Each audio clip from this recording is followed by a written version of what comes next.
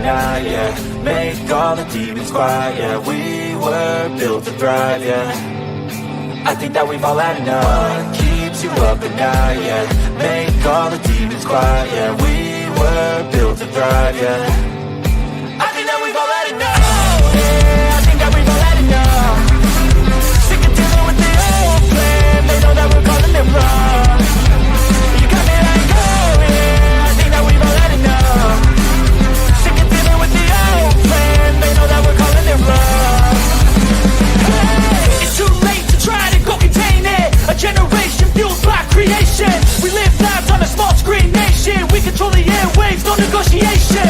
I refuse to think we need saving. Something good will come from creation. And when we think that the world is too anxious, we'll adapt, evolve, survive, and save it. What keeps you up at night, yeah. Make all the demons quiet, yeah. We were built to thrive, yeah. I think that we've all had enough. What keeps you up at night, yeah. Make all the demons quiet, yeah. We were built to thrive, yeah. I think that we've all had enough. Oh, yeah, I think that we've all had enough. Sick of dealing with the old plan. They know that we're calling it wrong. You got me like, oh yeah, I think that we've all had enough. Sick of dealing with the old plan. They know that we're calling it wrong. Hey, oh yeah, I think that we've all had enough. Sick of dealing with the old plan. They know that we're calling it wrong. You got me like, oh yeah, I think that we've all had enough. Sick of dealing with the old plan. They know that we're calling it wrong.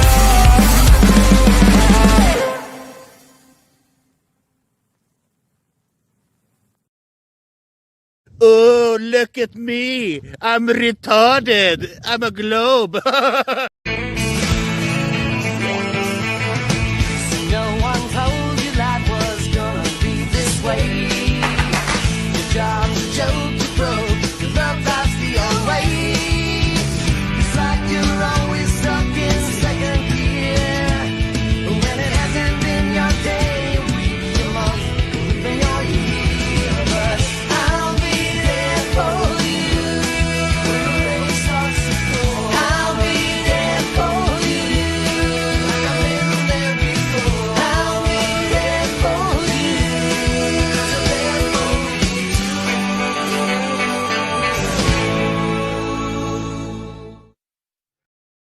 The whole system is designed to disconnect you from your intuition. Why? Disconnected people are easy to manipulate. Everything from sunscreen to politics to the food industry. It's all designed to disconnect and manipulate you. We are in the middle of a war right now, but it's not a traditional war. It's a war on consciousness. It's a war on freedom. This is the time to listen, not to the news. No, your intuition, your gut, your heart. Love is the greatest weapon against darkness. How do you love more? You begin by loving yourself. How do you love yourself? You listen to the messages your body is telling you. Nobody is coming to save you. Get up. Be your own hero.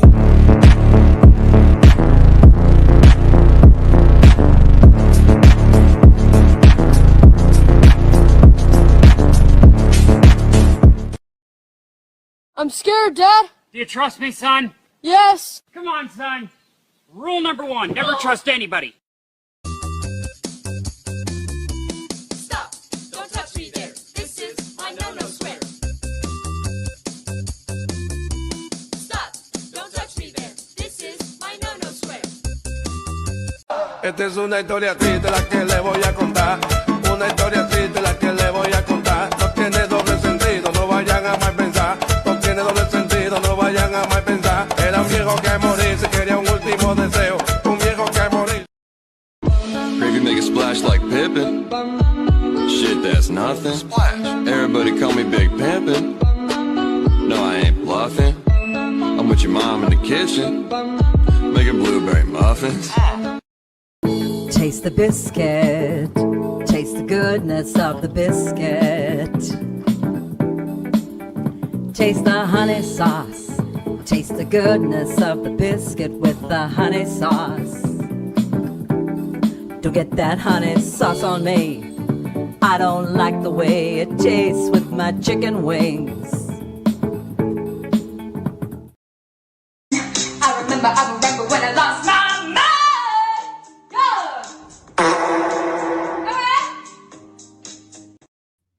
mind. We got you, Roger. Right in the face, right in the mouth. She got you right in the mouth, boy. Oh man. Yeah. C sharp. with a fifth. Good thing I can't taste through the microphone. Well, you never know. Keep trying. You might be able to.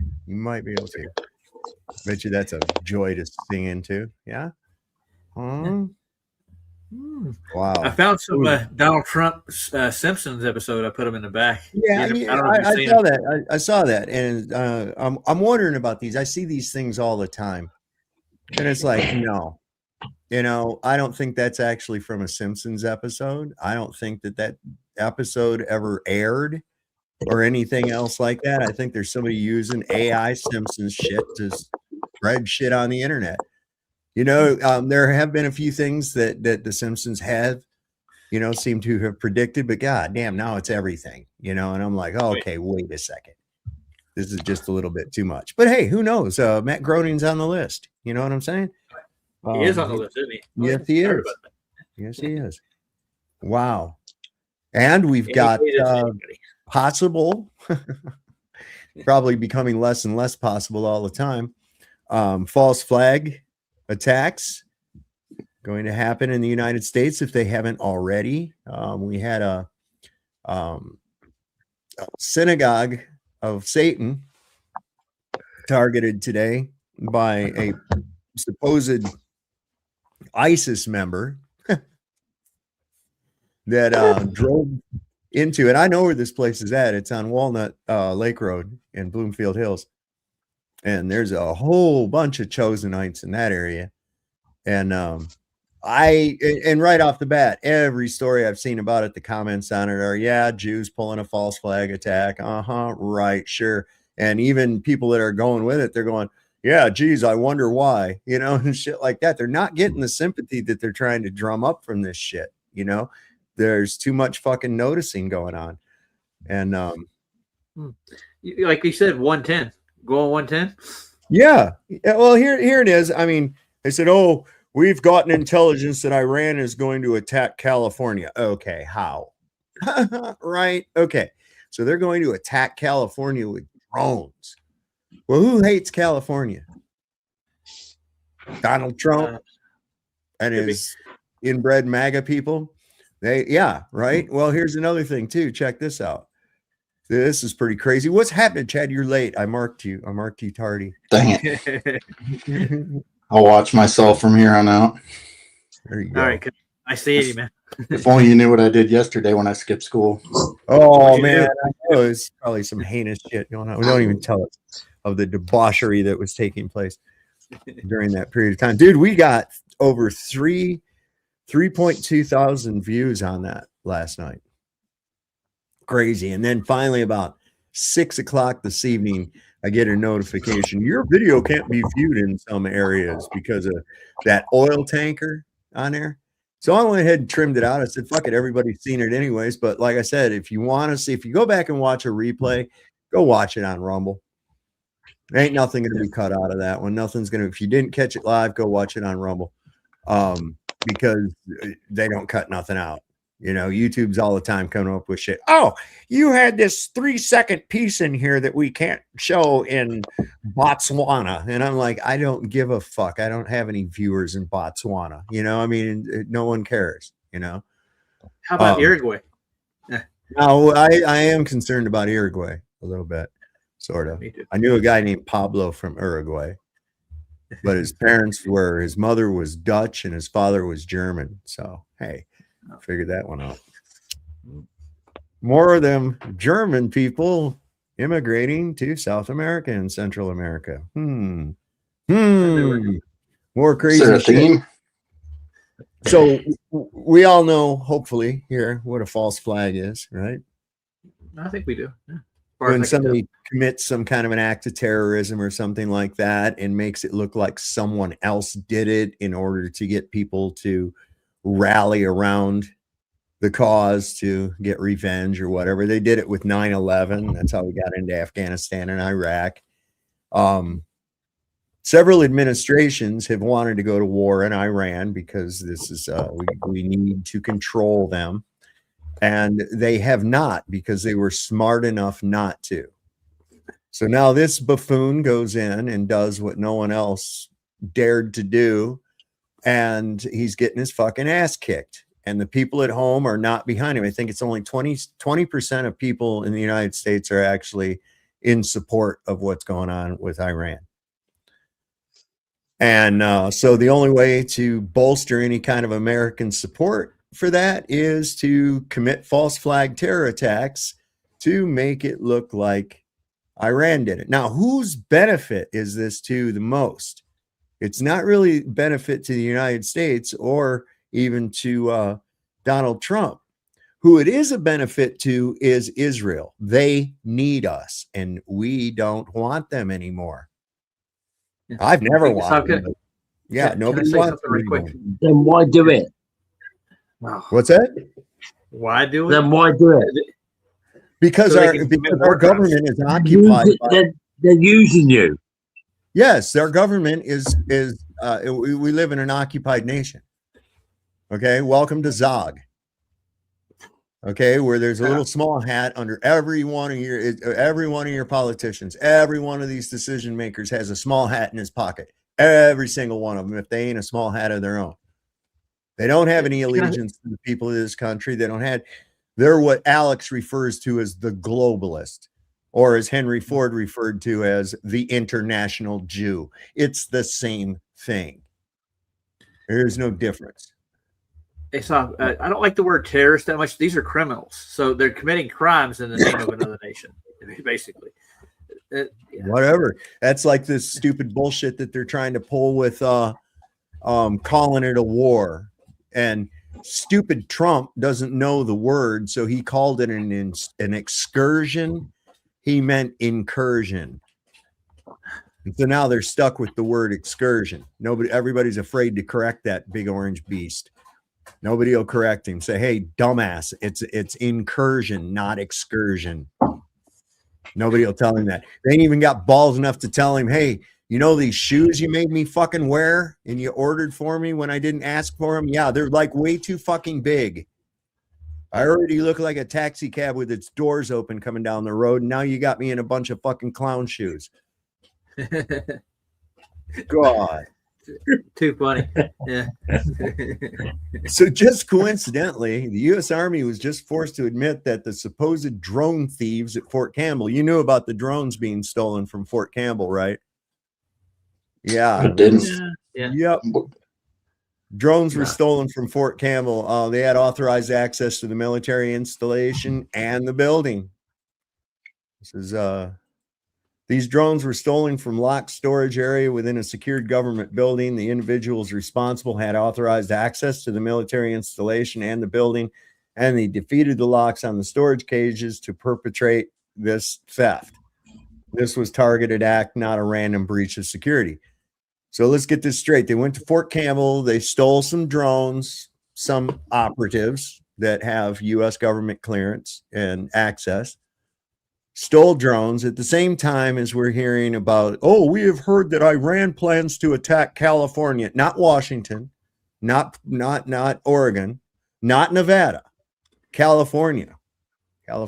They're going to attack them with drones. Now, they're going to tie this in with that nonsense that we was hearing about. Remember the drones in New Jersey and in New York and shit back a few months ago? And then that just suddenly went away. And there was a guy came out and said there was a fucking mothership out in the ocean that was sending these drones and all that shit. And then it just went away and nobody talked about it no more. This is what they're going to fucking claim. And don't you believe it? Don't you believe it? Now, to make it even more obvious, Larry Silverstein bought this towering fucking that name bank in Los Angeles just recently. Lucky Larry. Iranian drones threatening California, specifically California. where Larry Silverstein just happens to have bought a bank. Come on, y'all. Oh, nice. Watch what happens.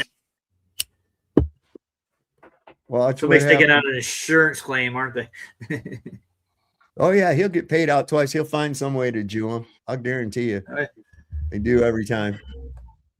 This is nuts, man. This is nuts that they're even pulling this shit, you know, that they think that anybody's even buying this crud. So here's about the guy that shot up the, I don't know if you all heard about the synagogue in Bloomfield Hills. Yeah. I know where that's at, man. It's like I didn't live too far away from that area. And like I said, there's Red Sea pedestrians everywhere in that motherfucker.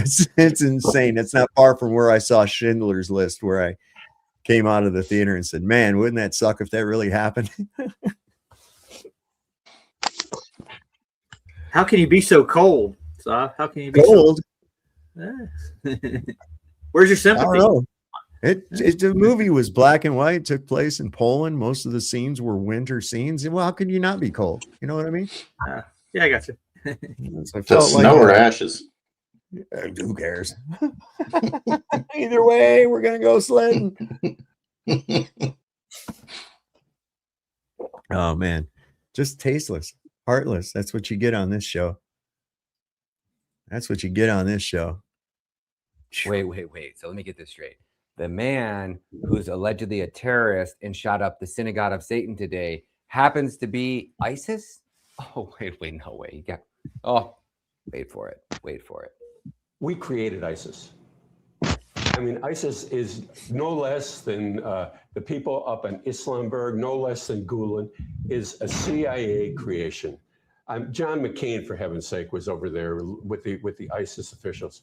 We created them. They came from the Al-Nusra group, the Syrian Liberation Front. These two organizations combined, and the nation, we create them, we still direct them. When ISIS warriors are injured in battle, where are they transported? They're transported, for heaven's sake, to Israel. They're treated by the Israelis in Israeli hospitals and brought back to battle. Well, plenty of the rebels have acknowledged that they've been supported by Israel, and they've thanked Israel for helping them draw. In fact, arms are oftentimes caught. Israeli arms are caught en route to the rebel groups. So maybe I'm missing something here and you guys can help fill me in. So the United States government, along with Israel, arms, supplies, supports, promotes, and protects ISIS. And they build ISIS into this larger than life terrorist organization. And then one of these ISIS guys who we've already caught, who our government already had in custody, for some reason releases a year ago. And then a year later, he comes around and shoots up a synagogue just at the perfect time when the entire country is waking up to who God's chosen people really are and what the synagogue actually worships as Satan. And now, all of a sudden, we, the American people, are probably going to lose some freedoms. We're probably going to get in trouble. We're probably going to get deplatformed. We're going to get censored. We're going to get demonetized. Because if we speak about Israel or God's chosen people in a bad light, you're going to insinuate terrorism when it's our government the entire fucking time. So we warned you, the false flags were coming. We told you they were going to take place. And now here we go. We got more dead Americans. This time it just happens to be them because that's the Hannibal directive. They will literally sacrifice their own people, murder their own in order for the greater good of Israel and God's chosen people, because they're all trying to bring back their Messiah and they're trying to take down the West in the process. So in order to take down the West, you really need to take away freedom of speech. You really need to suspend our ability to communicate, because if we speak freely, you see what happens. If we have freedom of speech, the truth comes out.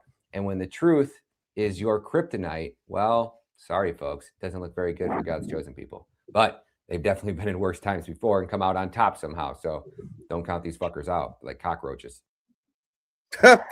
So a watchman says Iran lobbed a missile at the Dome of the Rock in Israel. It near hit it, or was it a false flag? All right, well, let's deduce that real quick, and it will be very, very easy. Who in the region has a history of committing violence upon their own folks in order to perpetrate war against their enemies? They have a thing called the Hannibal directive, don't they? Yeah. Okay. So first it was Israel.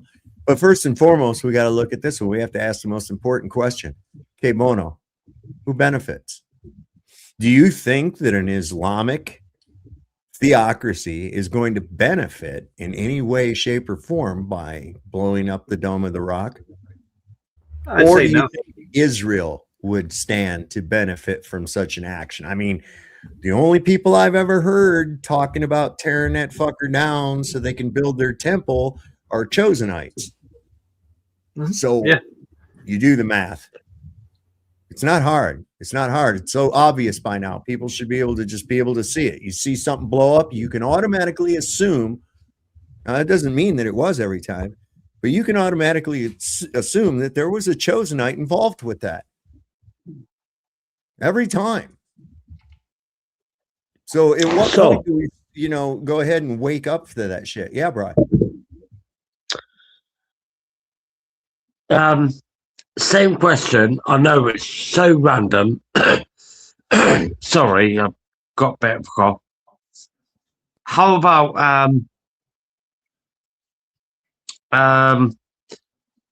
people in? At no point am I being a dickhead or anything like that. I'm just asking a question. Sure. People in your prisons, our prisons, Russian prisons, Chinese prisons, prisons. Would you ask that question? What was the question? The question is just asked. K Bono, who benefits? No,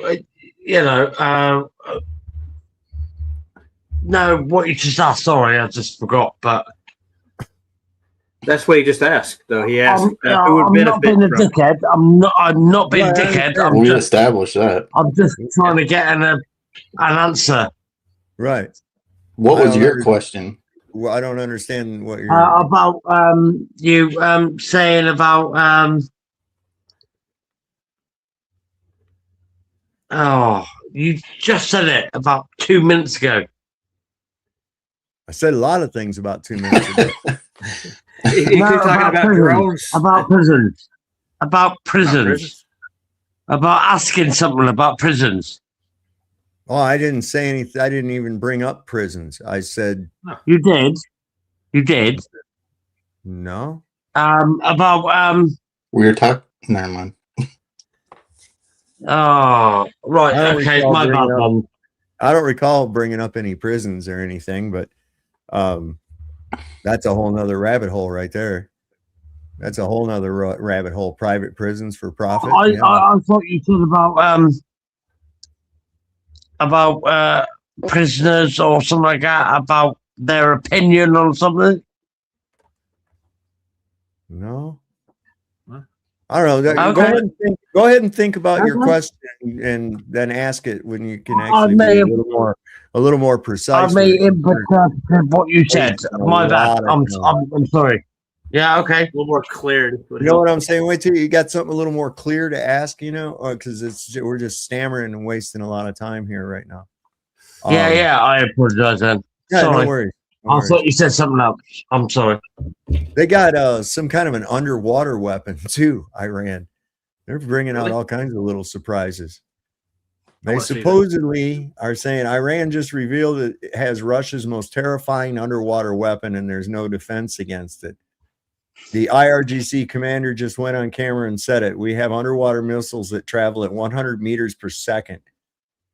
Only 2 countries in the world have them, Russia, the manufacturer, and us. Wow.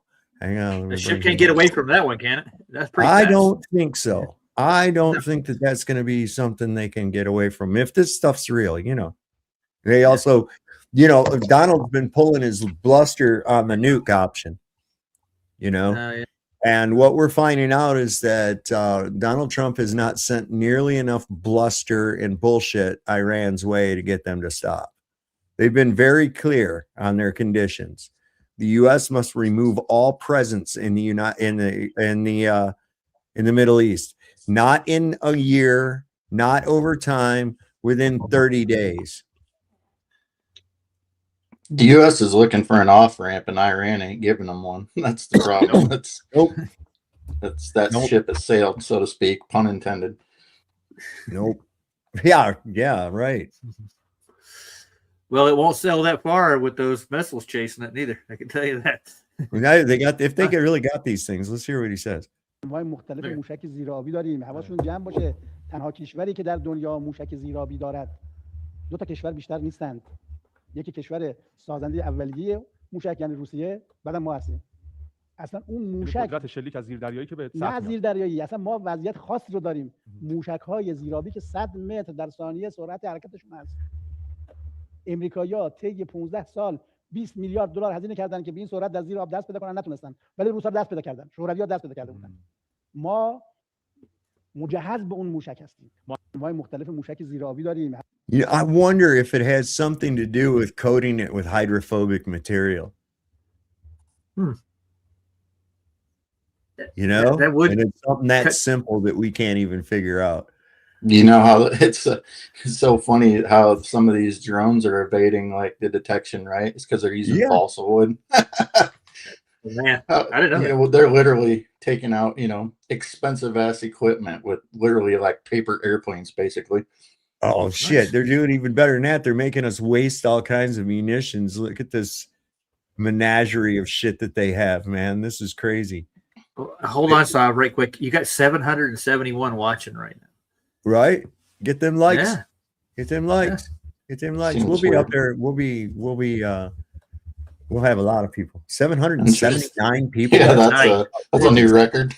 I think that's got to be a glitch. That's got to be a glitch. There's no we'll way take that it. could be possible. Let me refresh the page right quick. Well, that's what I'm showing here on StreamYard Yeah, I see and it too. on 782 watching now. Same thing on YouTube. Same thing on YouTube. Interesting. Well, welcome everybody. If you've not subscribed, hit that subscribe button. There you Hit go. the bell. Go over and subscribe to the backup channel and the Rumble channel. Of course, nothing ever gets censored on Rumble. So if you go back and watch a replay, it'll be there in its entirety. So That's a very odd thing, though. Now you like that. Maybe that many are doing it, but maybe somebody fudged up at YouTube, and that just goes to show that they've messed with your numbers all the time. Sure. Yeah, I'm showing 785 people watching right now. Yeah, I hope so. I mean, that's cray. Yeah. But look at this. You got to figure how much each one of these fucking laser guided bombs and all this fucking shit we drop is. Oh man, only costs $4 billion. This only costs 70 million. And that. And here they got some shit that costs about maybe $150, $200 that they're putting. Oh my God, it's blow up. It's all blow up shit. Look at this.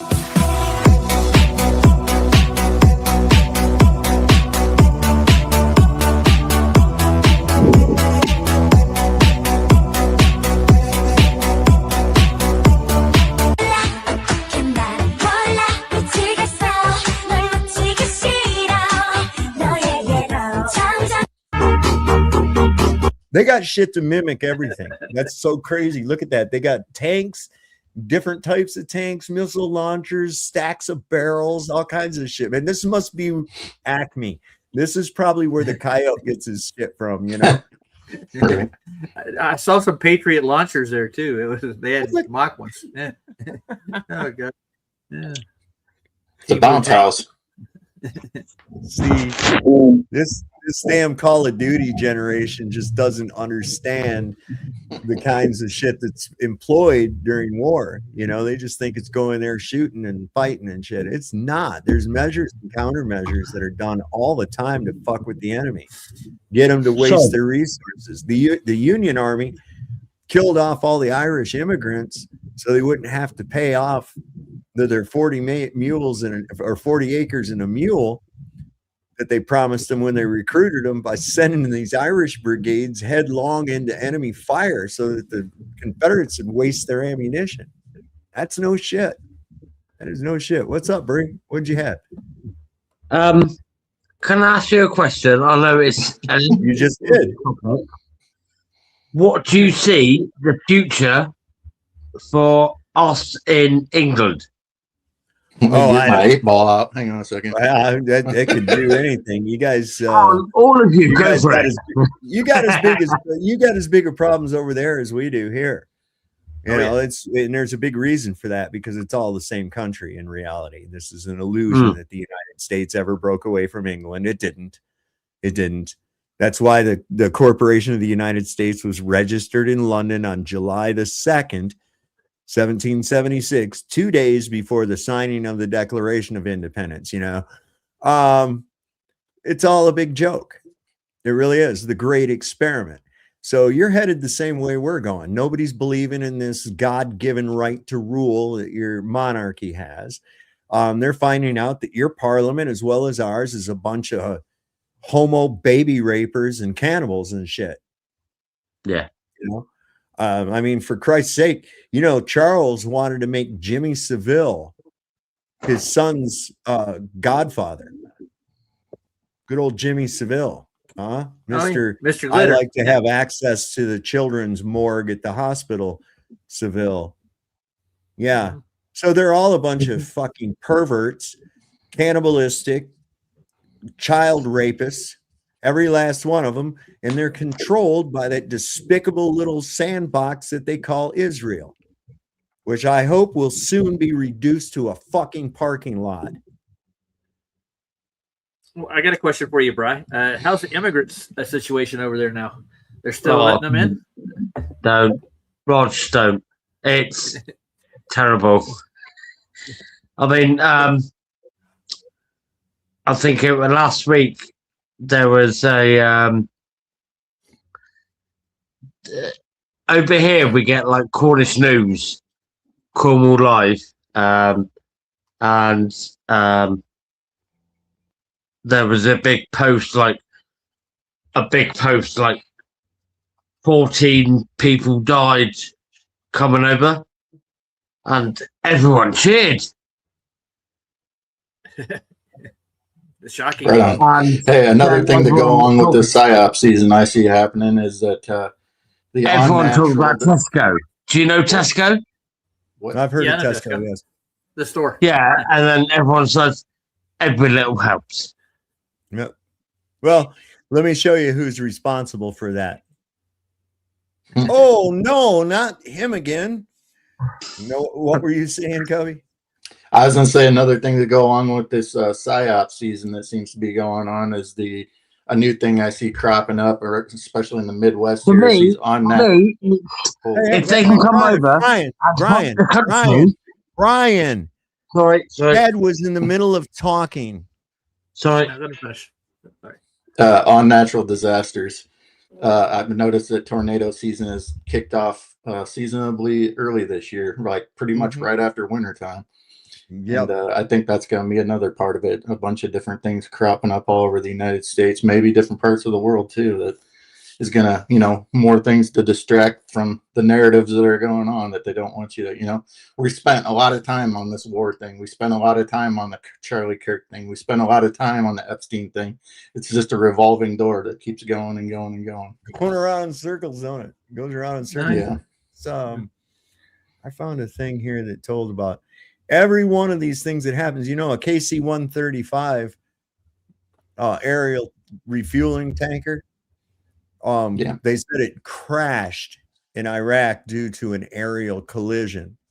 It seems like every time they lose something like that, they say, all those jets were hit by friendly fire. Oh, it was just a collision. Oh, that was just a crash and shit. Come on, man. Everything they're throwing at us is a fucking lie. Every damned thing that they're throwing at us is a lie. It's no good. It's no good. It's no good. Here's about a good old Lucky Larry. Lucky Larry bought the bank in LA. This is nice. So did you guys hear this? Larry Silverstein, Lucky Larry, just acquired US Bank Tower in LA. So for all of my LA people, for all the people who may work at US Bank Tower in Los Angeles, just a little advice. You can heed it if you'd like to or not. I would suggest that maybe now would be the time to start working remotely, effective immediately. I remember getting a call from the fire department commander telling me that they were not sure they were going to be able to contain the fire. And I said, we've had such a terrible loss of life. Maybe the smartest thing to do is pull it. And they made that decision to pull, and then we watched the building collapse.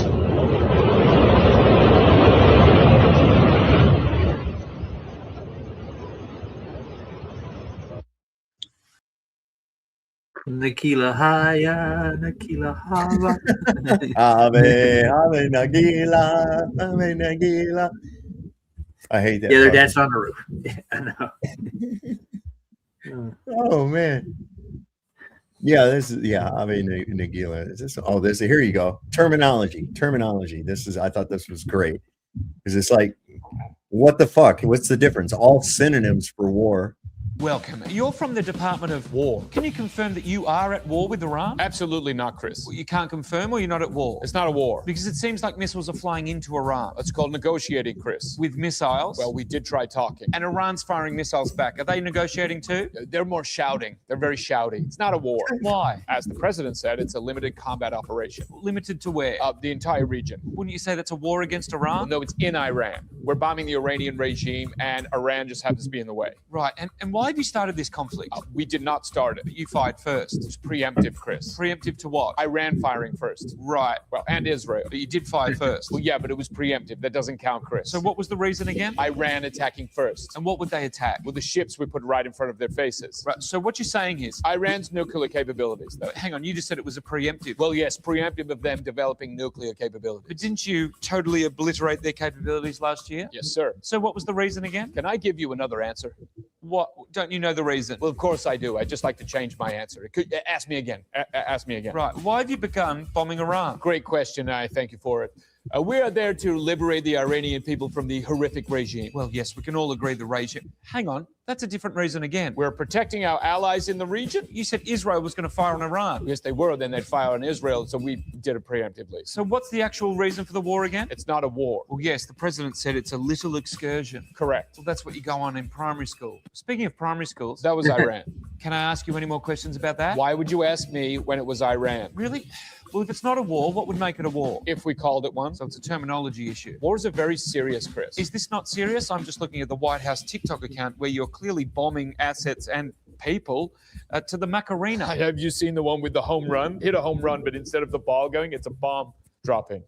So cool. So when can we expect the definitely a war, but somehow we're not calling it that, to be over? Very soon. When? The appropriate time. Well, how will we know it's ended? When the bombing stops. Right. So the war is operation will be over when the bombs stop. That's usually how war excursions end, Chris. And what will happen then? We'll claim victory. Of the conflict? The war. So it is a war. We only call it a war when the war's over. So you can say you've won the war. You're getting it, Chris. And how would you assess the progress of the war? It's not a war. Right. The president said it was very complete. So it's over. No, it's very complete. That's different. Yes, but very is an adverb that intensifies the verb. So by saying it's very complete means it's really complete. Semantics, Chris. He also said we've won. Right. So it is. But we haven't won enough.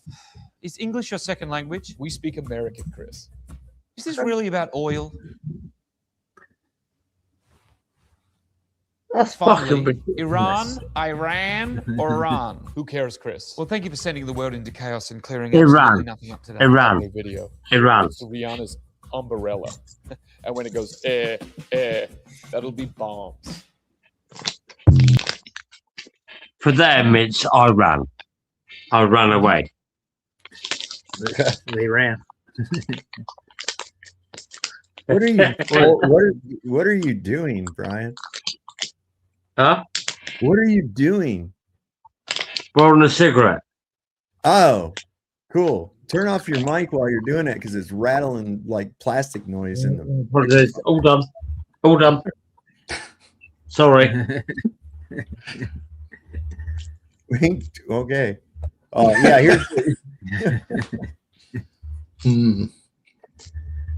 Here's the KC-135 crash. It crashed. It was not shot down. Okay. So anybody that says it's shot down, you're a tinfoil hat conspiracy theorist. We have had no casualties in this war because we're America, and apparently preparation for this was very intense. It was not last minute, spur of the moment, do something, start a war, or do anything. I'm not releasing the files. It certainly wasn't that. Okay. Some breaking news. An American refueling plane just crashed as it was flying next to Iran, refueling a fighter jet. But it gets worse. Reports say it might have been shot down by Iran or something worse. And you need to know what's happened. Well, only 20 minutes ago, America just announced that a KC-135 Stratotanker refueling plane crashed in western Iraq. But something important, they did not say the details of this crash. They only said that it was involved in an incident with another aircraft. Now, the US said that the other aircraft managed to land safely. However, the Stratotanker crashed. We don't have the exact details of this. However, I believe whilst it was refueling a fighter jet, something went catastrophically wrong. Maybe the fighter jet might have accidentally collided with the refueling plane, causing the refueling plane to crash. Now, the US has not said if there were any casualties involved in this. However, by virtue of the fact that there are no ejection seats in these refueling planes, probably the 3 crew members that are usually on board these planes would have died. And so this will be, and I'm sure it will be announced in the next few days, another 3 soldiers added to the list of dead due to the war in Iran, bringing the number to 10 now. The US did make it very clear that this was not from a hostile attack or a friendly fire attack. It was simply an incident with another aircraft. This is pretty sad, but also not a great look for the US. It's a big loss for them. As this only happened 20 minutes ago, we don't have many details, so Google it in about a day or so, and I'm sure you'll get... Give them time to make up a story. Give them plenty of time to make up a propaganda story so that you'll believe that that actually was just a crash. See, 5, 6, now it's 6. Now it's 6. Now we have 6 or 8 or whatever. You mean to tell me that damn near that Kuwait base has been rendered inoperable? The Bahrain air base is fucking gone. Long-range radar station was decimated. All these other bases were hit. And that's all? It was just 6 people? I doubt it. I'm supposed to believe that. No, I don't. Why did Kaiserslautern go on a blood drive and their fucking hospital became full at Landstuhl? What happened there? Just an influx of people giving babies, I guess, all at once. Yeah.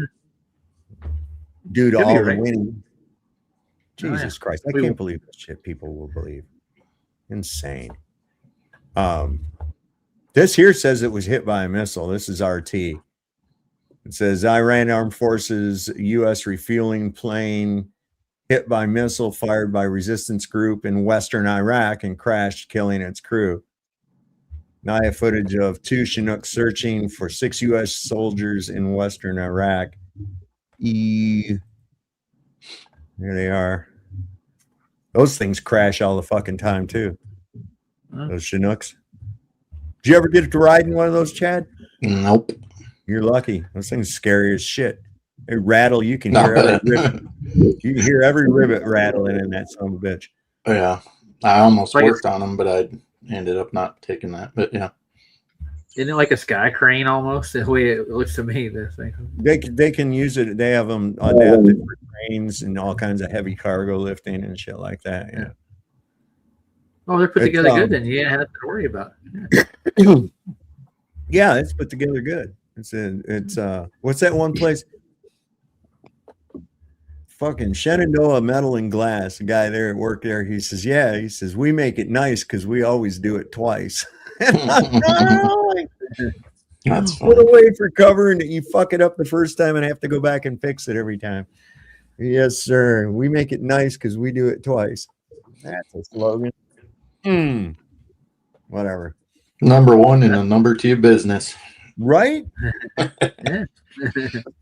So here's what I'm saying about these European outlets, right? So here's a split screen on French TV of Trump dancing as he's at one of his rallies. Oh, and that's another fucking rabbit hole to get into too. This is show his popularity. De Donald Trump qui est en train de danser sur YMCA pendant que le Golfe Persique est flambe avec le cours du pétrole d'ailleurs pour filer la métaphore. Et les gens qui sont là juste derrière lui, c'est ça leur souci. C'est le cours du pétrole de Donald Trump qui est en train de danser sur YMCA pendant que le Golfe Persique. That looks so good for him. He went down to Kentucky to have a rally to campaign for the guy running against Massey. And right after that dude lost 14%. His base, he lost 14%, and Massey's now in the lead over that. I was like, man, that's like kryptonite having that motherfucker endorse you now. Yeah, I know. I was about to say that. See, might want to rethink that campaign strategy. Yeah, I'd be dumping the old MAGA yarmulke. You know what I'm saying? says British troops have been attacked by Iranian suicide drones. A swarm of drones hit an air base used by Western forces in Erbil, northern Iraq, with multiple U.S. troops reporting injury. Well, how Okay, did repeat US that again, stop. I know. Suicide drones. Suicide drone. What is a suicide drone? Please. The opposite of a I guess- homicide drone. Yeah, I would call it that more because there's nobody I've on heard it. nothing about that shit. There's nobody on it. I mean, come on. Yeah. Okay, Call here we go. This is the propaganda they're going to feed about these. It's a Seth Rich drone. Yeah, right. Iran launched a mothership probably about a month ago that contains these drones. That mothership is off. I'm going to tell you the deal. It's off the east coast of the United States of America. They've launched drones. It's everything that we can see or hear. And again, these are from high sources. I don't say this lightly. Now, we know there was a probability it could have been our own government. We know it's not our own government because they would have let us know. It could have been some really glorified hobbyist or hobbyists that were doing something unbelievable. Okay, so this was back when all the drones were being seen, or all those UFOs or UAPs or whatever were being seen in New Jersey and New York. And that was the story they tried to float, and then it was gone. Nobody said no more about an Iranian mothership off the coast or anything else like that. Now they're going to revive that nonsense as time goes along here, regarding it'll be off the West Coast and wanting to attack California. Why does it want to attack? Does Iran want to attack California specifically? They're going for Hollywood. That's what they're after. Yeah.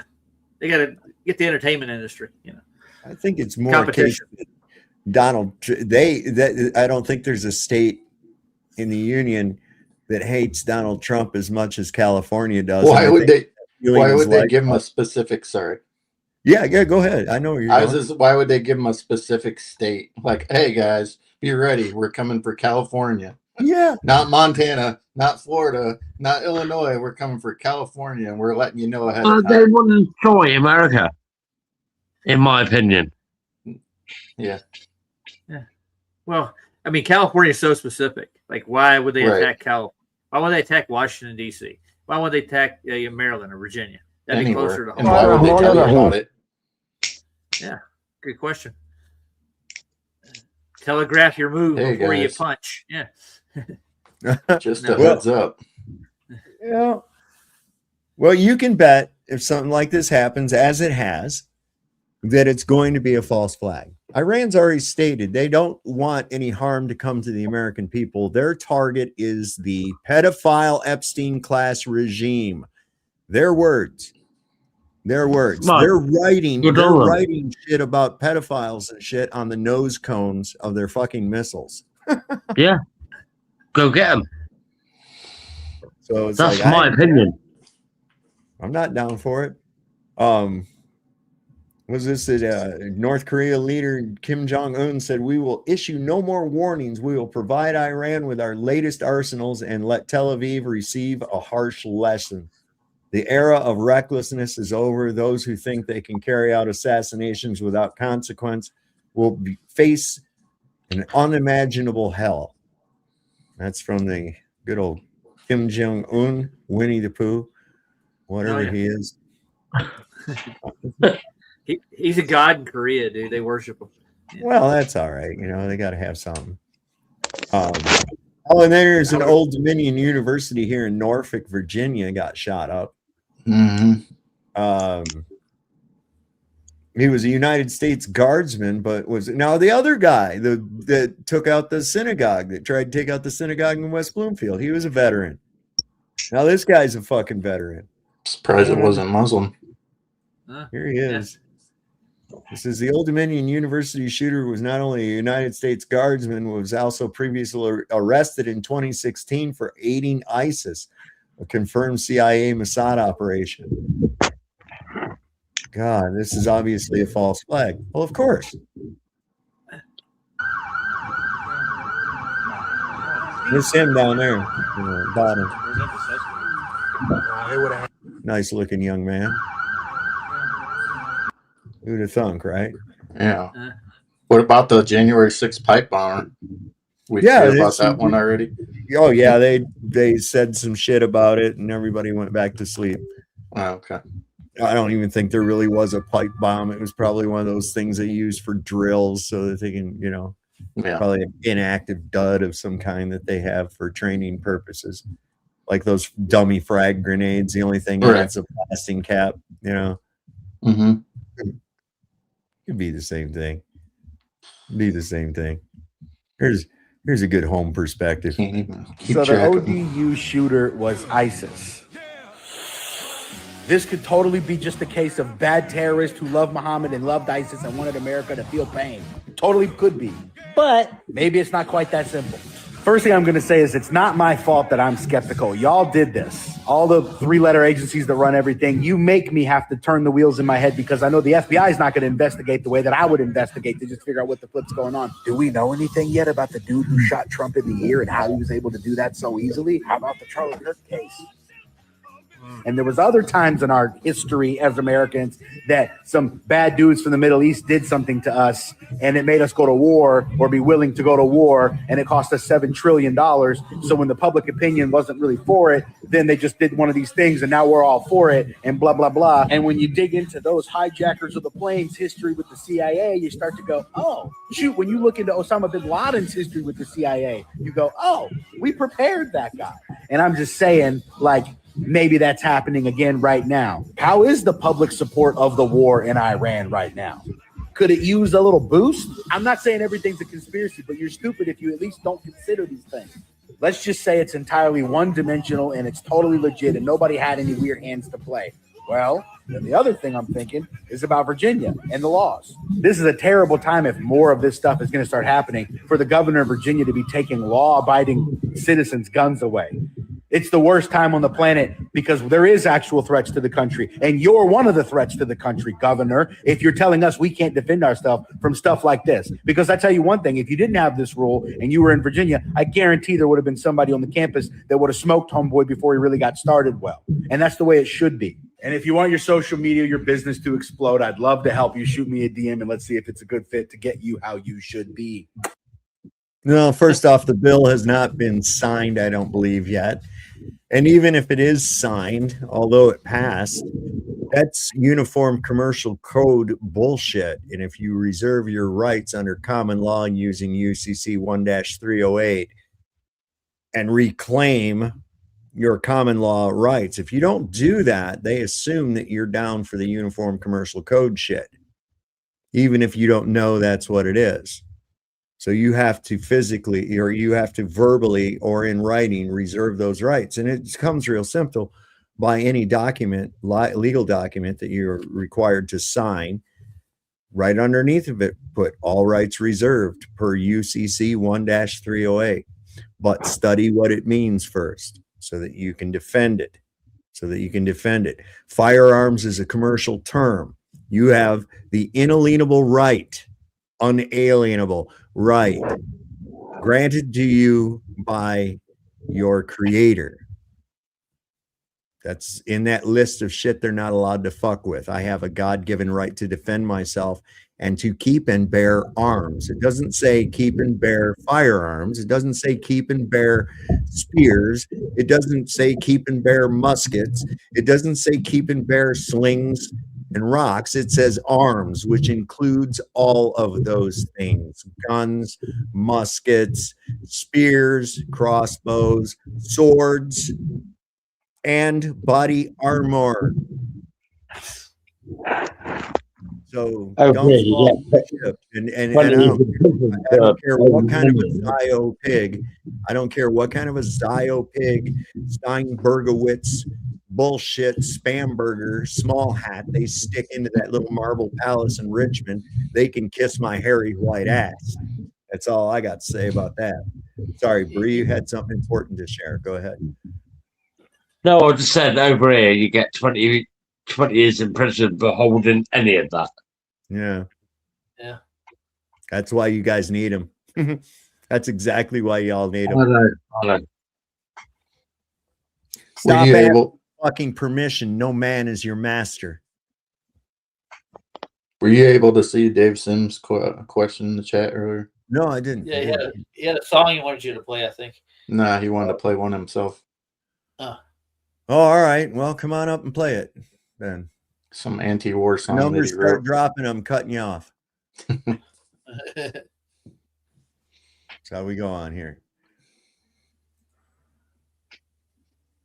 Let's see here. What is this? This has been revealed that students at Old Dominion University beat the terrorists to death without guns. Sure, they did.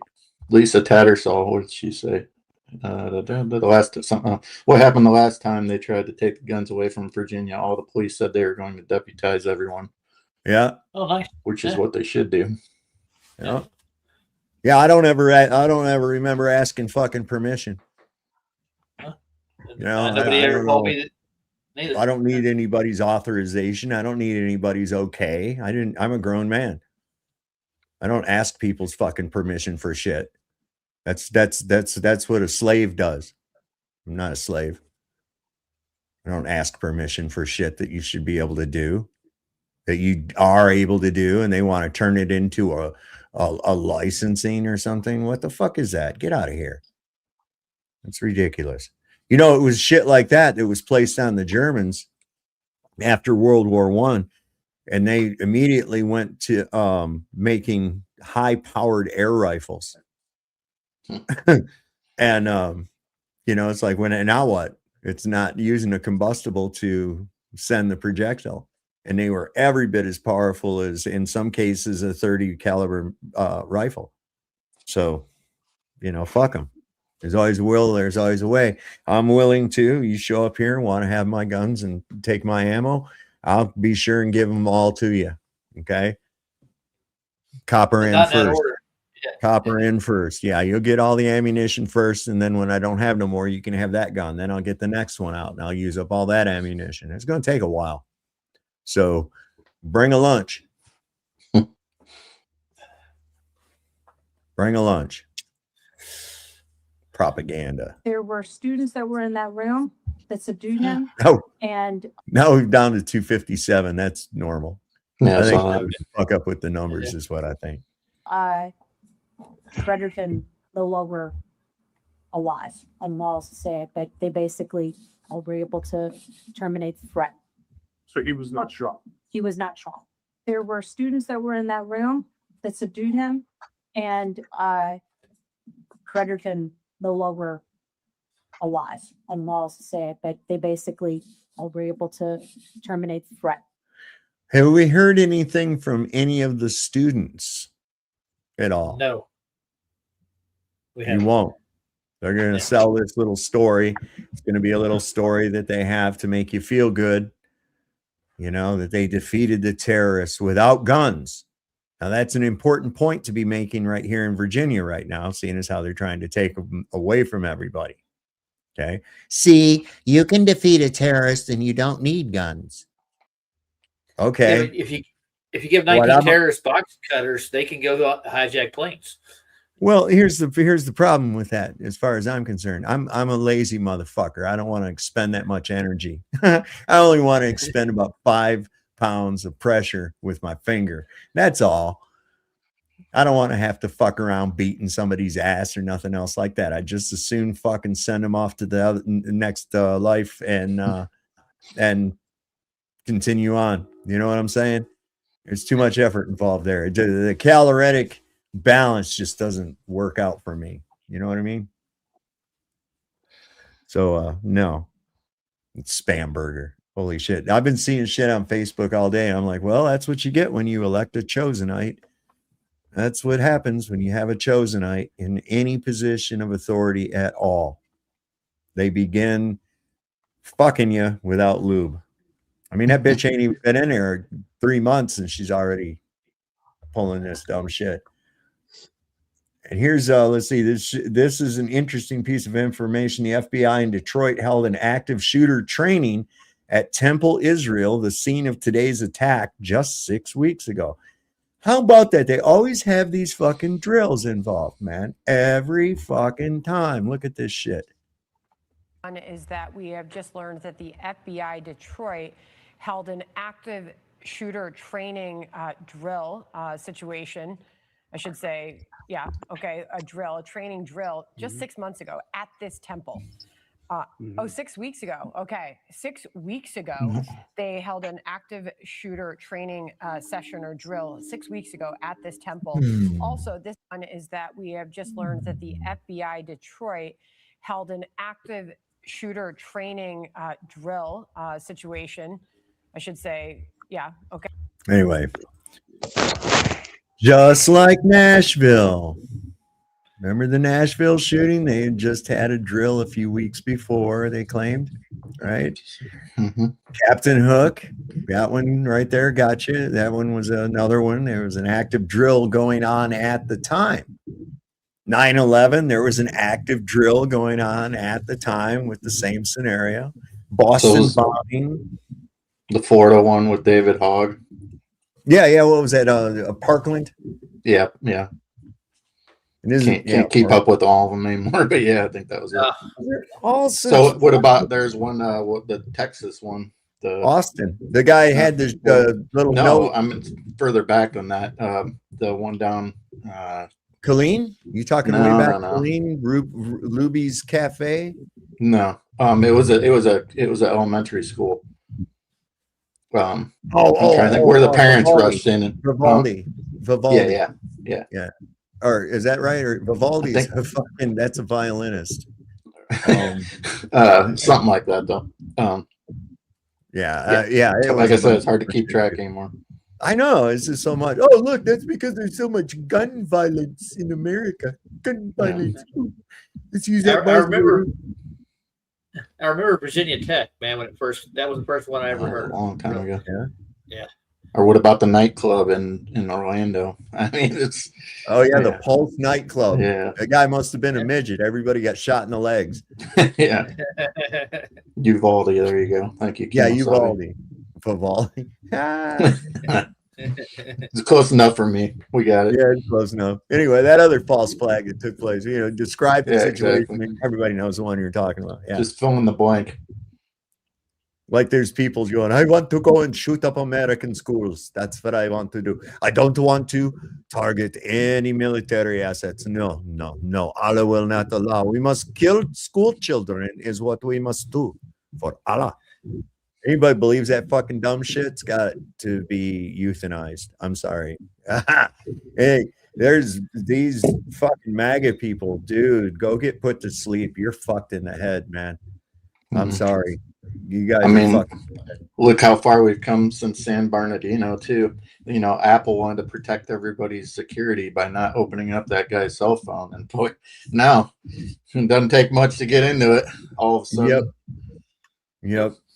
Here's the building that Larry Silverstein bought, so you can see it before terrorists blow it up. With drones, yeah. With drones. Yeah. Drone fuel, highly flammable. Oh yeah. Like nothing you've ever seen. Yeah, here's outside of that place in Michigan. Wow, the weather looked really nice up there today. It's been a little bit colder here. At Temple, Israel, and they say a major scene was reported there. If you're familiar with the area, this is located on Walnut Lake Road. So a live look there thanks to our Fox 2 Detroit helicopter, as we see that there is some smoke there from a building, and that seems to be where the helicopter is concentrating this live look. It's a little hard to tell, but we do see that emergency responders are surrounding this building. According to Fox 2 Detroit, there is a threat underway at Temple, Israel there in Michigan. I put a thing about that came up on Facebook, and I put on there, I says, man, looks like, and they're going on about the anti-Semitism and everything. And I says, oh man, I know it's really bad. Then people ought to just pack up and move to Israel, Oh wait, that place got flattened. Well, then they should go to Gaza. Oh wait, that place got flattened too. Huh. Well, I guess they're fucked. Crazy. Bro, you're gonna have to do something with your mic there, bud. Yeah, I'm in charge. 1 sec.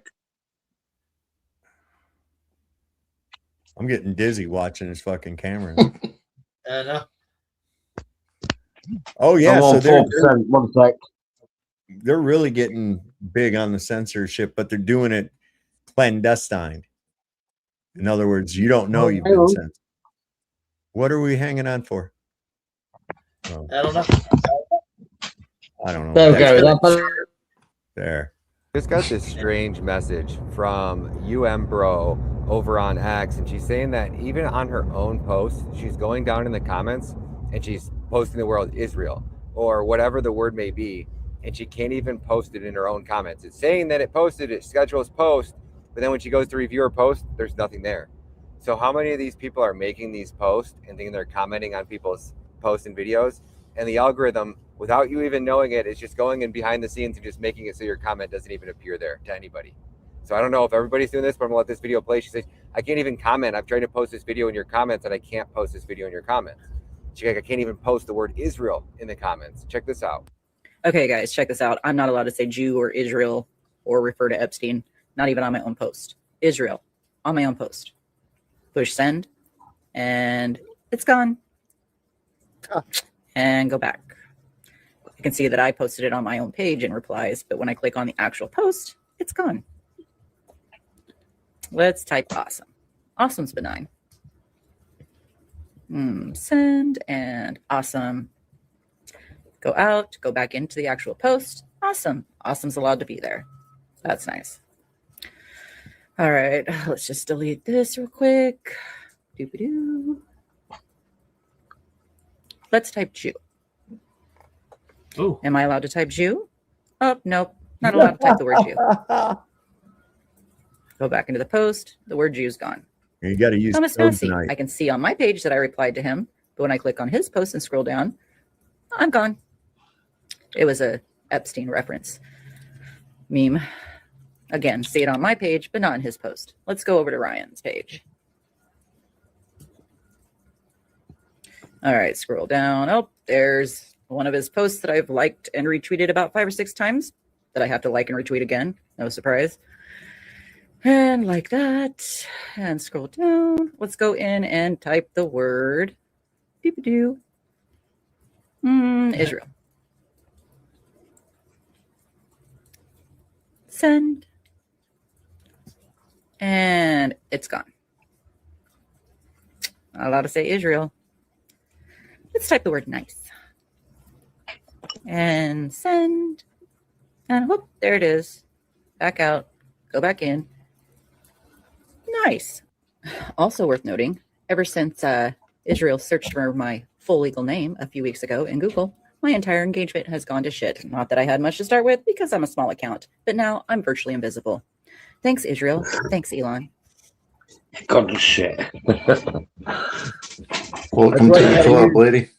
That's why you got to use shit that goes around the algorithm. Chosenite is a better alternative for that. So, Well, I have coined Usreal. It's a combination of U.S. and Israel. There you go. And it's us. We are the Israel. Or is not real. Or is not real. Is not real. See, you just got to figure out a way around the algorithm. It's that hobo speak. Yep. Do they know what small hat means? Do they know that one? Never heard of that. Small hat? What's that mean? Opposite of big hat. Oh, yeah, there. Jeff sent me some videos today. I'll see if I can get him on my get him on up here. It was funny as shit. He was doing like a safari in his car, and he was doing like Steve Irwin. Oi, Crocky, there's one of the male specimen right now. Notice his big furry head. Fucking hilarious. That's not a knife. Christ, it's so fucking embarrassing. All the headlines coming out. The FBI warning that there's an Iranian drone attack likely on. Yeah, this photograph that you see of these drones in a big long hallway and shit, that's an AI generated picture from the Pentagon. Okay, so that's not real. California. What? It's so obvious. This is like toddlers playing battleships. So of course they're going to attack California, because that's where Gavin Newsom is governor. That's where most people who can't stand Trump live and work. So that makes sense. And of course Iran is going to conduct a drone attack because America needs a huge distraction. This is a quintessential false flag being peddled by the Zionist, complicit, right-wing media. Do not fall for it, and God forbid something actually happens. But if it does happen, America has allowed it to happen or facilitated it. Did you sink your battleship? Yeah, right. And they play it like it's little games and shit, you know, like they're playing little games on a board.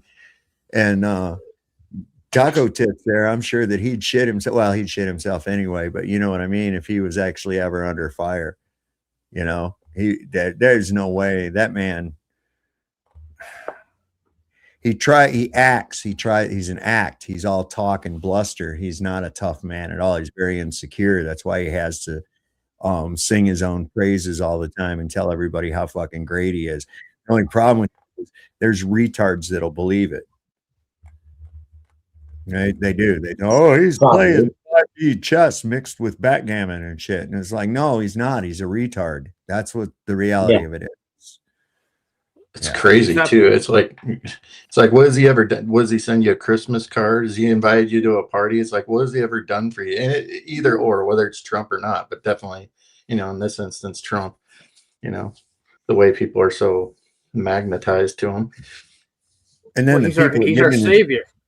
Well, the people that get into his inner circle are deathly afraid of him. They're only there for what they can get from him. They don't like him. Nobody really likes him at all. He's an asshole. I mean, look at Rubio having to wear those fucking clown shoes. What the hell is with that? You know, all because Donald Trump just arbitrarily went out there and ordered all his guys' shoes. Didn't know their foot size or nothing, all because he wears Florsheim shoes, so he wants them all to wear it.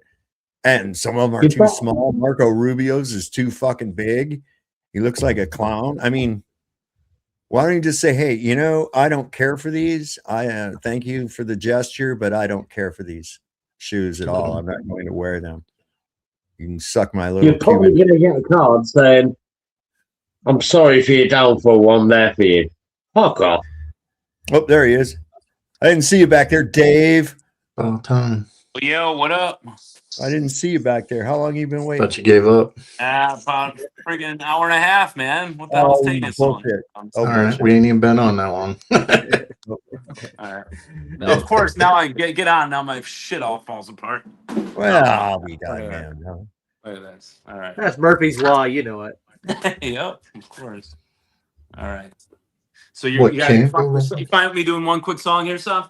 Sure, go right ahead. Here you go. It's all yours. Everybody else mute up. I'm going to smoke weed. Hold on, let me get this tuned. Oh, now just detuned for a sec. This was a song that I wrote like 15 years ago. And I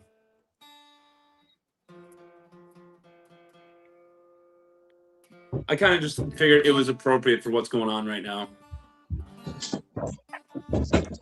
Free bird. The classic. Are you guys ready? Let me know if you can hear it okay. Can you hear the guitar? It's a little low. It's a low. Is there any way to turn that up a little bit?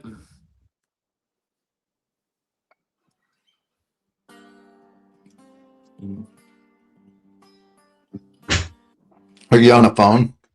I'm on the phone. Should I go on the mic in the basement instead? You're probably gonna have to. Yeah, it's super low. That or bring your camera closer to the guitar. Gotcha. Let me go on the mic downstairs. I'll get back on here in about a half hour. Is that cool?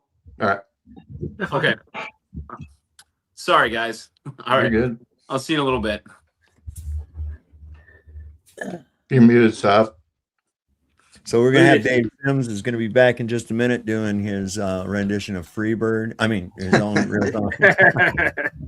So we'll see him here in just a minute on here. Meanwhile, here's what we got going on here in Virginia is gonna come about. This ought to be really cool. What in the holy inbreed is happening here? You have to say. Oh, that's not the one. Wait. There it is. So we've got the Southern Rock Woodstock coming up. Hell yeah. June 20th, and in Woodstock, Virginia. That's the place where we went and saw the midget wrestling at. And what they say they're going to have, hold on. The thing said they was going to have, shit. This don't even list the bands. Hold on a second. Let me see. Well, come on. Where's this show going? I know, man. The other thing said all the people that were going to be in it. Let's see. I can find it over here. Leonard Skinner, Molly Hatchet, and Blackfoot. Bringing them back from the grave. Huh? So bringing them all back from the grave, huh? Yeah. Oh yeah. Yeah. Without hell, it's only $35, man. Think that might be cool. Go there and try to blend in with the inbreeds, you know, and see if see what's going on. You know? When is that? Freebird! It's probably pretty. They won't play it. I don't care how many times. Oh, you they scream. will. They will. They will. Trust me, they will. Okay. I guarantee it. If somebody screams it in that crowd, oh, they will. See, They won't play it. If Skinner's there, they'll play it. Valley rednecks are pretty trippy, man. I mean, they're good people and shit, but boy, they're steadfast in their thinking, you know, and sometimes that's some really wrong-headed thinking they've got. They rednecks or hillbillies? Red billies. Red There you combo pack. Yeah, you got your choice actually coming. What is this? New video. So say I thought there'd be hillbillies out that way. You probably got a combo pack, a little mixture up in there. Oh, Creaky Blinder has a new video out, I guess, called "From the Future" or something. The guy who put it out there says, and I thought flat Earth was low-hanging fruit. Okay. All right. Well, you still haven't been able to prove your globe, Creaky. What happened to your fucking balloon that you charged, had everybody send you money for? What happened? Yeah. The grift. He was going to go prove the curve, man. That's what he was going to do. That's what they all say. Yeah, no. Oh, Aisha Gaddafi. She's pretty hot, really. Check this broad out. All right. This is Aisha Gaddafi. This is Momar's daughter right here. And she says, you think he's hot? She's a pretty good looking woman. Let's compare her to Rachel Maddow. Oh, that's all right. Well, Dave, you might have to at some point. Hell, Paul's better looking than Rachel Maddow. But she was talking to the people of Iran. She says, negotiation with wolves do not lead to the salvation of the herd. They merely set the date for the next hunt. According to her, the West assured her father that if he gave up on nuclear weapons and ballistic missile programs, the world would open its doors to him. He believed it, made concessions, and NATO's bombs turned Libya into ruins. She urged Iranians not to make concessions to the enemy as they do not lead to peace, but only destruction. She'd know. Very strong jawline. Mm-hmm.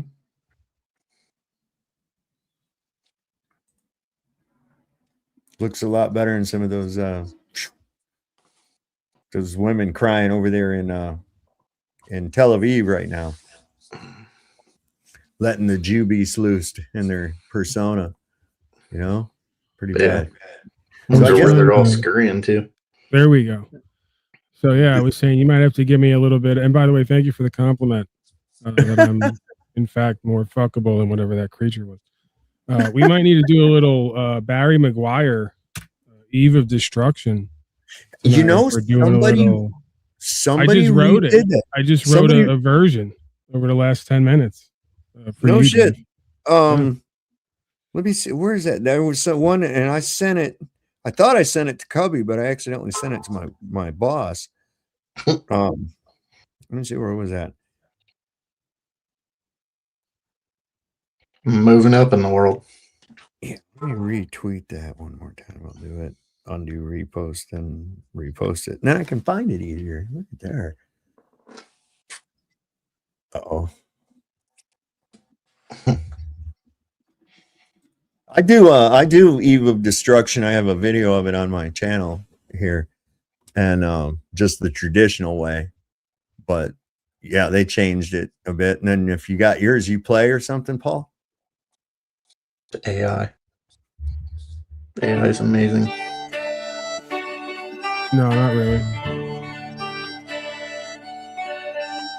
The Middle Eastern world, it is exploding, violence flaring, headsets gloating. He made a macho reel, weird self-promoting. He's reveling in war, he's laughing and he's joking. And even though it's clear, all the carnage it's provoking, you can tell he's over-promoted and kind of a sad melon.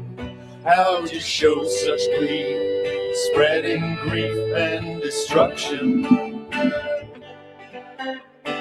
No one understands what Trump's trying to say. Can't explain his aims, they're shifting each day.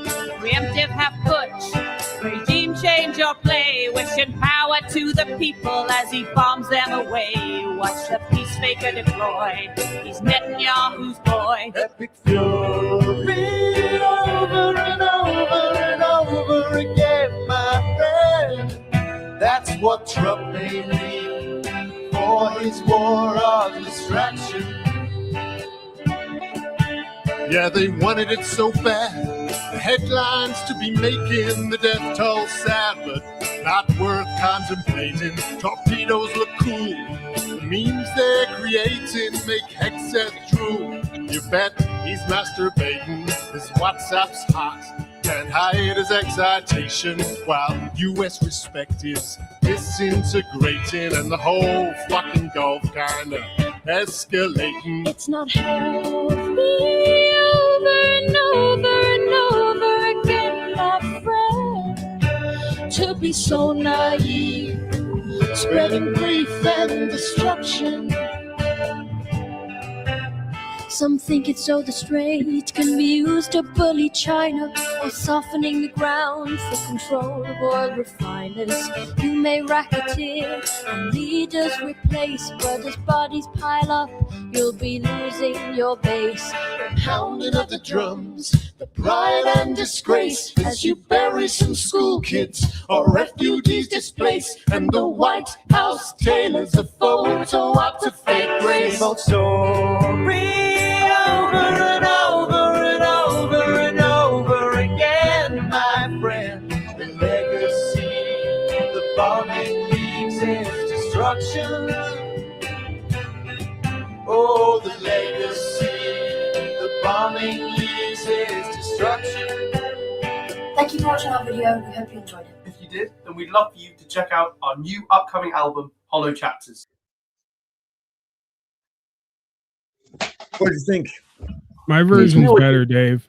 My version has vaccines, child fucking, all the things that it should have.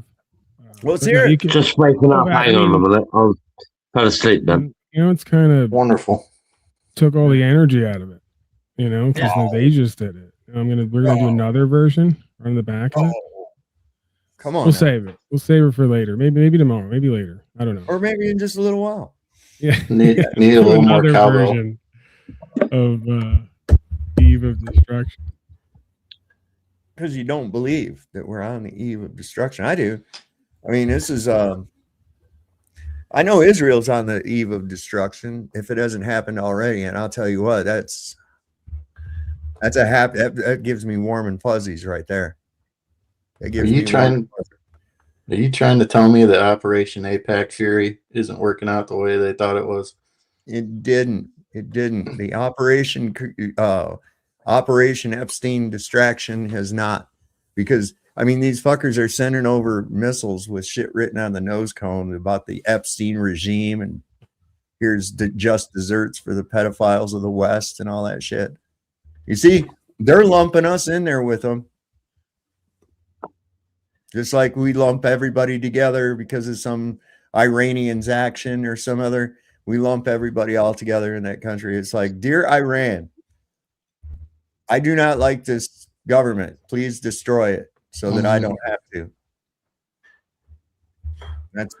I mean that 100%. Here's what I was talking about. There, Iranians continue to roast Americans with high quality trolling.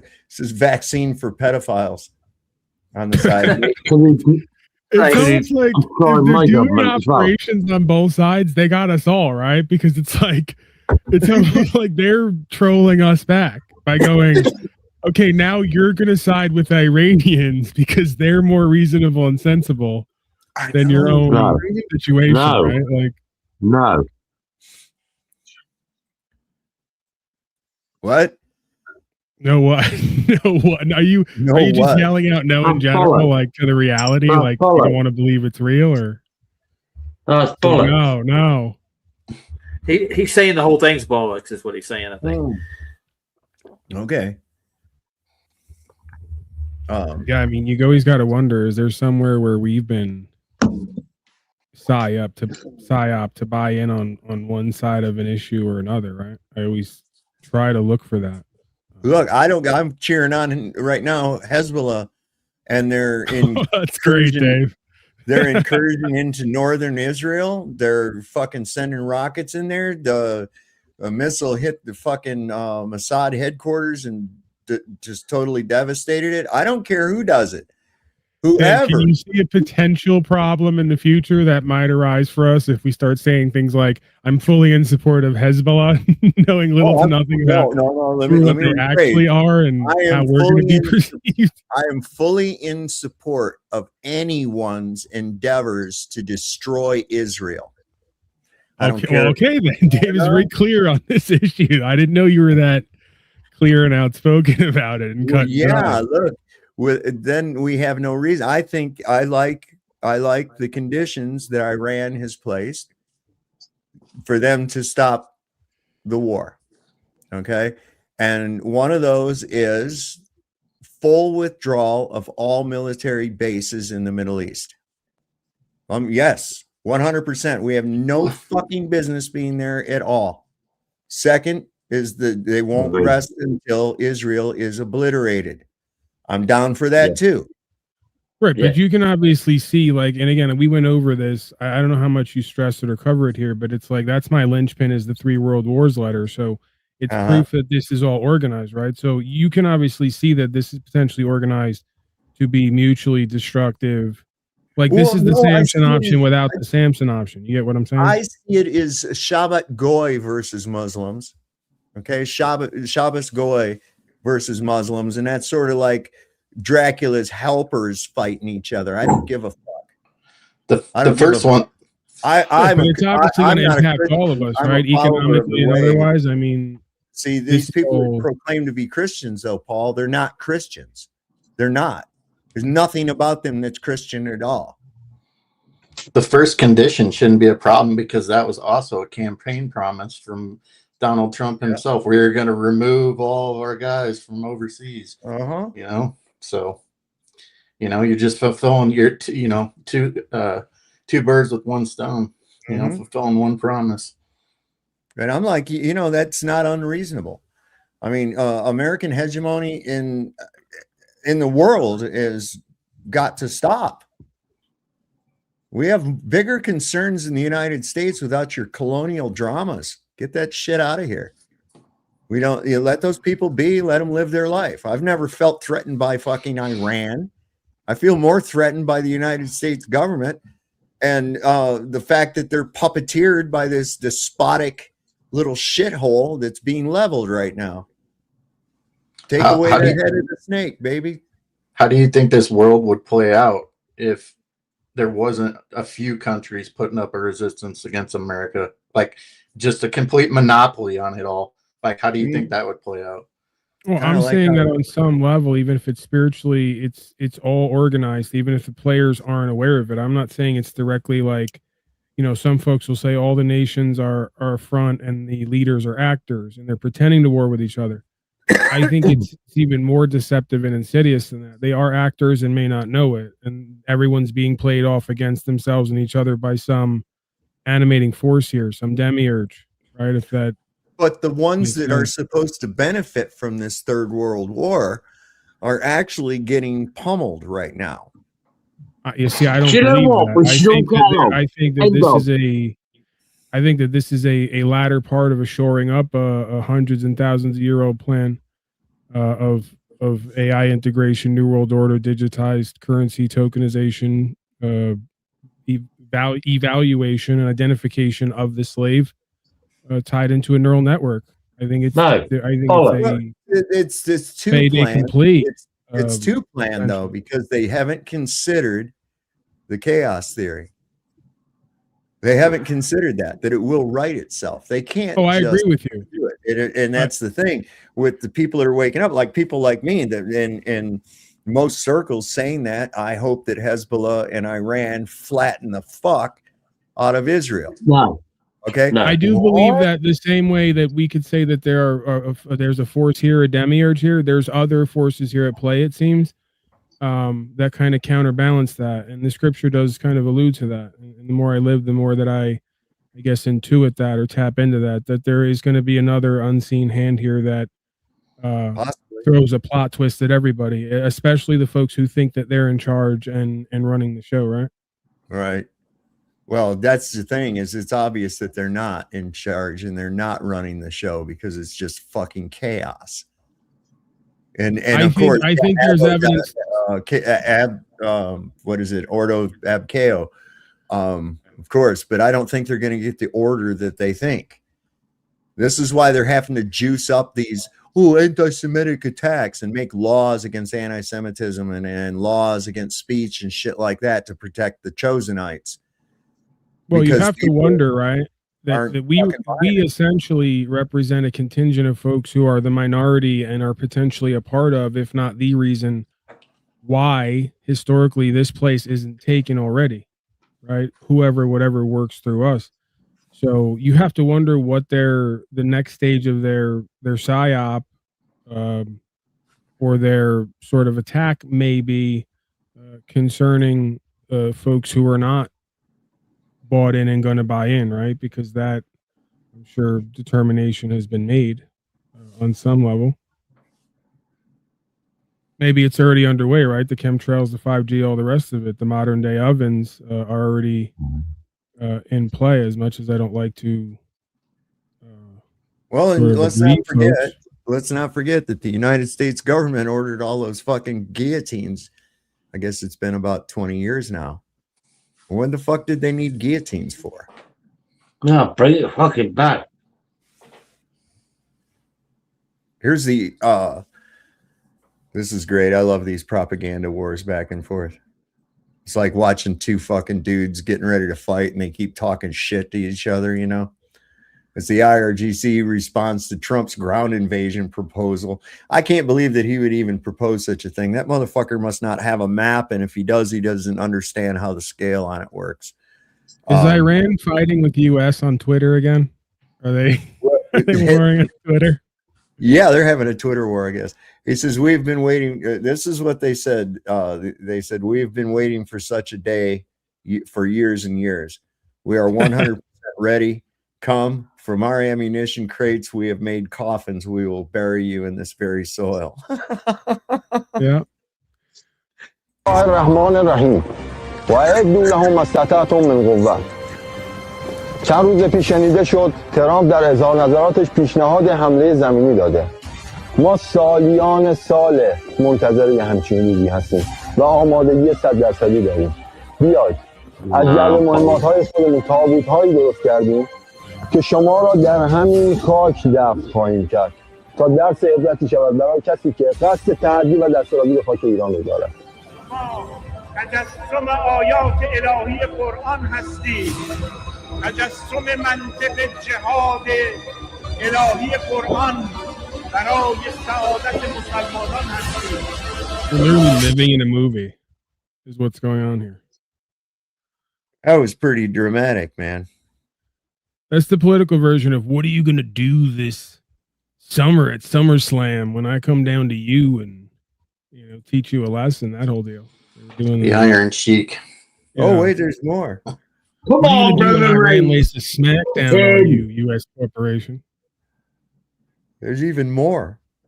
علی علیه السلام رژ مستحکم امنیت ملت هستیم سپر بلای این امت هستیم زینت ولایت هستیم. How are they able to move like that so slowly? That's called discipline right there. This is kind of good for everyone involved, like Trump said. Everybody, the side of governance is winning now because now all the governing forces can like really slave their people up and genocide them, and then just blame the other side. Like, I think they all enjoy moments like this. They go, finally, we can do what we've been wanting to do and blame someone else. They've made it so they can reinstitute the draft here. And the only responses I have even seen to that, I haven't seen one person say, boy, that's a good idea. We need to do that. Everyone has gone, fuck that. I'm not fighting a war for Israel. Kiss my ass. It is awfully fishy that, most of the time you beg that you can make it through a whole stream without having a bad internet connection. But you watch this whole war thing, whether it be Ukraine, Russia, or Israel, Iran, theirs goes off without a hitch that, you get perfect signal over there, apparently. I don't know if Elon's working overtime with Starlink or what. And HD, too. They have great pixel quality. Yeah. Oh, yeah. Listen, this idea of these people being sand monkeys and shit like that, that's been one of our downfalls too, underestimating these people. That has been one of our biggest fucking downfalls, is underestimating them, thinking that they're just, dirty sand dogs that live in a tent and shit. Yeah, I don't do that at all. I think that's the average. We're going to get cheap gasser. Right. I don't do the whole I go the other way. I go, you guys can't even take on tribalists in Saudi Arabia in the mountains and the hills and actually produce a final result. Right. What makes you think that you're going to tangle with air forces and, national alliances? But again, it's not meant. These are wars that are not meant to be won. They're part of a lifetime after lifetime long act out, it seems. To an eventuality, right? That's kind of been foretold. I don't know if you're one world situation, right? I don't know if you're gonna play it or not here coming up, but I'm sure you had to have seen Lindsey Graham's tirade, right? About sending kids off to war. Oh yeah, he's going to South Carolina to encourage his people to send their sons and daughters off to this. Dude, that guy. Who lets that guy on TV? I don't know why Graham is the American dream. He's like jet setting. He's at gay clubs banging like it's the 80s. He's making a great living. Bullshitting the people. Toilet. I mean, come on. Doesn't get any better than that. Dude, it goes to the gayest country in the world all the time. He brags about it. Never been married. Don't have any kids. His nickname is Ladybug. I mean, come on, man. You got to wonder how he got that one, right? Like, what's the story behind Ladybug? I know. He don't like it either. With that part. What did you say? I think that's a good name for you, Brian. We're gonna start calling you Ladybug, like an inside joke. With that part. You don't mind, do you? You're like the guy from the peanut gallery. You just hear once in a while. This poor broad, she's starting to look haggard. You can tell that she's not going to last a whole lot longer, having to spin all these lies with the press fucking with her all the time. The president said yesterday for the first time that he had to strike Iran because he believes that Iran was going to strike U.S. targets within 7 days. And then he bumped that down later to 3 days. Where is he getting that?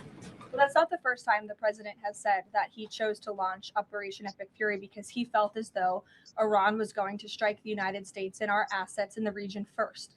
Again, I addressed this in the last briefing.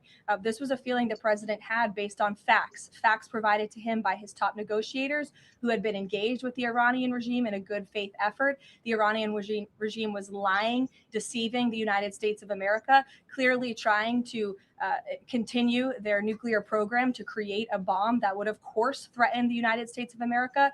Again, their ballistic missile arsenal, they were rapidly and aggressively increasing that by the month to a place where they would essentially build immunity for themselves, where a future president or President Trump would not be able to launch this incredibly successful operation. And so the president, again, as I have reiterated, and he has said, was not going to sit back and allow the Iranian regime to threaten or to attack the United States of America any longer.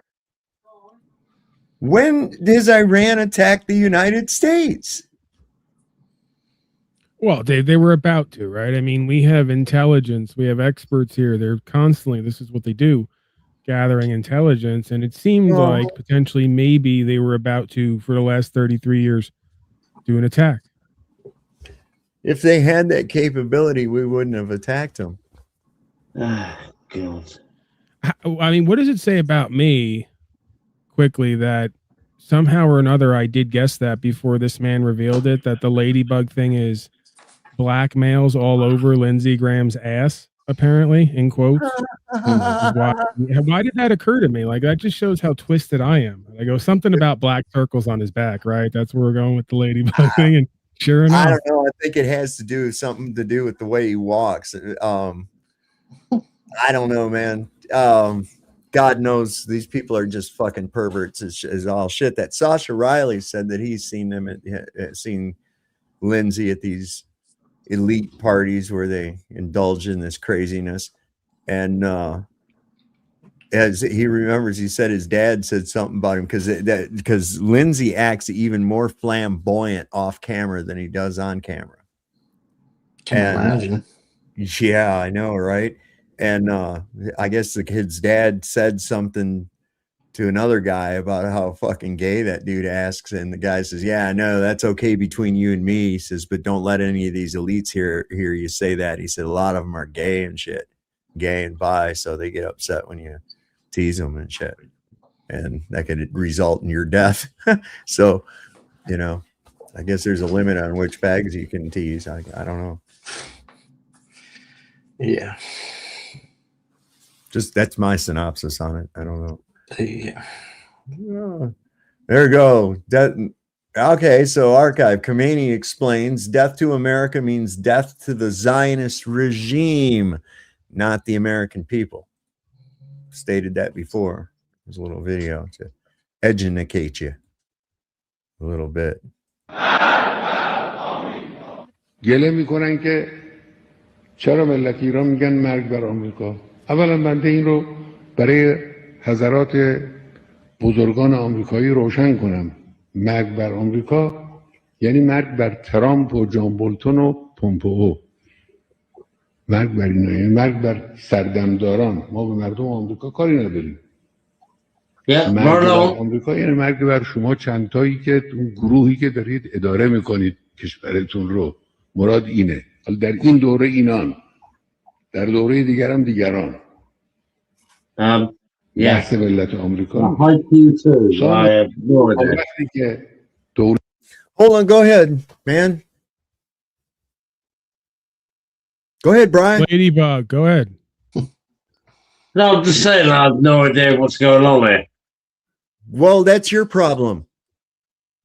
It wasn't a problem. I'm just saying. Why do you find it necessary to interrupt everyone else that's trying to watch it? Because no, he stopped. Well, I stopped it because you started talking. Well, okay, carry on. Sorry. Wow. دولت آمریکا و رژیم آمریکا همین شرارت، همین دخالت، همین خباثت، همین رذالت رو در اعمال خودش داره. این مرگ بر آمریکا از دهان ملت ایران نخواهد افتاد. من So That means death to Trump, death to John Bolton, these other war hawks, Lindsey Graham, that try to, that are always encouraging and trying to get war going with Iran and pulling shit in the Middle East. I like his message. I'm sorry. Hey, Ladybug, you got like Khamenei derangement syndrome or something? Khamenei derangement. Yeah, crying out. No, I got a question. Does this war have anything to do with oil at all? I'm just throwing it out there. Well, it does now.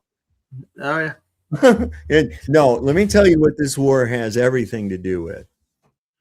Donald Trump's name appears in the Epstein files more times than God in the Bible.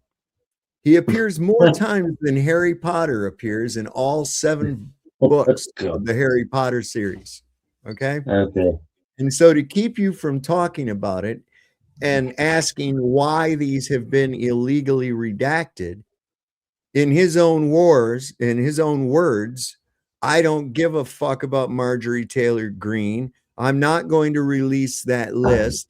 Do what you got to do. Start a war. Do anything. If I go down, you go down with me, unquote. Well, we've got to believe something, I suppose. Dave, I just want to thank you for pointing out that I am mentioned more than God in the files. That is true.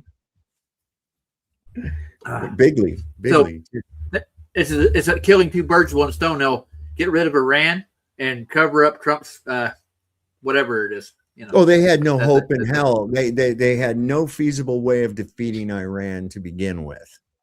Okay. Whoever believes that is full of shit.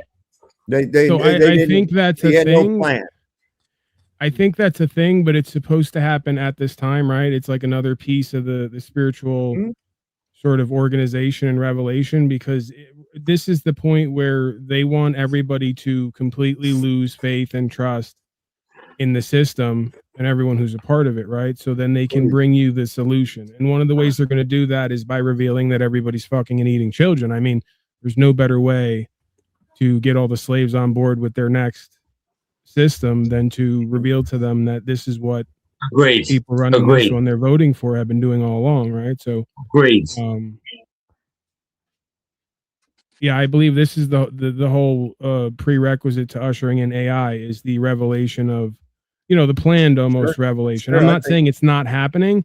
Right. I'm saying it's happening and they want you to know about it so that you get in a certain space about it and then accept whatever they have to solve it, which is most likely going to be an AI system, right? And this is why I can't point out enough that if you go to a surgeon to have a cancerous tumor taken out of your body, you don't replace it with a smaller or a different cancerous tumor. You don't replace it at all.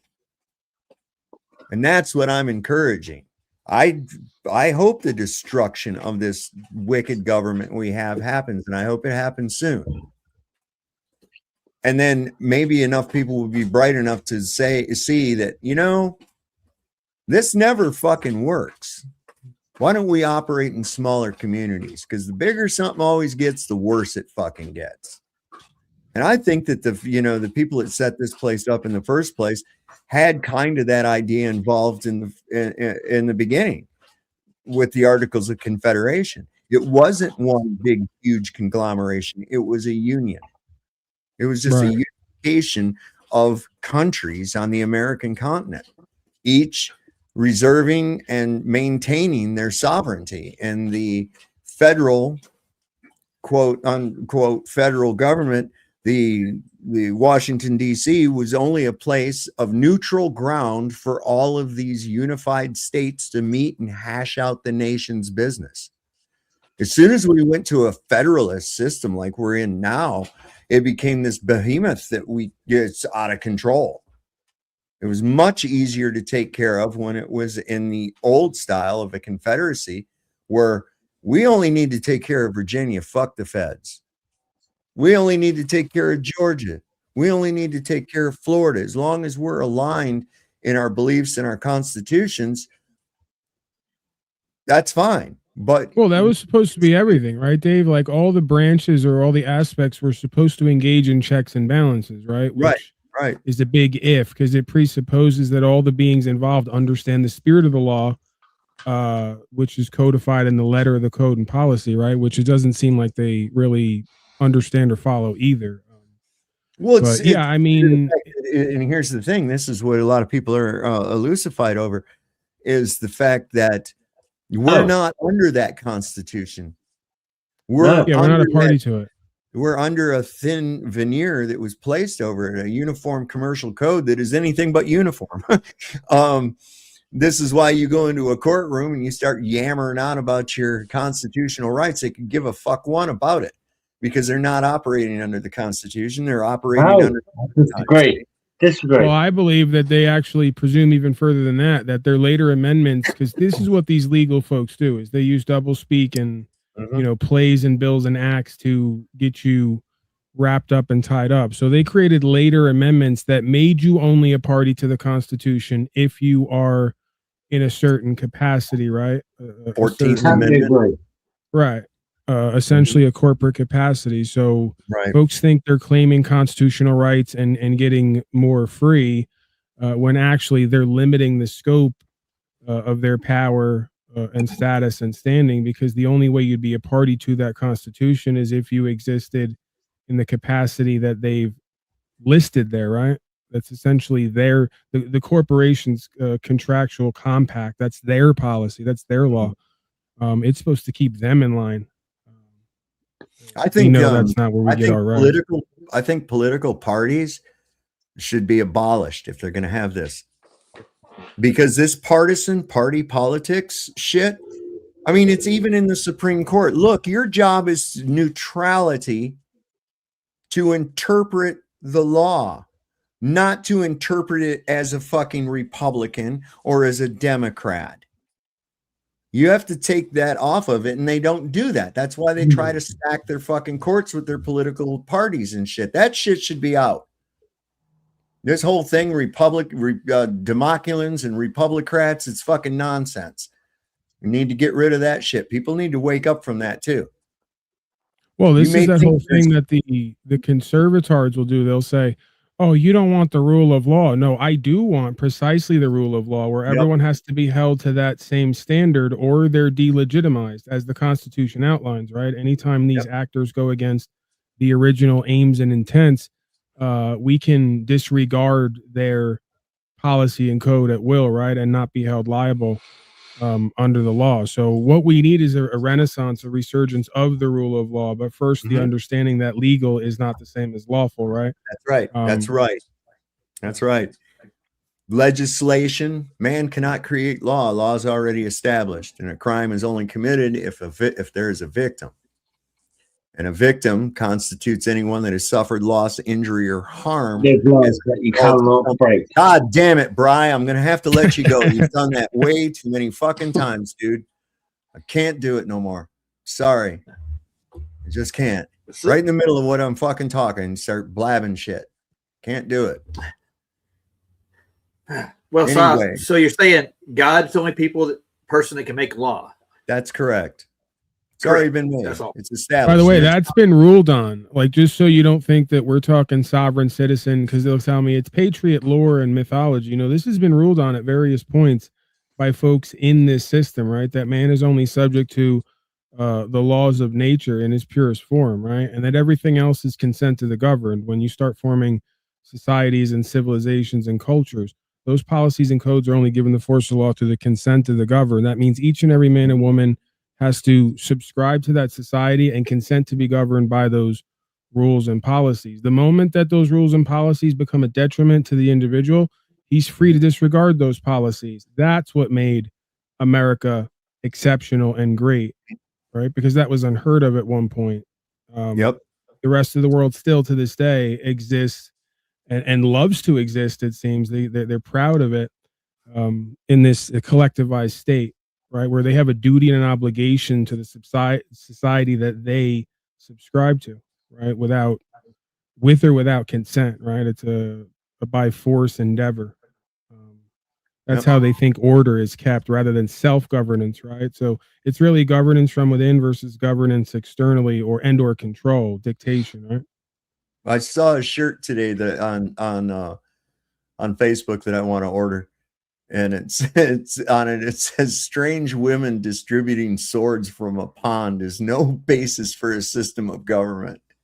And I was like, "Yes, I love it." That scene from Monty Python, Dennis the Constitutional Peasant, is fucking hilarious. You ever saw that, Paul? No, I didn't. Oh God, I haven't seen that one. I think you've showed it on here before, I want to say.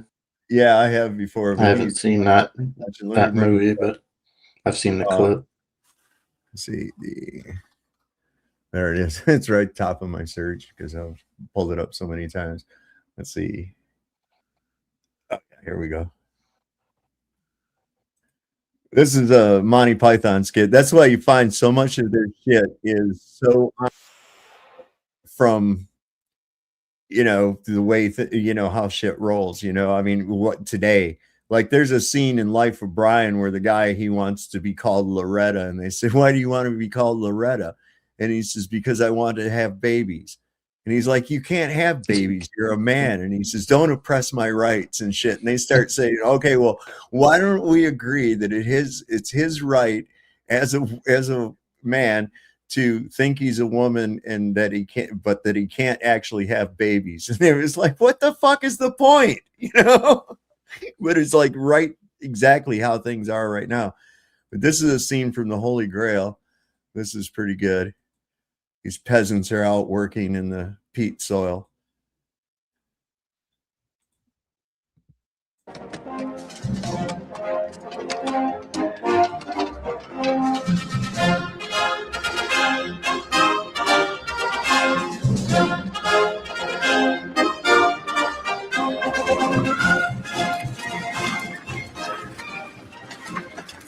Old woman! Man! Ma'am, sorry. What knight lives in that castle over there? I'm 37. What? I'm 37. I'm not old. Well, I can't just call you man. You could say Dennis. I didn't know you were called Dennis. Well, you didn't bother to find out, did you? I did say sorry about the old woman, but from behind you looked... What I object to is you automatically treat me like an inferior. Well, I am king. Oh, king, eh? Very nice. And how'd you get that, eh? By exploiting the workers. By hanging on to outdated imperialist dogma which perpetuates the economic and social differences in our society. If there's ever going to be any progress... Dennis, there's some lovely filth down here. Oh! How'd you do? How do you do, good lady? I am Arthur, King of the Britons. Whose castle is that? King of the who? The Britons. Who are the Britons? Well, we all are. We are all Britons. And I am your king. I didn't know we had a king. I thought we were an autonomous collective. You're fooling yourself. We're living in a dictatorship. A self-perpetuating autocracy in which the working classes... Oh, there you go, bringing class into it again. Well, that's what it's all about. If only people would... Please, good people. I am in haste. Who lives in that castle? No one lives there. Then who is your lord? We don't have a lord. What? I told you. We're an anarcho-syndicalist commune. We take it in turns to act as a sort of executive officer for the week. Yes. But all the decisions of that officer have to be ratified at a special bi-weekly meeting. Yes, I see. By a simple majority in the case of purely internal affairs. Be quiet. But by a 2/3 majority in the case of more... Be quiet. I order you to be quiet. Order? Who does he think he is? I'm your king. Well, I didn't vote for you. You don't vote for kings? Well, how'd you become king, then? The Lady of the Lake. Her arm clad in the purest shimmering samite held aloft Excalibur from the bosom of the water, signifying by divine providence that I, Arthur, was to carry Excalibur. That is why I'm your king. Listen, strange women lying in ponds distributing swords is no basis for a system of government. I love it, man. I love it. Supreme executive power derives from a mandate from the masses, not from some farcical aquatic ceremony. Be quiet!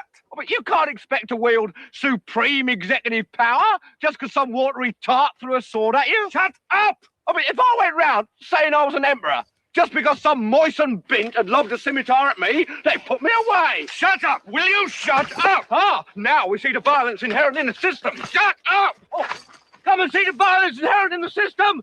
Help! Help! I'm being repressed, bloody peasant! Oh, what a giveaway. Did you hear that? Did you hear that, eh? That's what I'm on about. Did you see him repressing me? You saw it, didn't you? It's kind of it's almost absurd in so many ways. I mean, that's pretty Yeah, heavy, that's- man. Was that what was that? That was a movie? Holy Grail. Yeah, Holy Grail. Monty Python and the Holy Grail. Yeah. Don't forget the hand grenade. The holy hand grenade of Antioch. Yes. Brother Maynard. Yeah. I mean, you can see how as time goes on, what seems to be a progression just becomes more of the same, right? Like this, cry from the majority is the only way that we can establish legitimacy. And they go, okay, have it your way. And then they just blow it shit up and blame it on people. And then the majority outcries to be kept safe. I mean, like where there's a will, there's a way. Where there's ignorance, arrogance, or stupidity, there will be manipulation and control from without, right? It's part of the Hegelian dialectic. Problem, reaction, solution. It's fascinating. I love that. He says, wait a minute, if I went around saying I was an emperor merely because some moistened bimp threw a scimitar at me, they'd lock me up. And it's like, yeah, I get this divine right because of, I don't know, reasons. Well, that's the thing. It's all about claims, right? You can say whatever you want as long as you say that God did it before you say it. You got to give it some legitimacy, right? Oh, God, here we go. Here's your MAGA. Here's your MAGA. This is everybody's MAGA relative.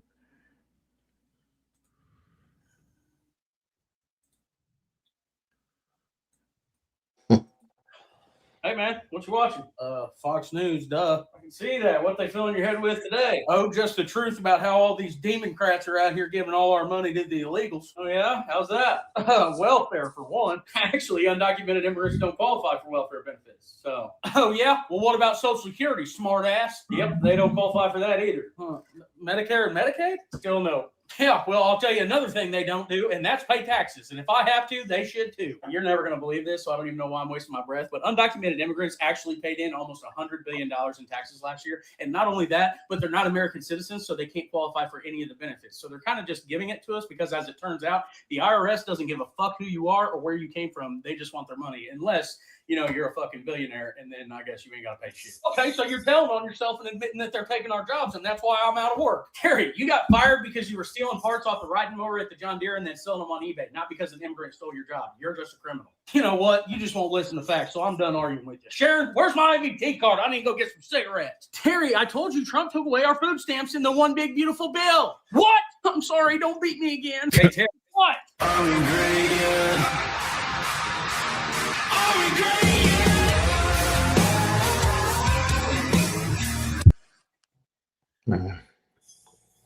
That's what it looks like to not have any friends.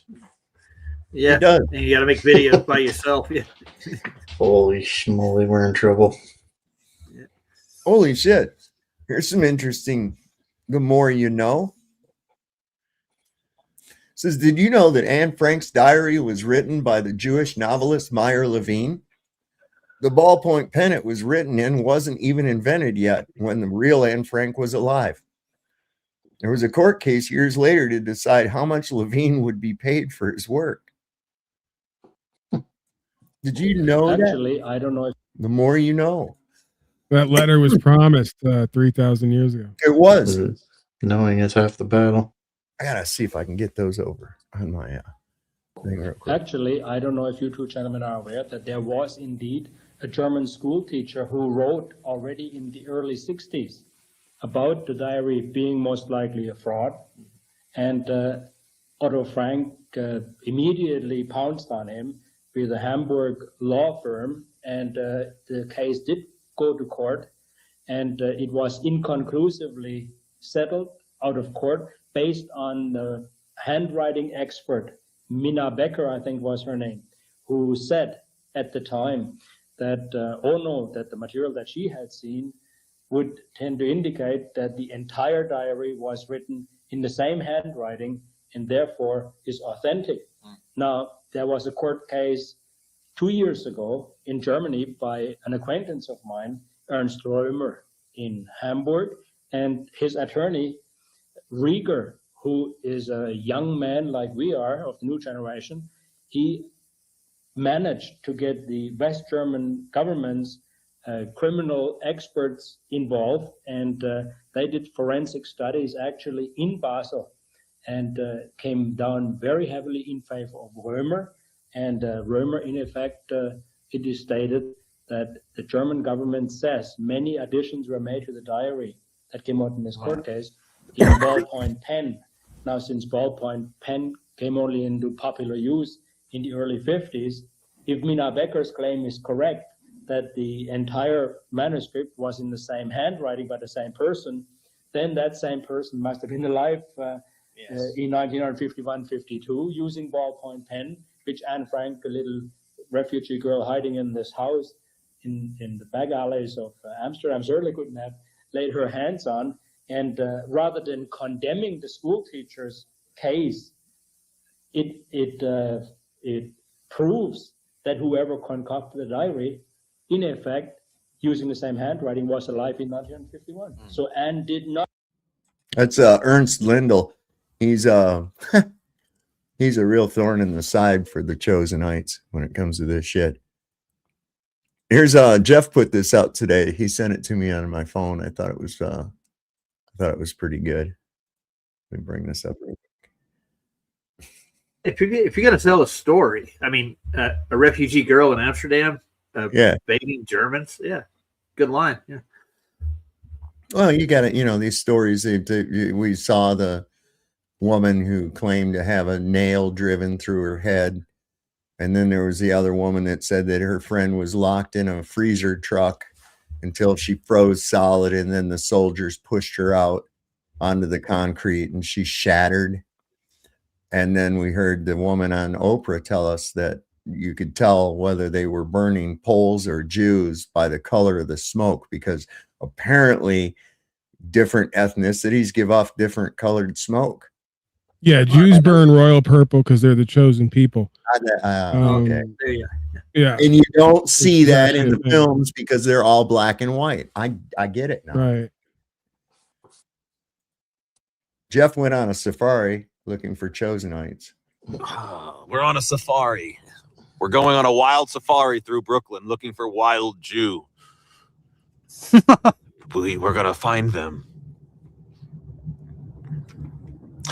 There's a wild Jew in his natural habitat. Look at this. Look at how he walks through the snow, keeping himself protected from the cold with this giant silly hat and those ridiculous long sideburns.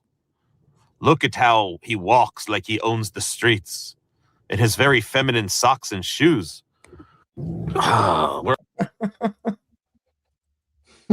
What's up with that?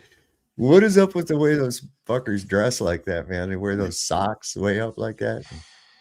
I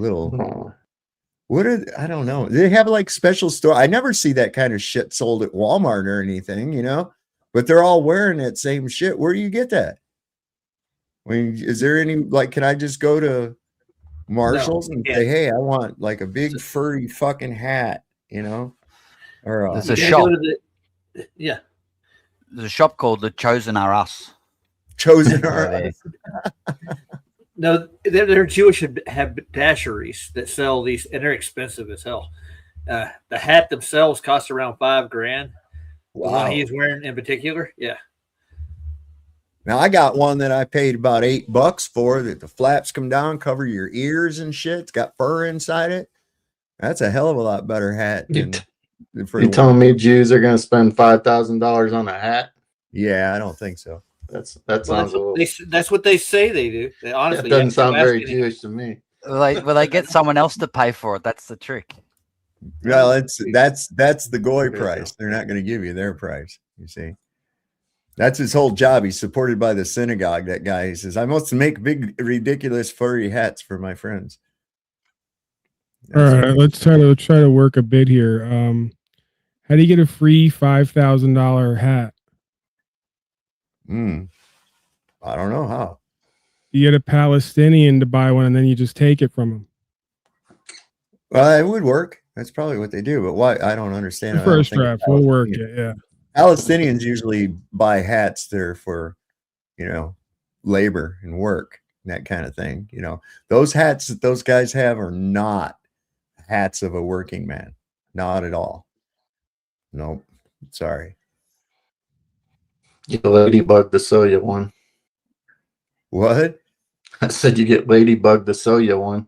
There you go. Ladybug probably got one in exchange for favors to the Israeli prime minister, who we don't know, have not seen him for 5 days now. Mr. Benjamin Netanyahu has not been in any security briefings. He's been MIA now for 5 days, and the rumor is that he was killed in that same strike that killed his brother. He should be due to come back to the White House anytime now.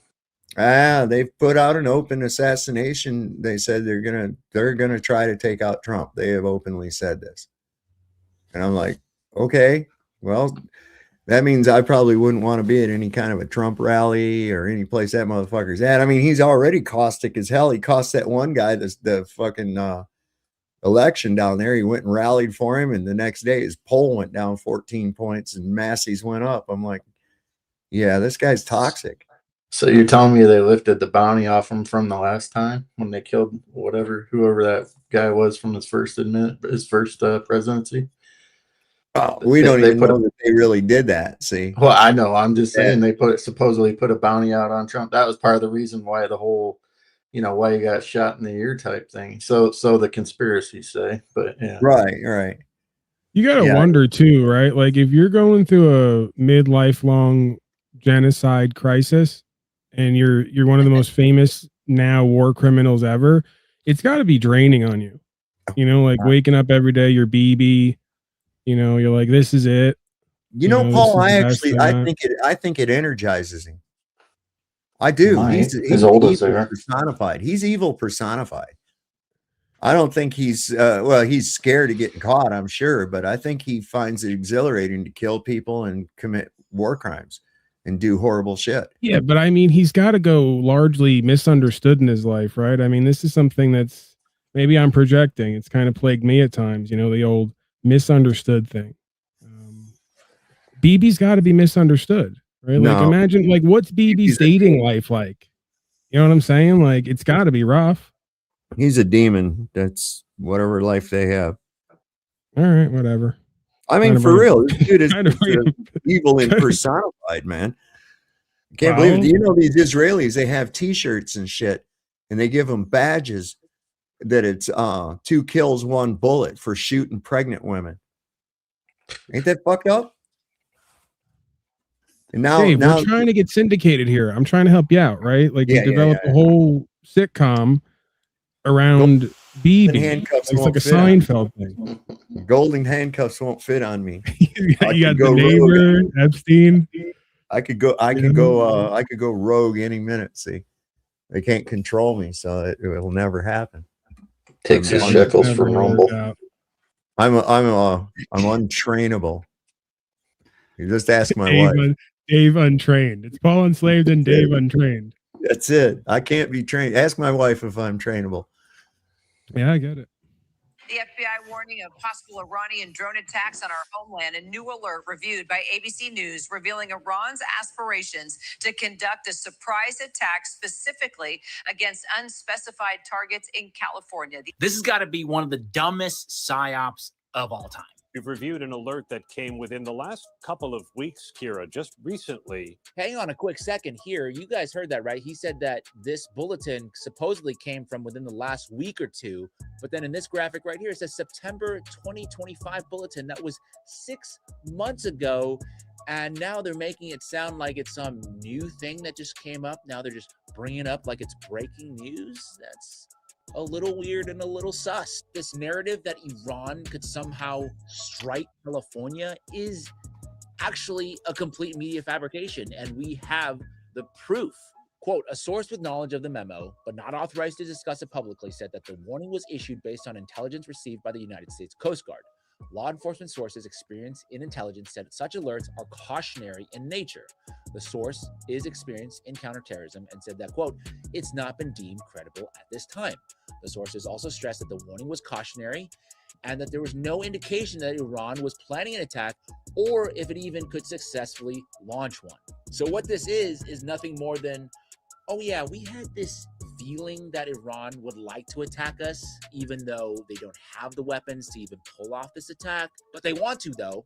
And what this does is it gives fodder to traitors like Lindsey Graham to call for boots on the ground in Iran. Needs to end. I go back to South Carolina. I'm asking them to send their sons and daughters over to the Mideast. I'm going back to South Carolina and I'm asking to send our sons and daughters over there to the Middle East, says a closeted gay dude with no children, allegedly. It's Pearl Harbor 2.0. That's what it is. Now, anyone who's wondering why there's people who are still hanging in on the Trump cult, I put something in the private chat there. Just a quick post.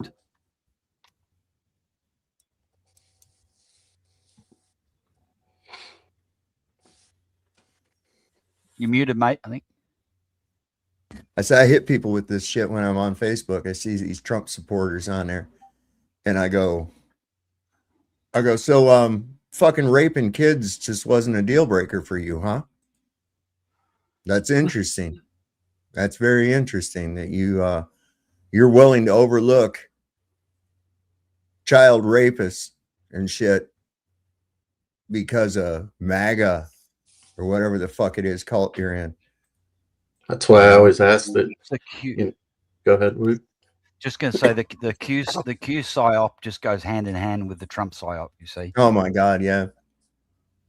So this is the post here. It says, I consider the Trump psyop one of the most successful psyops they pulled on the human population after the COVID psyop.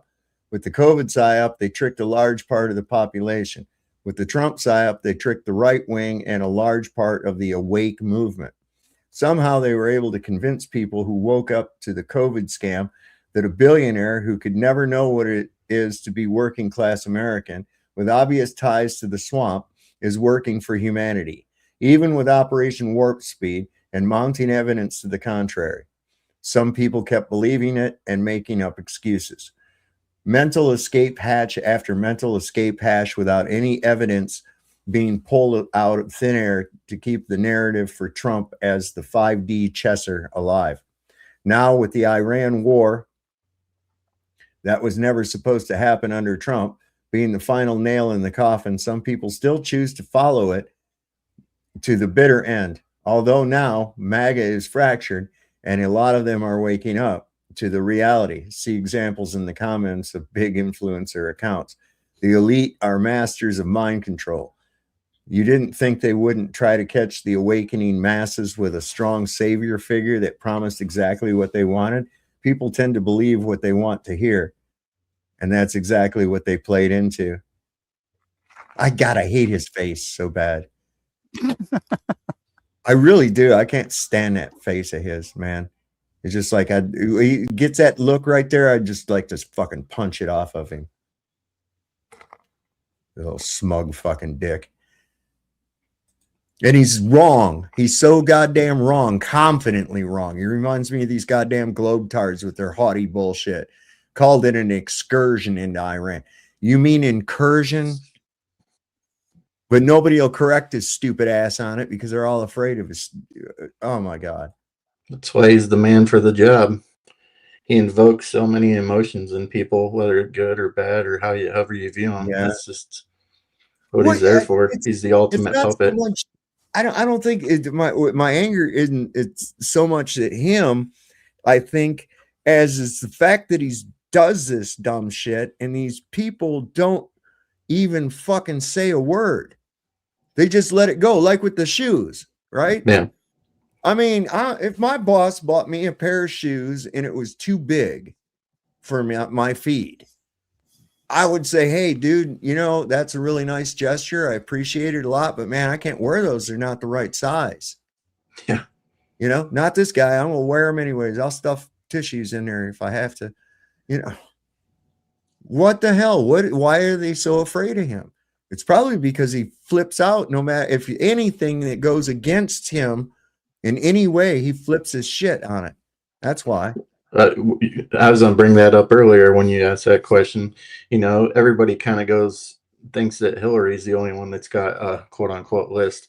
Makes you wonder, how deep Trump has people that will do certain things for him. And we all know how connected he is with this whole little country problem we got going on. You know, I'm trying to stay YouTube friendly here, but yeah, just I think that that might be part of the reason why is that he has a list that may be higher than Hillary's, possibly, or they might all, you know, And pull from the same crowd. I think they're all connected. Yeah, of course they are. Trump's already admitted that, you know, we know that him and the Clintons have been friends for a long time. Right. It's no big secret. I mean, I was laughing during that election between the two of them. I was like, these two fucking party together and shit. And now here you do what? Crooked Hillary, lock her up. And as soon as he got voted in, what happened? Oh, they're good people. Leave them alone. Don't worry about it. I'm like, yeah, see, he fell for it again. Lucy pulled the football. Charlie fell on his ass. These MAGA folks are Charlie Brown. They're going to try to kick the football again, no matter what. And they're going to get it pulled out in front of them every time because they got this idea that somehow there are good guys in government that are going to come and save you from government.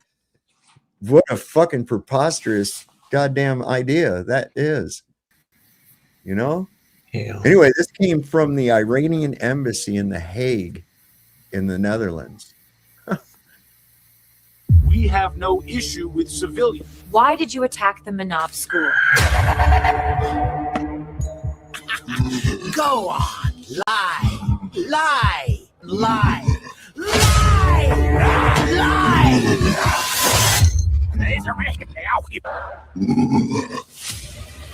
We didn't hit the Manab school. America doesn't have Tomahawk missiles at all. We care deeply about the Iranian people.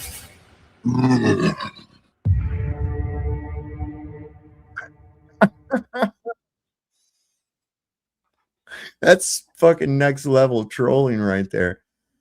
Yeah, that's that was posted by the Iran embassy in The Hague in the Netherlands. I want to be able to see one of the other reasons why the Trump cult is so powerful, and also why the Israel get a pass in America, is because they think Trump's divine. I know. So when you combine that with this idea of Christian Zionism, that's two ways that they've controlled that group of people. So a lot of the right wing are obviously Christian, and but they're controlled by these huge denominations which push.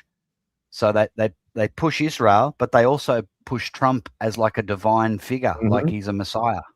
Were you there for the ear thing? I mean, he did grow an ear back. Is all I'm trying to say. Like you were there for that, right? So yeah, God could do that. So right, it's pretty believable. Well, I'm just saying that it's kind of there's a lot of different things that are evidence of the fact that Donald Trump just might be anointed by Jesus. Well, Jesus better. Well, it's on the news. What are they going to say? What are they going to say next with those rot spots on his hands? That stigmata? They're going to say that's the holy sign of the fucking cross and shit. Yeah. You know, those are liver spots, Dave, and the Romans. The Romans did that. He's got the big fucking bruises on the backs of his hands, obviously from intravenous injections of some kind. And then he's got some kind of gonorrhea rash on his fucking neck. God better get busy and help him out, because I don't think this fucking guy's going to last past May. I really don't. I think he'll be done by then. He's looking really, really bad. And if Iran doesn't take him out, Mother Nature will. This dude lives on fucking McDonald's. Yeah. I heard him say, like, it came right from his mouth that his doctor looked at him and said he's never seen anybody in better shape than him. And that was only like a couple months ago. So why would he lie about that? Yeah, he also said that his doctor told him that he was the best at growing ears, that nobody's ever seen anybody that grows ears as good as him. Everybody I've never knows seen it. anything like it. No, I've never seen anything like it, ever. It is remarkable. There are these miracles. Like being protected by the Meal Team 6 and the Gravy SEALs female division at Butler, Pennsylvania. They played their part. They protected him from about just under his taco tits down by I just providing remember a 150 yards away from a rooftop. They Yeah. didn't look at. Yeah. Yeah. Sharp Like, attack. You missed at 150 yards with a scope. You're a fucking loser. Is it the Antichrist or just a Antichrist? It's Satan's little season. Now you started it. I know what I'm gonna. That's why I love Rocky, because I already know what I'm gonna get. Satan. You know the little season. Am I known for that? Have you guys looked it up? No, never heard of it. I never heard of it. What are you talking about? Well, I'm gonna go catch some lizards, so I'll see you after a while. Thanks All for right, letting me buddy. on. Have a good night, brother. I'm off too, guys. I'll be All listening right, in the thanks, background. Bye bye. Right on. Bye, guys. So Ian Carroll says that the state of Israel is the head of the cabal. I mean, what? Let's just war game this out a little bit, right? Let's go on the likely fact that we are not going to win this. The U.S. bases are getting fucking hammered in the Middle East, and Tel Aviv is fucking getting nailed hard. They don't even have any air defenses left. Okay. So what happens to the United States if Israel is eliminated? And why hasn't Israel used their Samson option that they're always bragging about?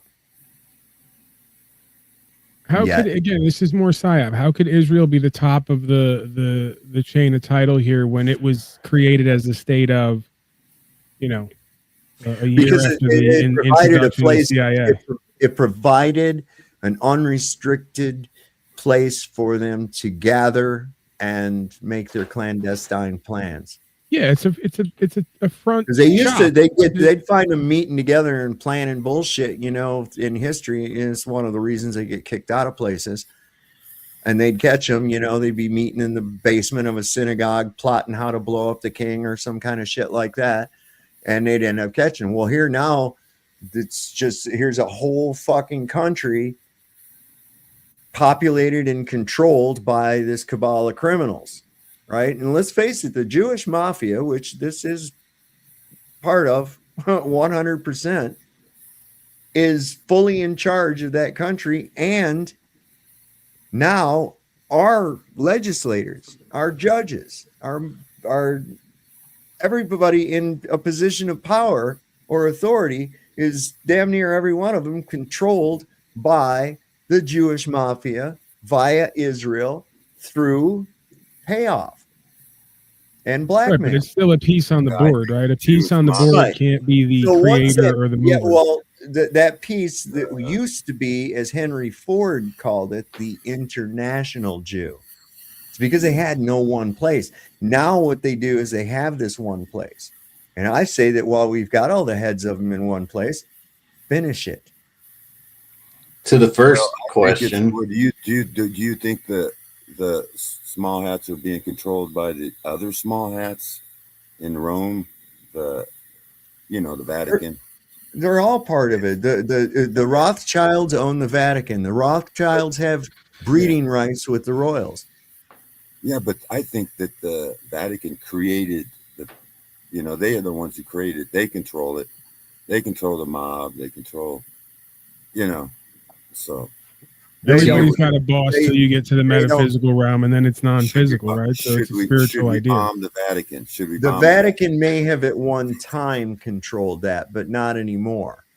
Not anymore. So? The Rothschilds have complete control over the Vatican and over the royals. They have exclusive breeding rights.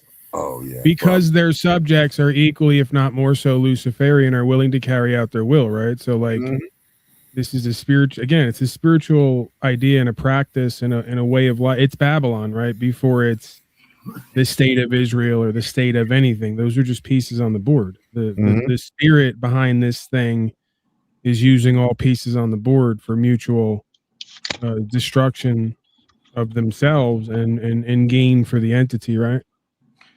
To your first question about the Samson option, that's pretty obvious. Nobody has nukes. Right. So there's nothing to worry about there. And to the second, about what would U.S. do if the elimination of Israel came about? Well, nothing but good things for us. But for the pedophile ruling class that we have here in charge of us, that'd be all bad things for them, which kind of answers its own, answers the question in itself, basically. They're the ones worried about it, not us. We're us people here. We're not worried about Israel being eliminated. It's all these pedophile freaks that we got in charge that are the ones squirming. What? If we get rid of Israel, the Vatican will still exist. And you remember Franklin Savings? They started this shit. They used male little boys to blackmail Reagan. I mean, them boys came from Omaha Home for Boys in Omaha, Nebraska. They've been doing the same shit. So should we bomb the Vatican while we're doing it? What I think should happen is the United States should just pull out of the Middle East like Iran wants them to, and let Israel fend for themselves. Yeah, but can we get the Vatican out of America? I don't know. Ask Iran. Are you going to go attack the Vatican? You going up? You going to go against the Swiss Army? Are you shitting me? They got those knives. They're liable to kill you with a certain toothpick move that only their elite special Swiss Army knows how to do. So they pull out that right to the bunghole. They get a whole platoon of them, put their magnifying glass together, and they burn you with a fucking laser weapon that they create. Who ultimately is in charge is the Vatican. Me. Vatican. You didn't know it. I'm ultimately in charge. I'm running this motherfucker. That's right. What's up, Andrew? Hello. I'm here. Anyways, that's just a little goofy. I have a statement and then a question. I still think that, unfortunately, even though I don't want it to happen, I think Iran is going to be in the very low end of actually winning this conflict. And it just seems to be what I'm seeing in the news media and bullshit like that, which is about 30% trustworthy. It ain't even 30% trustworthy. Dave, what are you talking about? You do know they're all owned by the same Jew, right? Can I just test it? Is anyone hearing me that there was a letter written in the 1800s? Oh yeah, we know all about that. Right. So what? Why are we still debating this? This is hundreds and thousands of year old New World Order plan. It's not a this or that. But the plan's not going as expected, Paul. The plan is not going as expected. They did not consider a mass shift in consciousness. It's now turning out to be that a lot of Christians, as well as Muslims, are against Israel. You see, that's a problem for that because they didn't plan it to work that way. Even though they try, they might have drones and this, that, and the other are going to attack California. Everybody's got it already pegged as a fucking false flag before it even happens. So it's almost like they don't even dare try it because we already know. We've all woke up at that point. That's all I saw was as soon as that thing come out, I'm reading the comments. I see it on Facebook. I'm seeing it on X. And I start reading the comments and every fucking one of them in there is pro destruction of Israel. Fuck them. They're not on their side. People are not feeling sorry. The first thing, big news story, right? The first comment that I see even in there when I first pull it up about the synagogue getting the guy driving into it and a shooter or whatever the hell else. And the first comment was, gee, I wonder why. So let's war game since you brought up, what if Israel gets eliminated? Let's do the other way around for Andrew. What if Iran gets eliminated? How does that look for us in Israel? That's actually one of my other equations because this goes into statistics as well as algebra, linear equations. If Israel suddenly were to become a glass parking lot, there would be how would that become a glass parking lot? Nukes are fake. You could level it. No, okay. But do you think the problem stops at Israel or Iran? Excuse me. Do you think the problem stops there? You think they're just gonna, all right, Iran's gone, we're done, we're going home now, we're done playing, we're taking our ball, and it's all over? Israel should be, in my opinion, just completely, gone. Iran, it doesn't have a right to exist. I will go on record saying Israel does not have a right to exist. Right. Is it possible that the spirit that runs this place wants precisely that? All of us taking a side to be a part of this script, to advocate for kill, steal, destroy? I'm not on anybody's side. I don't want any control at all. I want to see the elimination of control. And I see it working out like this. Israel goes down. The Zionists in our state go down. People are waking up to the Zionist agenda, and they're all the time when somebody's running for something now, they're posting up there saying, oh, here's how much APEC money this fucking guy gets, right? They're not buying into the bullshit no more. And that's what I'm saying is that I don't want to be ruled by Iranians. Here's what I want for Iranians. I want Iranians to live their life. I want them to enjoy their sovereignty. And if it is such a situation comes about to where your government becomes too tyrannical or tyrannical in any case, Steve, you're saying that from a position. We're saying that not our point. We're saying that from a position where this is supposed to be the freest and bravest country on the world, and it's arguably one of the most taxed and regulated. Yeah. So where's the sovereignty? Already. That's just it. And so as I see that here's a chance to reclaim that as this corrupt cabal starts to fall as well. I see this happening. And potentially, yeah, I can see that and feel that. But that's going to require a good portion of folks to stop complying with this. Right? There has to be some mechanism other than just do nothing till you finally lose your mind and then be sucked into a war that's beneficial for the energy animating all this, right? It's just kill, steal, destroy. I mean, well, wars of attrition. And that's why we do this. That's exactly why we do this right here on this show right here. And, the people watching, we got 274 people watching right now. Be sure and hit the like. It only takes a second. Less than a second. We got over 3,000 views on last night's show. And the thing is that, you hear that thing word of mouth. Hey, man, these ideas will permeate into at least, if only a few people watching, these ideas permeate into their minds and they will go spread it amongst their peers. And that's how this thing works is people talking about it, getting out of the false paradigm, realizing there's a third option.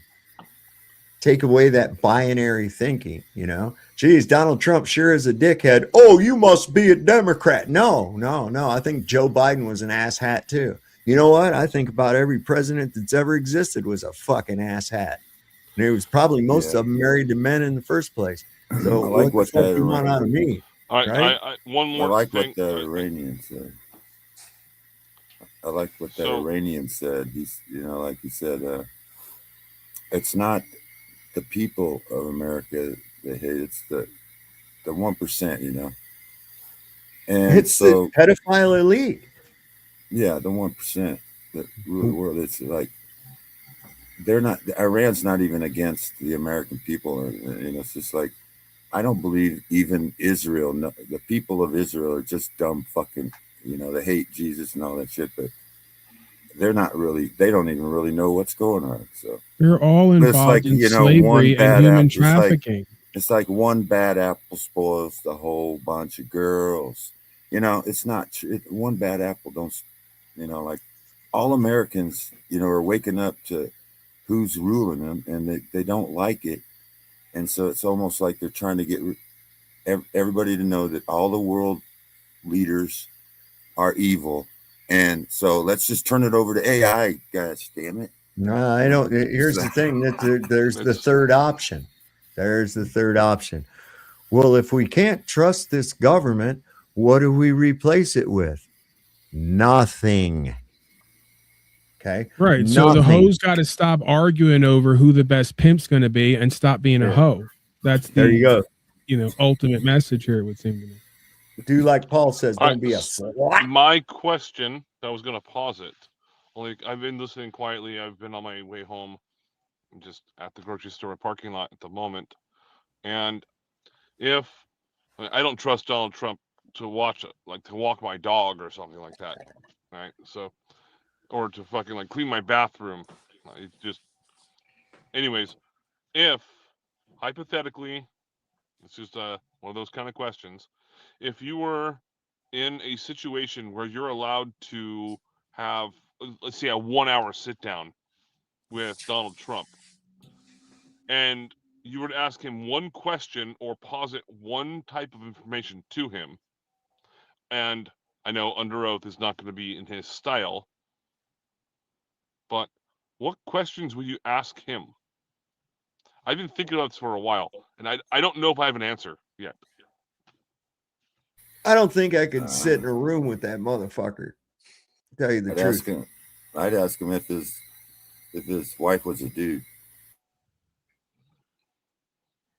His wife's not a dude. No. These are very nasty people. They're not nice. His wife. No. His wife, who is Obama's a fucking dude. His wife, Melania, in Melania, isn't that her name? Melania? Yeah. Melania. I call it Big Mel. Big Mel. Okay. Rocky, you might want to evaluate. Oh my God. No, for real, because you always think all these women are actually men. And there might be some homo shit in there that you might not have addressed. Oh my God. I'm just saying it's worth exploring, maybe. You see how tall she is and how long it might be a Democrat, Rocky. Her hands are bigger than mine. Oh my God. You're like Donnie you're like Donnie from The Big Lebowski. It's like, Donnie, you're like a child that walks into a movie theater. It's like you just come up with this shit out of nowhere. It's crazy. No, it's not from out of nowhere, man. Wow. So anyway, Melania, actually, as I was, who, according to Rocky, is a man, was Donald bought her. Okay. Donald Trump bought her from Jeffrey Epstein. Fake news. No, there's emails. He bought her from Jeffrey Epstein. They don't live together. It's an arrangement. Okay. It was kind of like, okay, so here's this Russian hooker, and Donald Trump bought her from the other pimp, and then he married her. And now owns this arm candy who's way too old for him. I mean, he's already had I think Barron is the offspring of him and Ivanka. I think there's a lot of legitimacy. Wait, what do you mean? Wait, too old? That's like 20 years younger. It don't matter. She's over 13. Oh. Okay. See what I'm saying? Yeah, okay. All right. But apparently there's a lot of shit going around about that Ivanka and him are the parents of Barron, and that they faked it to be that Melania is the mother. I don't know. I wouldn't put it past them. These people are freak as fucking shit. I can't believe how crazy these people are and the stuff they do, and they justify it somehow in their own irrational minds. But no, that's the reality of it. He bought this hooker and married her, and it's kind of like Pretty Woman, that movie with Julia Roberts, where she was a hoe and she went to the John there, who was Richard Gere, and then fell in love, I guess, and he married her. See, took her out of the gutter, stopped her from being a whore. But I don't know, can you take the whore out of the woman? You can take the whore out of the alley, but you can't take the alley out of the whore. You know what I'm saying?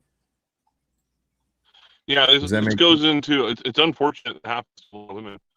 Yeah, it does very much, because there's another movie, Woody Harrelson and Demi Moore. What the fuck is that? Or some shit like that, where they're down. You're roboting, really. Your microphone's cutting in and out all over the place. All right, fuck it. All right, be back when I get home. All right. There we go. Guy's got terrible equipment, Dave. Well, even worse personality. Oh, now come on, be nice. That's Andrew. He's got a. You were saying you can't turn a hoe into a housewife, I believe. Yeah, that's it. Yeah, that's what I was looking for. Fool me once, you don't get fooled again. He's got that fucking. I'm by a 5G tower. My apologies. He was coked up when he did that speech. Fucking Bush. He couldn't remember it, and he had that "we don't get fooled again" in his head. He was sitting there, he was rocking on some Who on his way in here. He said, "Goddamn, let's get up here and do us a speech real quick for these motherfuckers." I don't want shit. It's Ian. So this might have been a bad idea, but Elon posted some super Israel Zionist propaganda, and I responded, "For being so smart, you're exceptionally bad at understanding this one issue. It's kind of weird." And I got a lot of likes on that post, and he responded like, "What am I missing?" And so naturally, I wrote a freaking essay about it, and it took 40 minutes to get 11K to 2K ratio on that. So here's some of my concerns. And right at the start, let's just be clear. I'm not saying that all Jews are in on some Jewish evil conspiracy to run the world, okay? That would be a straw man argument, and that's not what I'm claiming. We're talking about Israel here. And these are just some of the most obvious ones. First off, that AIPAC has purchased the seats of like 90% of our Congress, give or take. I made a whole thread with all my sources, and in this case, I used a video that I made myself where I cited a whole bunch of sources about AIPAC and about JFK trying to get them to register as a foreign agent the months before he got shot, and then they never registered. Secondly, that Israel's obviously the state sponsor of Jeffrey Epstein. He was an Israeli operation through and through. Yeah, man. From his handler being Ehud Barak, the ex-prime minister of Israel, as well as the ex-head of Israeli military intelligence. His funding was from Les Wexner, one of the world's richest Zionist philanthropists. And he was accused openly by ex-Mossad assets of being Mossad. And that's not to mention his connection to Robert Maxwell, one of the most infamous Mossad spies ever. In that case, I used another one of my videos where I cited a whole bunch of evidence, and I'm just using them because they're fun ways to consume a lot of primary sources and evidence very quickly. But in most of these cases, I've made tons of different videos, and there's tons of evidence out there about all these claims. These are not complex claims. I mean, in this case, the most obvious and direct source is just To Read One Nation Under Blackmail by Whitney Webb. I'm on my third read-through right now. Next, that Israel is the only nation who has a de facto sanction, but it's actually secret and unsanctioned nuclear program. And that's a program that they stole from the United States. Look into the Apollo affair, NUMEC, the Dimona nuclear facility. One great source, if you like video, is this NUMEC documentary produced by Ryan Dawson. It's available for free on Rumble. It's an amazing resource that is super, super diligent. Tons of primary sources in here. Shout out to Ryan Dawson. And then that Jews, Muslims, and Christians live side by side in peace in Palestine before the Rothschilds purchased the country from Great Britain during World War I. See the Balfour Declaration. Yeah. Literally begins with the words, "Dear Lord Rothschild." Like, how many families in this world have ever received a letter from the largest empire in the world, the British Empire, saying, "Dear family, we give you a country." When you dig into what they did to get this country, it's not great. Right. It's like, wait a second. How do you fucking do that? It's just like, oh yeah, we like your family so much. Here's a country. When has that ever happened before? Never. And like he said, the way they obtained it in the first fucking place was diabolical. It's, oh man, come on. And then when you learn about the history of the founding of Israel and the paramilitary groups that fought to found Israel, Lehi, Irgun, and Haganah, look them up. Lehi and Irgun were declared terrorist organizations by Israel themselves after they were founded because the whole international community was so pissed. You can source that straight off Wikipedia, but you can dig way deeper on it if you want to. Worth digging into how Lehi actually wanted to be allied with the Nazis because they thought it would be a more effective way to get Jews into Palestine. These guys were like bombing British civilians to make the British want to leave, not just bombing Palestinian civilians, both of which are war crimes. And then the leaders and founders of these terrorist organizations went on to be the prime ministers of Israel on multiple occasions for the. Yeah, like Menachem Begin, you remember him? He was one. Ariel Sharon.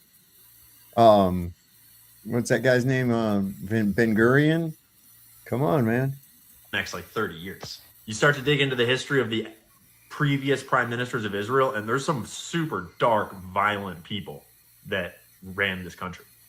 And like that Israel's a foreign nation halfway across the world that has no business receiving my tax dollars. Like, why are we sending them billions of dollars of our money while our country is burning and overrun by illegal immigration and all these other problems? Like, go ask Grok how many billions of dollars we've sent to Israel. That's my money. Why are my tax dollars going to this other country? I don't want, like, what? Like, Israelis have free healthcare and like free education and shit. And we have homeless people on the streets and no one can afford a fucking thing over here. What's going on? This one up here got cut off, but there was an entire Israeli surveillance program leading into 9/11 titled the DEA report. Is this whole government report about these Israeli art students that were entering government buildings all across the continental United States. I linked to the entire DEA report as well as specific snippets. It's a massive report. I've read it through the whole thing. And it's like hundreds of instances of Israeli spies posing as art students trying to access government buildings all across the United States, clearly conducting surveillance operations on U.S. soil in the years 2000 and 2001. So our greatest ally, but they're spying on us right before 9/11 in a big way. And then, like, call it an anti-Semitic conspiracy theory all you want, but like, there are FBI documents clearly showing that there were fake Israeli moving companies all across the Eastern Seaboard leading into 9/11, and that members of these moving companies were out photographing themselves with the view of the attack on the trade centers the day before the attack, flicking lighters at the towers. And then the day of the attack, they were in position up to an hour before, witnessed by multiple people, up to an hour before the attacks, in position to take photos and film of the attack. Never got any answers. And that is all documented in official FBI reports that you can read yourself. I linked to the full FBI, all the documents, as well as to a 2.5-hour video of me breaking them down piece by piece. It's very clear when you read it that we never got any answers, but the investigation got squashed. The Israelis got deported. No answers whatsoever. And I'm not even saying that like Israel necessarily did 9/11 at all. Like, I don't know. All I know is that we have serious questions and the silence is deafening. Well, the filming of it shows foreknowledge. And like he said, Israeli art students, there was Israeli art students that were on that floor doing God knows what, where the plane hit, supposedly. I mean, come on. But it's right there in the reports. And I don't know if you benefited from us taking down Afghanistan and from us taking down Iraq, but I didn't. But I know that Israel did. And I know that they were writing things like the Clean Break Report leading into that era with people like Richard Pearl, all these neocons. And they were explicitly saying that in the coming decades, we need to take out Iraq, Syria, Afghanistan, Iran. Like, at this point, Iran is the only company on that list, or country on the list that was put out in the Clean Break Report that has not been overthrown by the U.S. empire on behalf of Israel. In fact, my generation has been distinctly robbed of like life, of money, of our freedoms, of like our American way of life on behalf of going to the Middle East to fight wars for Israel that we have no business fighting, with made up intelligence from Israel that we very well knew was fake at the time, like weapons of mass destruction. Those were Israeli intelligence reports fed to our CIA that fed them to our president and our security personnel. That's all, not to mention just my obvious objections to the collective punishment, mass surveillance, forced starvation, bombing of refugee camps, brutal murdering of women and children that's been going on in Gaza and the West Bank for years, for decades, long before October 7th. And I'm not saying that I like promote the violence of October 7th. Like, I wish that we would have no violence. But this is a graph of the number of hostages held by Israel and the number of hostages held by Hamas as of 7/31/2024 from mainstream sources, okay? This has been the state of affairs over there forever, my entire lifetime and more. Any honest look at the lives of the Palestinians, it is very clear who is the oppressor and who is the oppressed. And if it's not clear to you, then you should really go to Rumble and watch this documentary called The Occupation of the American Mind.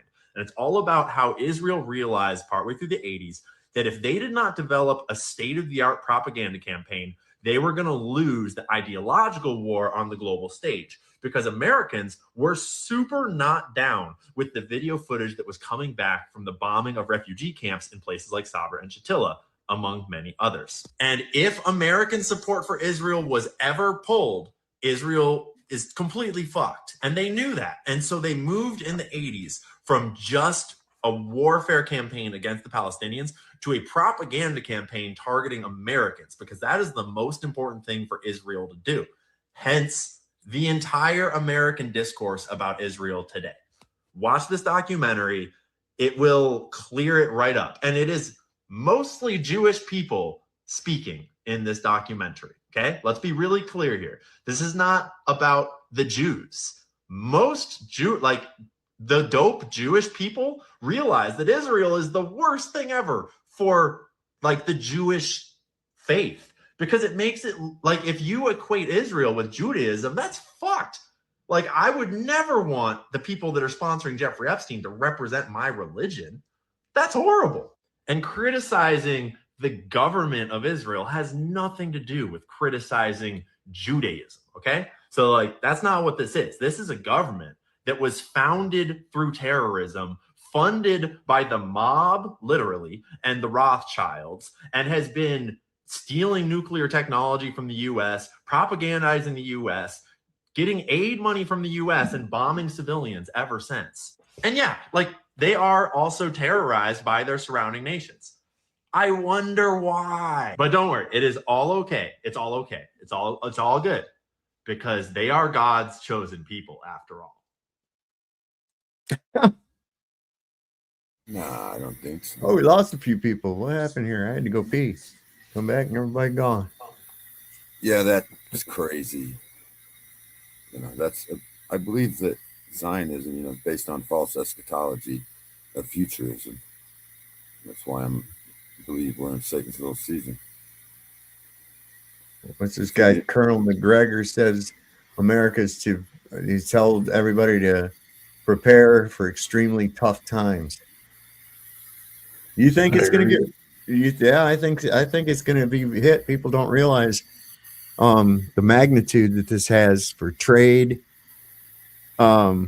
Just even the oil itself, you know, trucks run on it, deliveries are made on it. Right.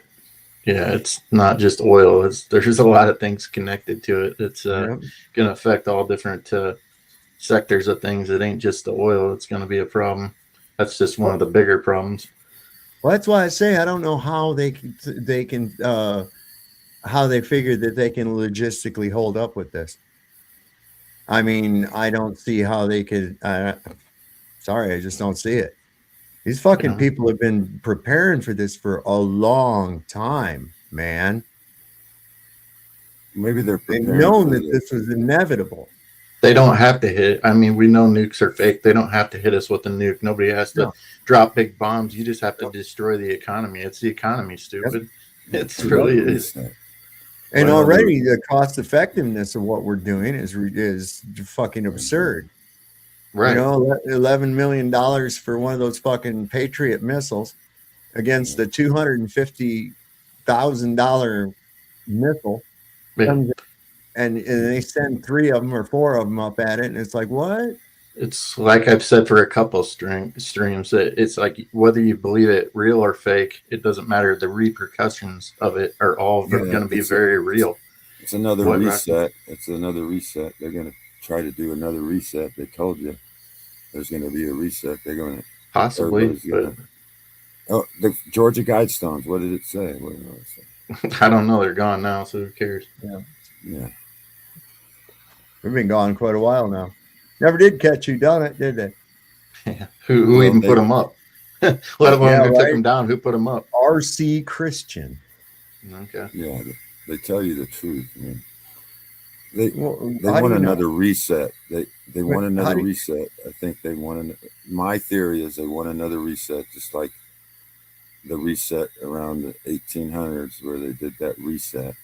And so, all right, so that's your theory that they want another reset. So what does that look like? What does that look like after that happens? They might think they can do it, but I don't think they can. This is like, so what does that look like after it happens? Oh, I'm not afraid of that. I mean, God take care of me. I mean, tribulation is, everybody goes through tribulation. Hey, maybe he didn't hear the question, Cubby. I said, what does it look like after that happens? Oh, it's going to be bad times, yeah, coming ahead. Yeah, really bad times.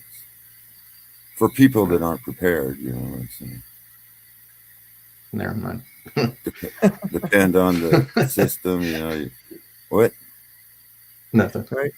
Well, you asked me what it's going to look like. Yes. You keep saying there's going to be a reset. There's going to be a reset. What does it look like after that reset? I think they're trying to do a reset. I don't think they're able to. I believe we're like, this is the last chance, you know, and we're going to, like, the remnant church will be surrounded by this Gog and Magog, just like it says in the scriptures. Gog and Magog will surround the camp of the saints, whoever they are. I don't know. Maybe you're one of them. I don't know, but maybe.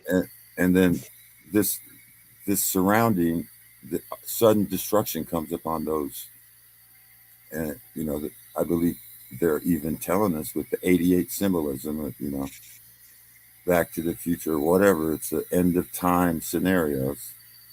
You know, some people are waiting for tribulation, and they think that we've been waiting 1,000 years, and some are waiting for the rapture, and some are waiting for the tribulation. I'm not. I know where in the fucking Bible does it talk about a rapture. That's what I'm saying. Some of that, even that's, you know, bullshit.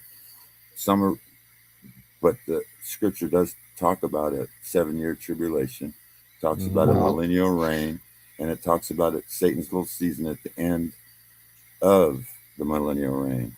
So I guess I'll just deal with what's in front of me for the time being, I guess. Yeah, what time do you live in? Do you even know the year? They've lied about history so much. Yeah, I know. We're kind of skating out into other realms here now. So it's like improvise, adapt, and overcome. That's what you do. You do the best you can. That's all. I ain't gonna try to predict the fucking future as far as that's concerned, but I can predict that this is going to have a heavy duty impact on us here in the United States economically. Militarily, I think it's going to be a problem too if they're already talking about having to do a draft. Yeah. It's like Jeff said last night, whether they're going to draft these Gen Z, like gay little Fruit Loops. Like I don't, that isn't a good outcome. But I don't know.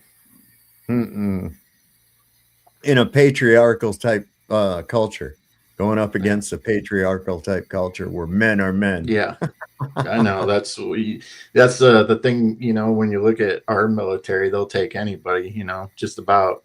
But when you look, and they'll promote anybody on top of it. You know, it ain't just, we've got so many chiefs and not enough Indians. They love to promote people. Anybody that's not in the military, if you don't know about this, they just love to promote people. That's why we got way too many generals and officers and everything else. But you look at, let's say, Iran's military, I bet they've got a pretty strict or kind of a top level at who they promote. I'm sure they don't just willy-nilly pick anybody, you know.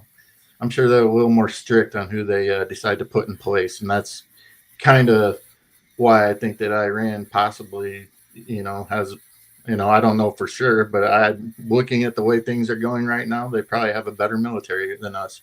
I think they've thought this thing through way more than we ever have. And we just have people that come and go nonstop too, right? These people they have over there, they've been there through this whole thing, of the whole 40, 50 year, you know, planning of this whole thing. So I think they got a better grasp on what's going on than we do. Maybe I'm completely wrong, but that's just the way I see it. I see. Yeah, it's a good analogy. Good analogy. I was just looking to see if there was anything new had recently. Like I said, is the whole thing fake? Possibly. Is it real? I tend to think some of it is, if not, there's something. The repercussions are very real. That's what I'll just keep saying, because you're definitely going to feel it in one way or another, whether it be, say you have a son or daughter in the military now, maybe you have lost them, and your government might be actively lying to you and you don't even know they're gone. So there's that. There's that horrible aspect of it. They're lying to families that may have lost their loved one and they don't even know about it yet. So there's that. And I know a lot of people say that, there's nobody over there. This is all fake. It's all theater. No, the stuff goes on. It might be theater as far as what they're telling you on the news and that stuff goes. Yes, but there is very real, like I said, repercussions to be had from all this. And economically is going to be another one. And, there's going to be other things too. Yeah, I don't know. Is there a reset coming like Rocky said? Maybe. Who knows? But like I said, I'm going to deal with what's in front of me for the time being. Yeah, I think it's nothing new under the sun. It's just like,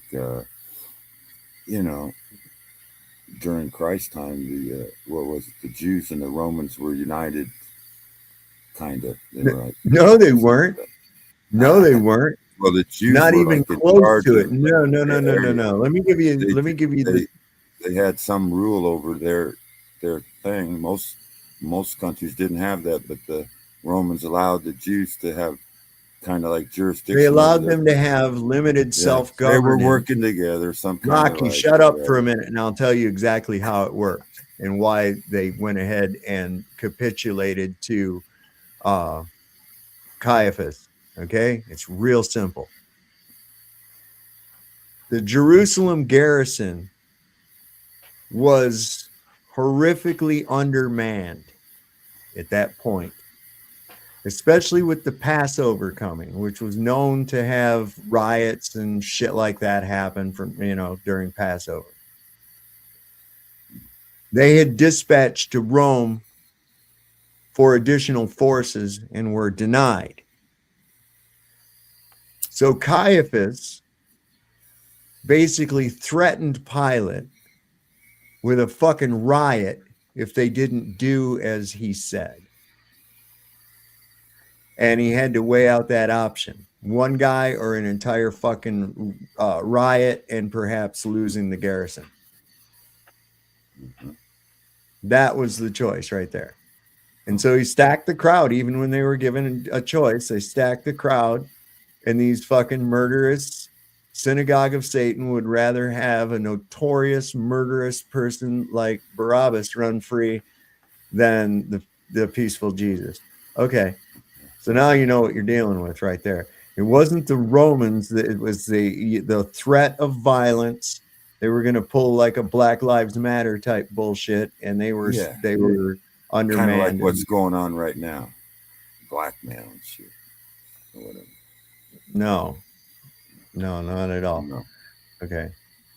First of all, the Jews threatened if violence. You need medication of any kind, you better go out and buy all the medicines you can get, because in a few months they won't be available, because the petroleum industry has a big role to play in the production of pharmaceuticals. So that's my first piece of advice. And secondly, start thinking in terms of storing food and any other items that you think you may need, because as this war continues, and it's going to continue, the impact that I talked about earlier is going to be felt here. You've had it. But in the meantime, I think you just need to prepare for the worst here. And once the stock market figures out, or the investors, the people in New York that run the financial system, who are largely part of the problem for us, they're going to say, oh my God, and you're going to watch the stock market tank, and you're going to watch the cost of a barrel of oil go up to 200 and potentially all the way to 3. And all of that is going to bring everything inside the United States to a screeching halt. What's with all these fucking numbers? I don't know. That's some new guy spamming the chat. Is that what you're talking about? Yeah. What? Explain what it is or stop. Yeah, he's right about that. That's what I'm saying. It ain't just oil. There's so many different things. Luckily, I don't take any meds or anything like that. But for a lot of people, that's going to be a real problem. Anybody who depends on that kind of stuff. Mm-hmm. So. Well, I think maybe one of the best things would be for everybody to get off their fucking meds. Well, I agree, but that might not be an option for some. They're going to thin the herd down, so only the strong ones are going to. Those who are prepared, maybe. Yeah. Yeah. If you're living in the city and the power goes off, that means your water goes off. That means there's no sewage. That means you're trapped, and everybody around you are a bunch of NPCs. That's why I got out of the fucking cities a long time ago. But all them people who are addicted to Ozempic are going to be in trouble. I'll tell you that much. They better move to Mexico. Right. Is that going to work though? It doesn't matter really where you move to. Yeah, well, no, and then you can just get it straight from the Gila monster. There you go. Because in case your Gila monster venom levels are low, you need Ozempic. Can mainline it, huh? Yeah, man. Just here, go ahead and just bite me right there. live in small community, and you know your neighbors, and you know the sheriff, and you know the deputies, and you know everybody, and this shit don't go by. Or half the shit that goes on in the big cities, nobody knows each other. They're all suspicious of each other. And so. Well, I agree, Jeeps.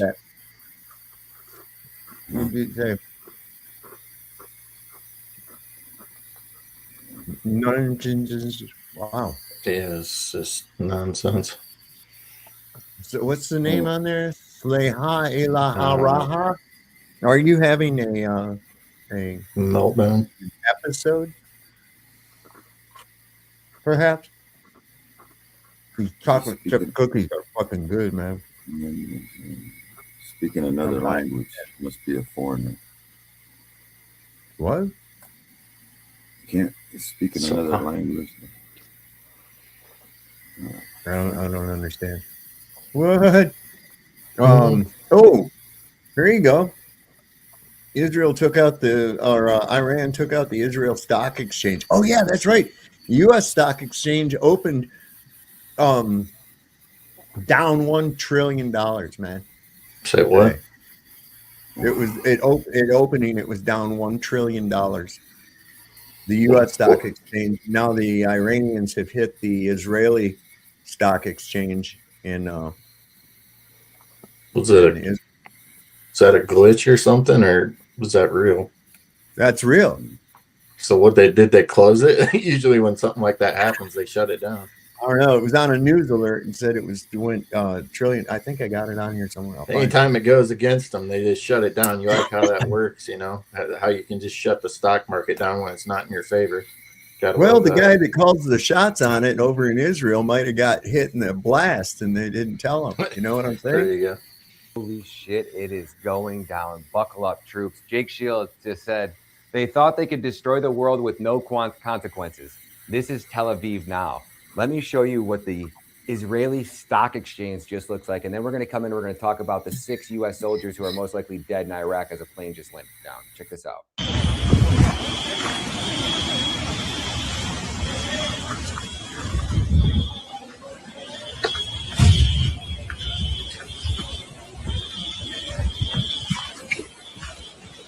Oh, there's a tunnel. There's a tunnel. They always have tunnels. הלך נחת אצלנו פה, תראה מה עשו לנו. Holy shit. כל הבית. כל הבית. כל הבית הלך הבית. Iran armed forces. U.S. refueling plane has been hit by a missile fired by resistance groups in western Iraq and crashed, killing all of its crew. NAYA footage of 2 Chinooks searching for 6 U.S. soldiers in western Iraq. Now let me show you what Tel Aviv looks like right now.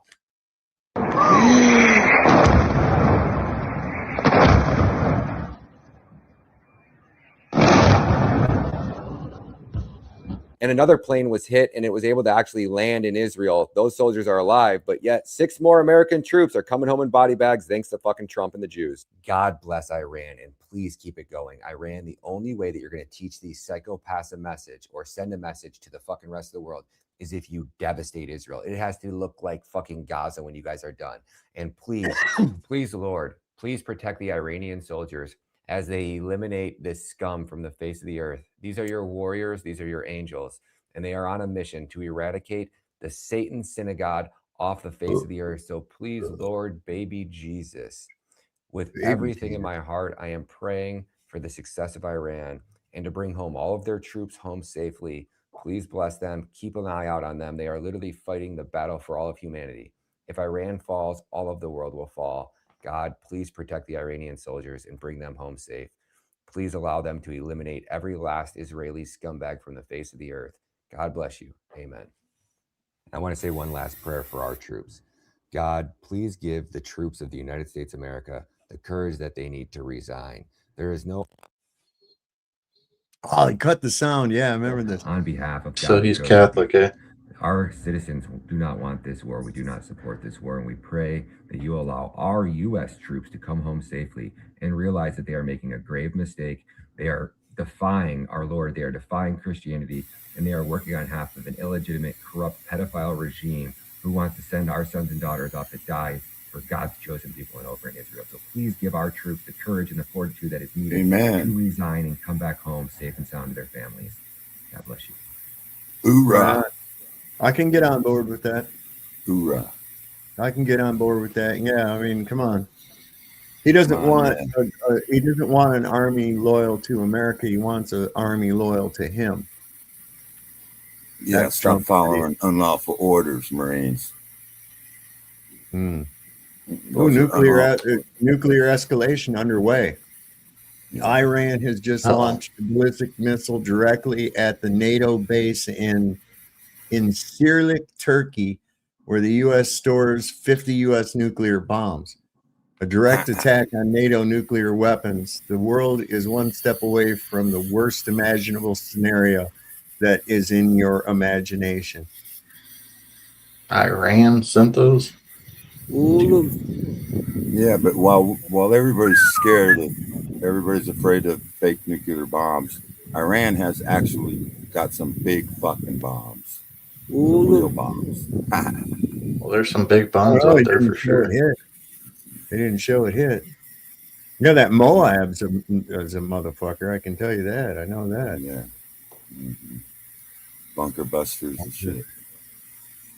The moment a very heavy Iranian missile destroyed Israeli energy facilities south of Tel Aviv.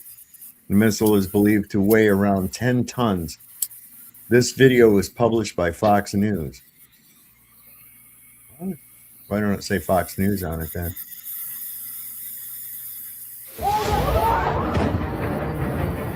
It's a holy war. Right now. Just drive, man. Okay.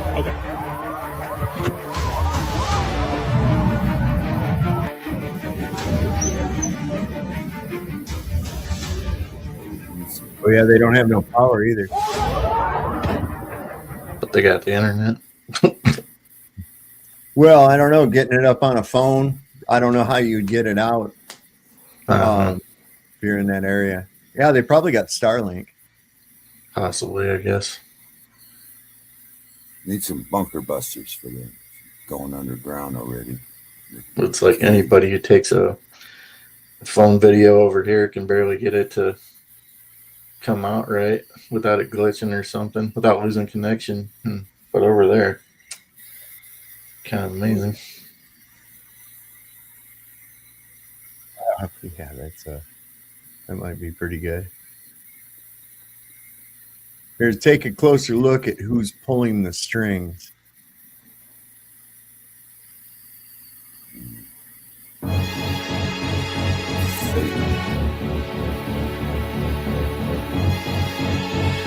That's something. You know what built that?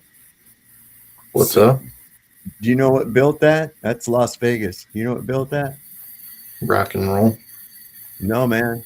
The Jewish Mafia. That ain't no shit.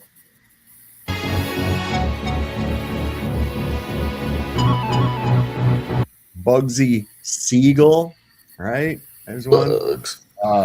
What was the other guy's name? Why is it escaping me?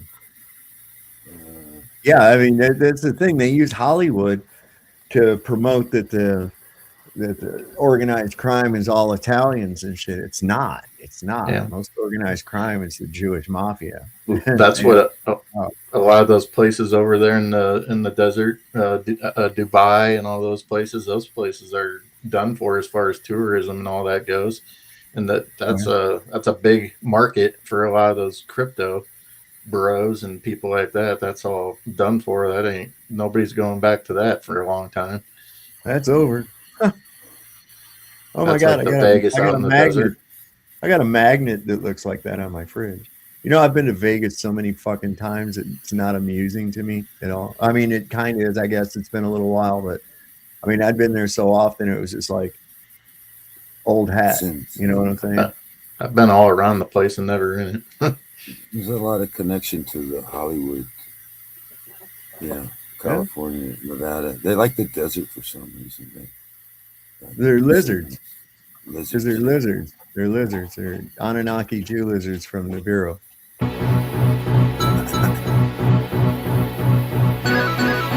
Adelson. Yeah.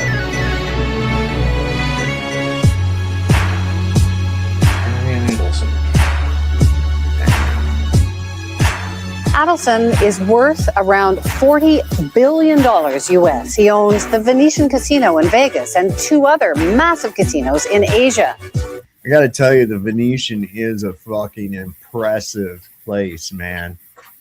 I'll have to upload some video and shit I've got of that. It's, oh, man, is it ever something else. And then there's those fountains. They do a show like every 15 minutes, a water show with these fountains out in front.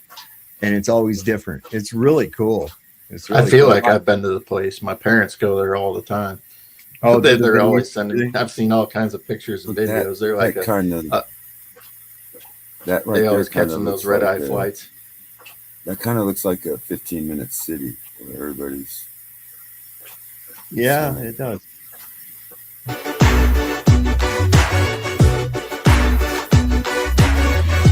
The billionaire uses his fortune to influence a lot of policy. He's the GOP's biggest donor, shelling out about $100 million to elect Trump and other Republicans in 2016.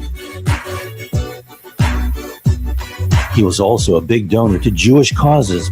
Israeli Prime Minister Benjamin Netanyahu praised him as a huge Jewish patriot. His generosity may be most apparent in his contributions to Jewish organizations locally and globally.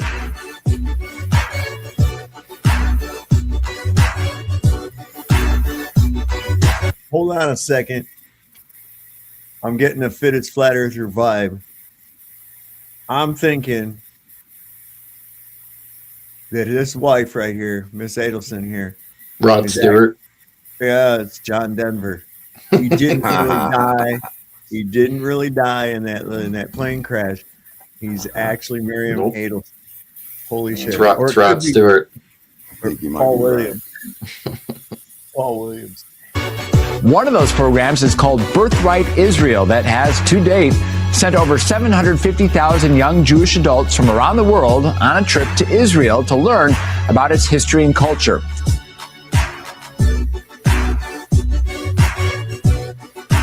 Yeah.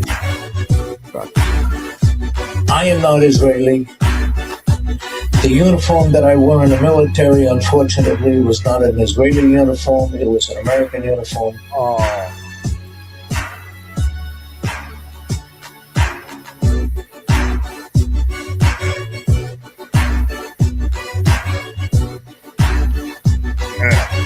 The Trump administration is considering a proposal from Republican mega donor Sheldon Adelson to pay for at least part of the new U.S. embassy to be constructed in Jerusalem. It is time to officially recognize Jerusalem as the capital of Israel. When President Trump made this announcement, one man likely smiling was Republican mega donor Sheldon Adelson. Adelson didn't just want the embassy moved, he also lobbied Trump on Iran, an avowed enemy of Israel. You pick up your cell phone and you call somewhere in Nebraska and you say, okay, let it go. So there's an atomic weapon goes over ballistic missiles in the middle of the desert that doesn't hurt a soul. Maybe a couple of rattlesnakes and scorpions or whatever. And then you say, see, the next one is in the middle of Tehran. So we mean business. You want to be wiped out? Go ahead and take a tough position and continue with your nuclear development. So a tremendous demonstration of American strength, so that they would get the message. Only thing they understand. And do you see the current negotiations as a demonstration of weakness? Absolutely. The United States will withdraw from the Iran nuclear deal. Just a few days after Trump delivered on that promise, Adelson committed another $30 million to the Republican Party, possibly the biggest single donation in U.S. history. We are just getting word that Las Vegas Sands founder Sheldon Adelson has died.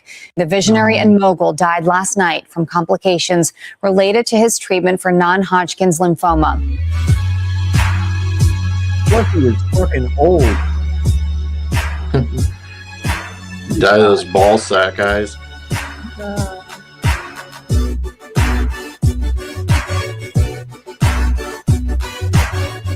Miriam gave my campaign indirectly and directly $250 million. She was number one.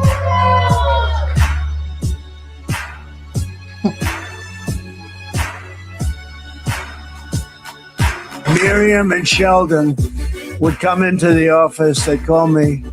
I think they had more trips to the White House than anybody else I can think of. Look at her sitting there so innocently. But they were very responsible for so much, including getting me thinking about Golan Heights, which is probably one of the greatest things to ever happen. In a moment, I will sign a presidential proclamation recognizing Israel's sovereign right over the Golan Heights. She has poured vast sums into Israeli settlements and the occupied West Bank, projects the United Nations say violate international law and displace Palestinian families. The Jews are not helpless now. We have a state and an army, and for the last 10 weeks, we have been waging a righteous war in Gaza to ensure October 7 never occurred. We will win. But I actually asked her once, I said, so Miriam, I know you love Israel. What do you love more, the United States or Israel? She refused to answer. That might mean Israel, I must say. We love you. Thank you, Doug. I'm sitting here watching this, Cubby, and I'm thinking, man, did we fucking call it or what with this guy? We fucking called it. I said, Miga, as soon as he gets it, watch. It's over. For being here. That's a great honor. After the 7th of October 2023, she wrote that Israel's critics abroad should be dead to us.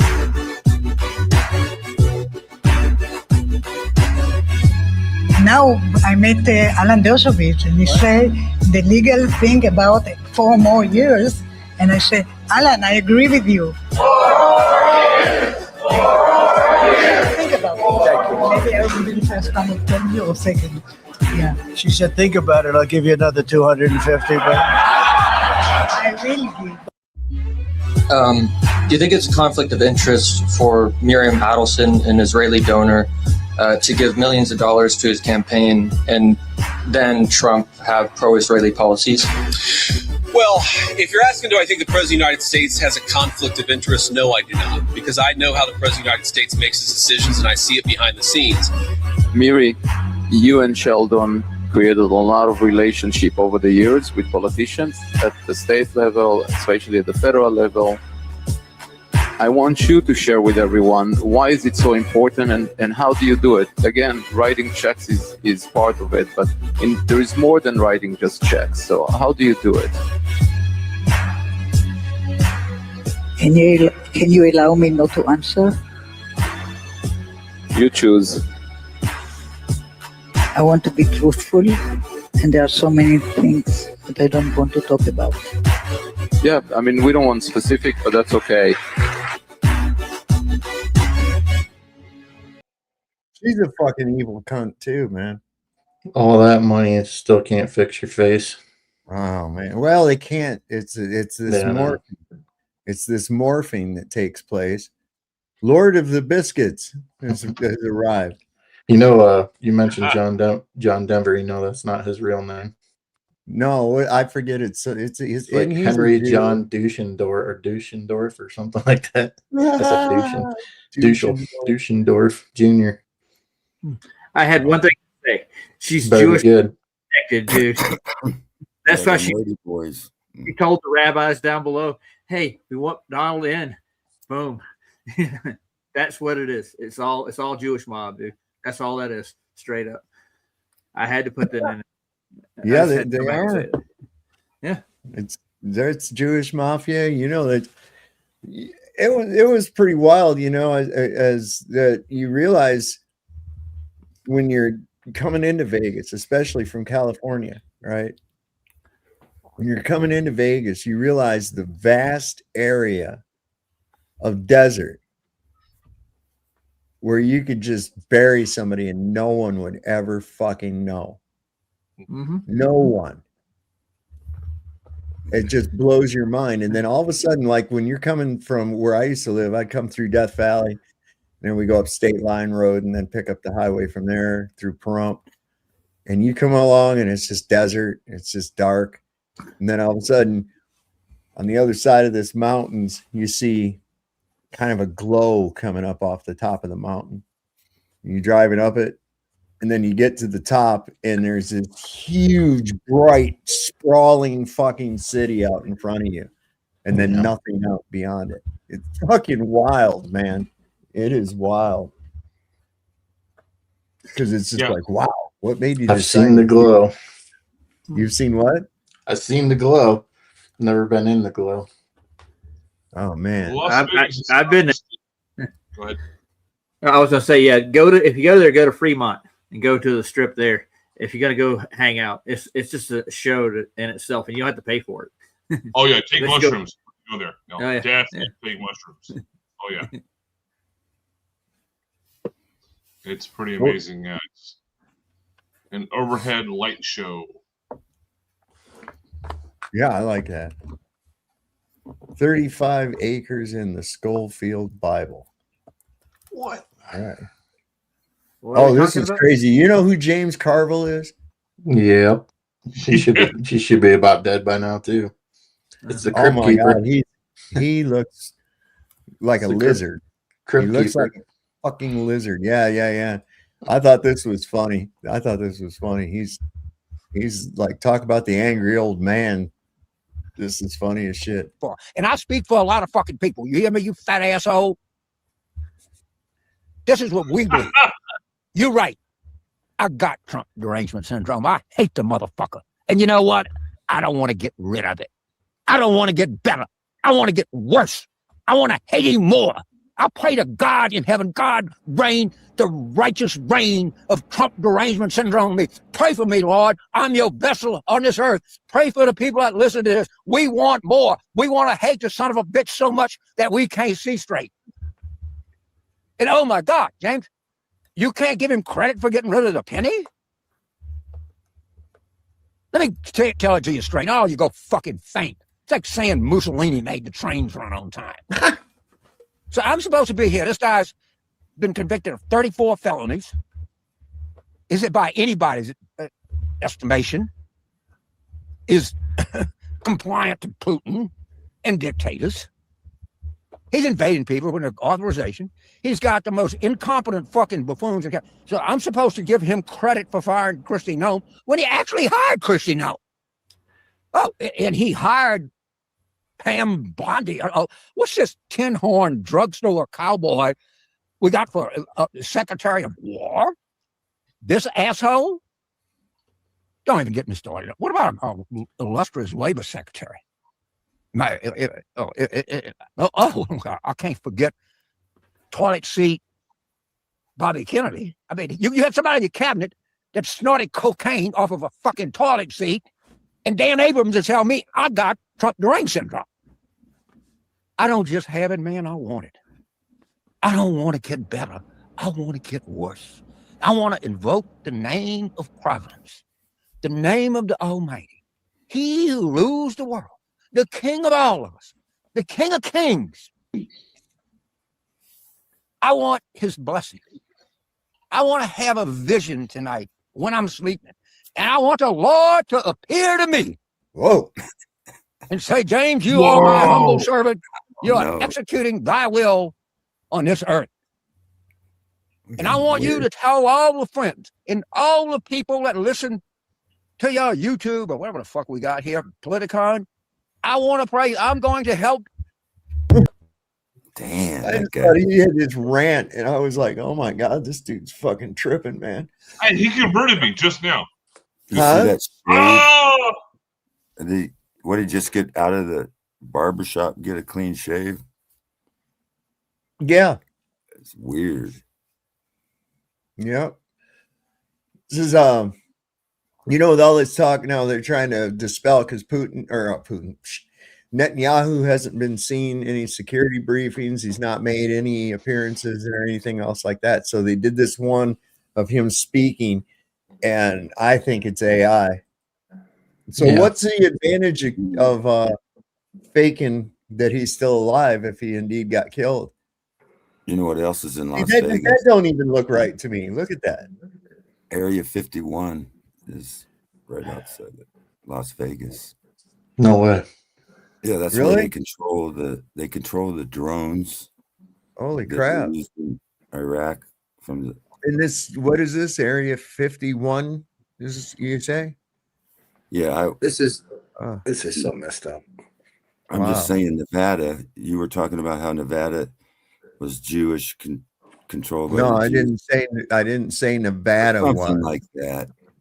Las Vegas. Las Vegas is a city, but right outside of Las Vegas, Nevada. Right outside of Vegas is Area 51. Really? And I found out that the drones used in the Iraq War were controlled from Vegas, and it's so that's the connection I was just trying to give you. It was Henderson Field. They weren't at Area 51. Area 51. Yeah, Henderson is right next to Vegas, not Area 51. Dude. My brother lives in Henderson, actually.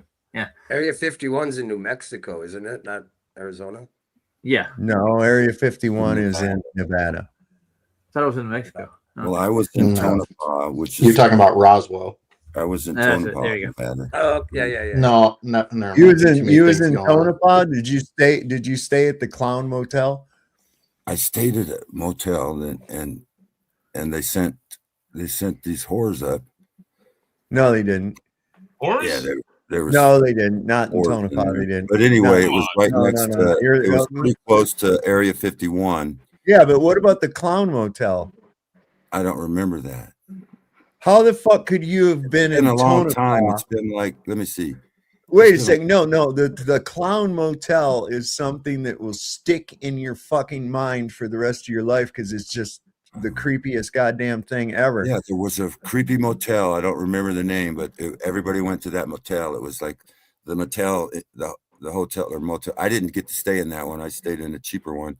I was working as a driller outside of Tonopah. We were drilling for silver, and supposedly we hit a vein or something. And it's a lot of silver minings around there. And I was just a miner. I'm just saying, I spent some time in Tonopah, and there were a lot I of don't think that's true. I think that if you'd been in Tonopah, you would be full aware of the Clown Motel. I didn't have time to think. I was Dude, working. there's not that much in Tonopah. I've been there. He was just a miner. Hotel. We worked all fucking day, 12-hour shifts, and we worked all day, slept all night. All right. Anyway, this thing where they're probably showing AI of Netanyahu because he's most likely fucking dead.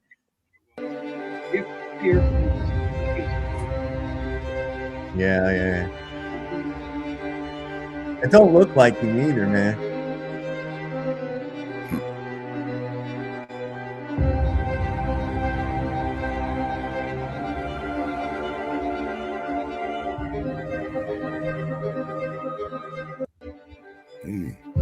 Yeah, look, that many outlets reporting that he's been smoked.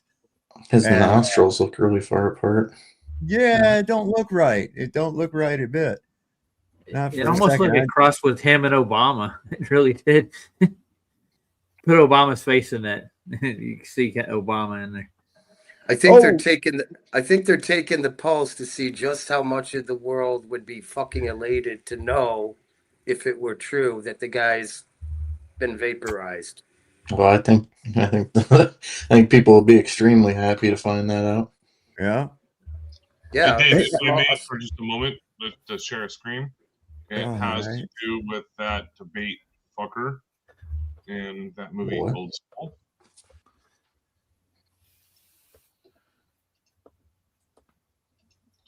So, yeah, it's one of my favorite comedy movies. One of, even though I'm losing respect for it with years. But either way, I'm not going to get. Is this who owns this? It's for movie clips. It's not owned. You won't get a strike. No, it's a clip. You're allowed to share clips. Otherwise, they'd be striked. There you go. No we got sound. Volume. Say what? There's no volume, sir. Oh, fuck me. Damn it. You got some biscuit sauce? I mean, honey sauce. I actually bought more biscuits tonight on my way home from work, but I'm not making it tonight. No. Damn it. That's tomorrow. All right. I'll do it. Don't worry. No, we believe you. Super excited. Anyway, you want to see something real cool while he's getting that ready. This is pretty cool. I never thought about this before, but this is an adoption event for dogs where they choose their human. Oh, no. There you go.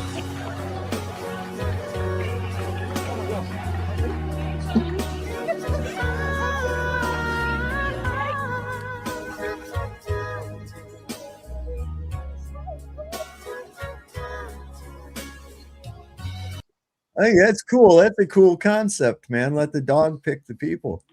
Now you just made me want to go get a dog, Sav. I appreciate that. Cubby, I can see you with a pit bull now. Good. Hey, There's a lot of good fur babies out there that need good homes, man. Yeah, that's a good way to get the to figure out who the real demons in this world are, because there are some messed up dogs that have been tortured. So if some crazy dog, that one's a bad. Let's watch this guy. Dogs that's know. Good, man. That's a filter. Dogs know, man. Yeah, they do. Yeah. Brandy was the most gentle dog ever, right? She was so just the sweetest thing. And I remember one time we was pulled up at I was at a gas station, like a market at the store. I was parked in front of it. And this woman got out, pulled up next to us and got out of her car. And she didn't do anything unnormal or anything like that. And Brandy went off at the window wanting to get at her and just fucking devour her. And I'd never seen her like that before. And I was like, oh, I'm going to wait till that bitch comes back out before I go in. I'm not fucking, there's something wrong with her. Something fucking wrong with her bad. But that was crazy. I'd never seen her like that. And only a couple times had I ever seen her act that way. Because she was friendly as hell. Yeah. On my That happened similar thing too. One time I was at my buddy Mikey's. He had like this pit bull or something else mix. But we had went, this is quite a ways back ago, but we had went to the bar and we came back and this one chick came, where's a bunch of us, and this one chick came back with us. His dog would not stop freaking out on that chick until she left. But that dog wanted to get at her so bad. Oh God! If he would have let her, he would. That dog would have tore her. Have I missed something? But does the Trump family not have a dog? Because I thought it was kind of tradition that the first family is supposed to have a dog. Yeah, they don't have one. No. Yeah, they don't. And it's funny don't because have one. Bush's dogs, like that. Usually the dogs have been hating their so-called president owners. Like they try to like, look at me, I'm with a dog, and the dog's like, get the fuck Biden's away dog from me. kept biting him. Yeah. I've been getting on my algorithm. I've been getting a lot of like clips about how animals are being adopted by other animals, and like a dog will find a lynx or something, and then they'll raise this lion in the house, and how the lion will always remember the owner for saving its life. And their animals are very unconditional. I mean, yeah, that's totally free as that's why I'm getting that on my damn algorithms, man. As free as the grass grows, born free. That's the literal fucking story of Born Free. If you ever saw that movie, that was the first movie my parents ever took me to, and I loved it. I remember that. Here is my favorite debate, even though it's comedy, and Will Ferrell I don't respect very much anymore, but it's him versus James Carville in this particular movie. And if it doesn't have audio, I give up at this point. It's like 2 minutes long. No big deal. Just for brevity's sake. Welcome, everyone, to the official debate section of the Charter Review. Unfortunately, the captain of the university debate team had a scheduling conflict. Yeah, so we had to bring someone else in to fill in for this event. Ladies and gentlemen, please welcome the co-host of CNN's Crossfire, famed political consultant, the Raging Cajun, Mr. James Carville.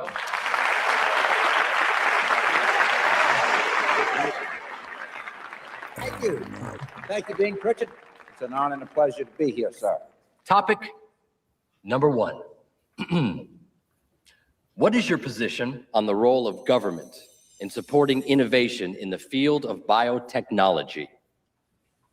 Well, Dean, I'm glad that you asked that question. Actually, I'd like to jump in and take that one, Jimmy, if you don't mind.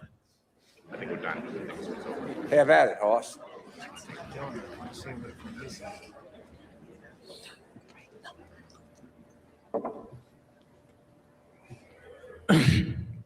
Recent research has shown that empirical evidence for globalization of corporate innovation is very limited. And as a corollary, the market for technologies is shrinking. As a world leader, it's important for America to provide systematic research grants for our scientists. I believe strongly there will always be a need for us to have a well-articulated innovation policy with emphasis on human resource development. Thank you.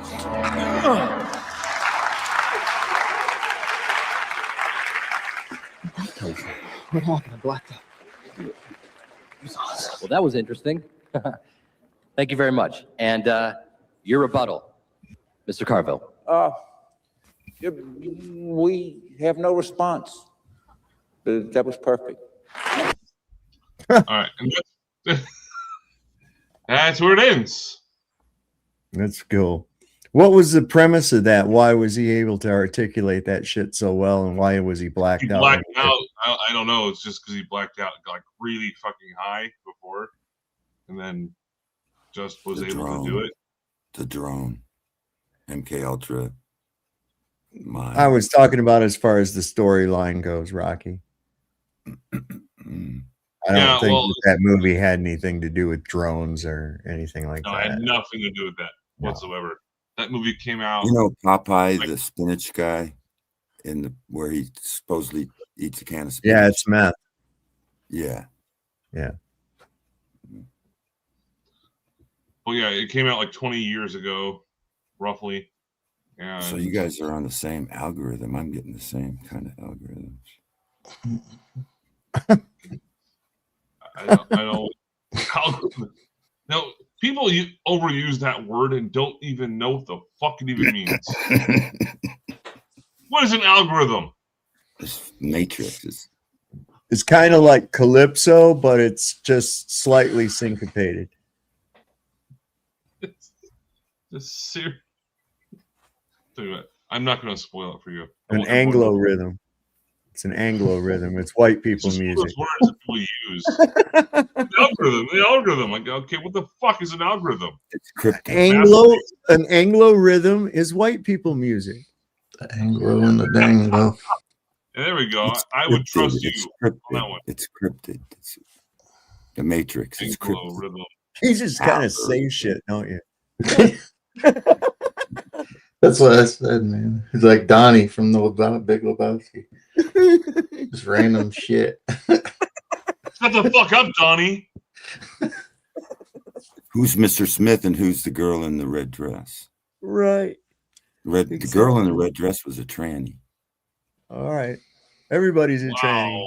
I will fully admit that That's the whole joke. You know, in the Matrix, the two people that did that movie, what'd they do? They turned, what did they do? They turned tranny. Yeah, Mr. Smith is what you've been taught in school. That's who Mr. Smith is. That's beyond me, but brainwashed. And Mr. I have Smith been told your government education. That's who Mr. Smith is. You know what's the difference between a plastic surgeon and an auto mechanic? I don't know. Nothing. They both work on trannies. Oh. Steven Spielberg dropped the trailer for Disclosure Day. This is the movie that's coming out from him. Yes, not in prison yet. Not yet. Hopefully he will be. It doesn't matter. It's worse for him when he leaves this world, that's for sure. Yeah. He can never leave this world. I was about to say you can't leave this world. No. That's the problem. So the movie I recommend for everyone to watch, I will promise I'm going to go on mute after the little statement I'm making right now, is to watch the movie Mercy, which is it's pretty fucking good. I already watched it. What do you think? It was okay. I mean, it's worth a watch. I'd say. Yeah, it's pretty fucked up, but yeah, it's worth a watch. Called Mercy. I don't know. All right, that's all I have for now. Mercy, what's it about? I might have seen it. It's got Chris Pratt, and he wakes up in this this courtroom that he created. It's called the Mercy Court, right? And and then he's convicted of killing his wife, and then he's got like a certain amount of time to prove that he didn't do it. But I mean, it's worth the watch, like I said. But there's certain aspects of it. It's like you could have done better. They make AI seem human. It's total fear porn, is what it is. That I don't know. It's a rabbit hole. I don't want to get going too far. Yeah, it's just about how AI is becoming the law, and he has 90 minutes to prove his innocence, and he has access to every single resource of the internet possible in 90 minutes. The thing is that the whole movie could be solved in a second when AI would know everything beforehand. And he's sitting there. Yeah, okay. That's the part of it, but yeah. It's worth a watch. I saw one though recently. It's kind of along those lines where this guy kidnaps this judge and this other dude, and he just ends up killing the other dude to let the judge know he means business. And he's live streaming this shit, and they can't figure out where he's at. And he's conducting a trial on the judge for murder for having put the wrong man to death for a crime. And the audience is the jury. So he's got this interactive live stream going that they can't find. And he's having this trial with the judge. It's pretty fucking good. It's got Donald Sutherland plays the judge. It cuts this dude's fucking finger off, his thumb off with a pair of gardening shears, man. That was heinous. And then he ended up with a bag over his head and shooting him in the head. What I don't like the most about that is the Mercy movie is that they're trying to come out with more and more of those to like get everybody used to it, like desensitize it. It was like, this is where we're headed. They're kind of like soft disclosure, like this is what's going to happen, and get everybody like okay with the idea of it all. And that's what bothers me the most about it. But I know that this movie here has it's been highly anticipated, I guess. You know, people looking forward to the release of it, and now the trailer's out, so maybe we'll see it soon. We'll see. Does the trailer make it look worthwhile? Let's see. What did you steal? Secrets. The data they paid me to protect. Are they people?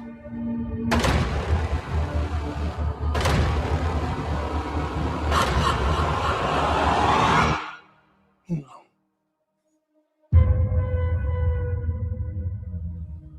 Good morning, Kansas City. Let's take a look at today.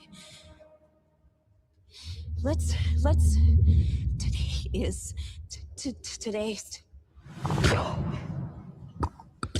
Do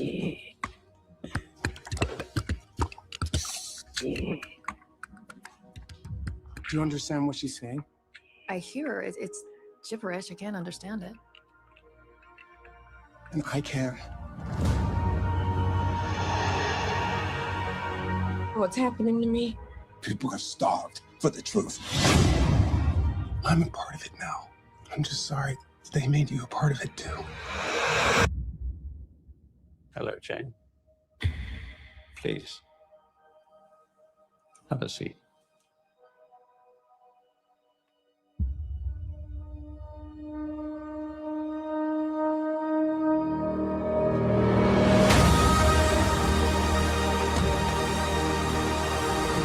This 79-year terror campaign of lies has to end. What are you gonna do? Full disclosure to the whole world. That truth will upend all established order across the entire world. If you do this, there's no undoing it.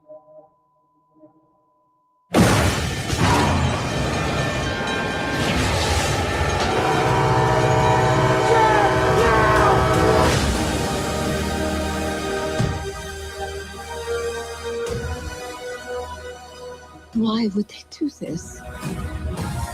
When the time is right, everything will become clear.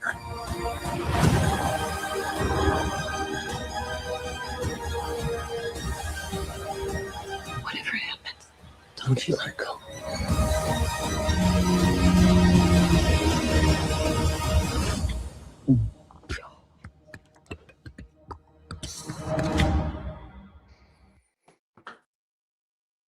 I'll wait for it to come out on a streaming service or something. I probably won't. Oh no, they're using Spielberg to release Project Bluebeam.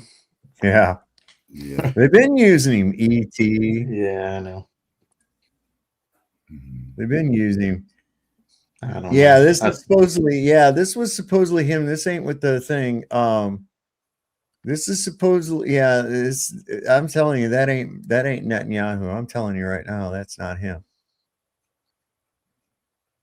Let's hear it. Alien. De l'État d'Israël, j'ai mené des actions qui ont été sues ou insues qui ont porté atteinte aux capacités du régime des ayatollahs. Vous avez d'autres. Deuxièmement, ils ont créé. Fucking head ain't right either. Yeah, that ain't him. He ain't speaking English. No, that's French. I think that's French. I know. I'm just joking. What? Netanyahu's French? I didn't know that. I thought he was Polish. Oh, this looks like a fun game. Would you play this with your friends? Would you play this? So like some BDSM shit. Look at what we got going on here. We got mouse traps all over the floor. Okay, we have mouse traps all over the floor. And the one guy's blindfolded with a belt, and the other guy, they're both barefoot. And the other guy's got these things that look like they're sticking out to make his feet longer, something yellow on there. So this is some kind of a game that they have. Oh, they're squeakers, so he knows where he's at. Ow!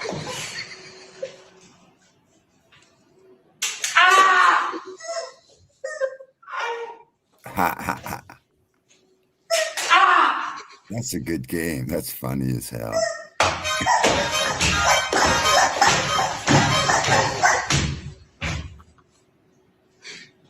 It's a pretty good loop too. Well, he's got a fucking harmonica in his mouth, so when he breathes, it makes that noise. It's a Temu Squid Games kit. So, to answer your question, Dave, I would. Wait just a minute. I want to see who wins. No one.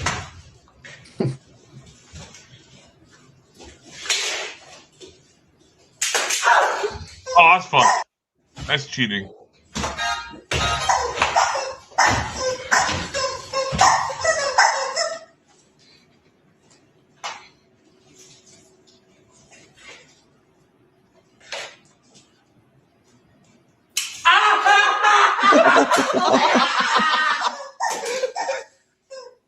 That's called cactus.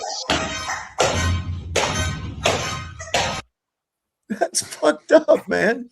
Oh, I'm gonna say I would play that because that's simple. Because what I did with my buddies in my wrestling and football team and basketball team, we would go out to a random part of like a big area and all grass, usually elementary schools. There were not. Anyways, we'd all have BB guns, and we'd have BB gun wars, and we would literally just fucking shoot each other. It was like playing tag with BB guns.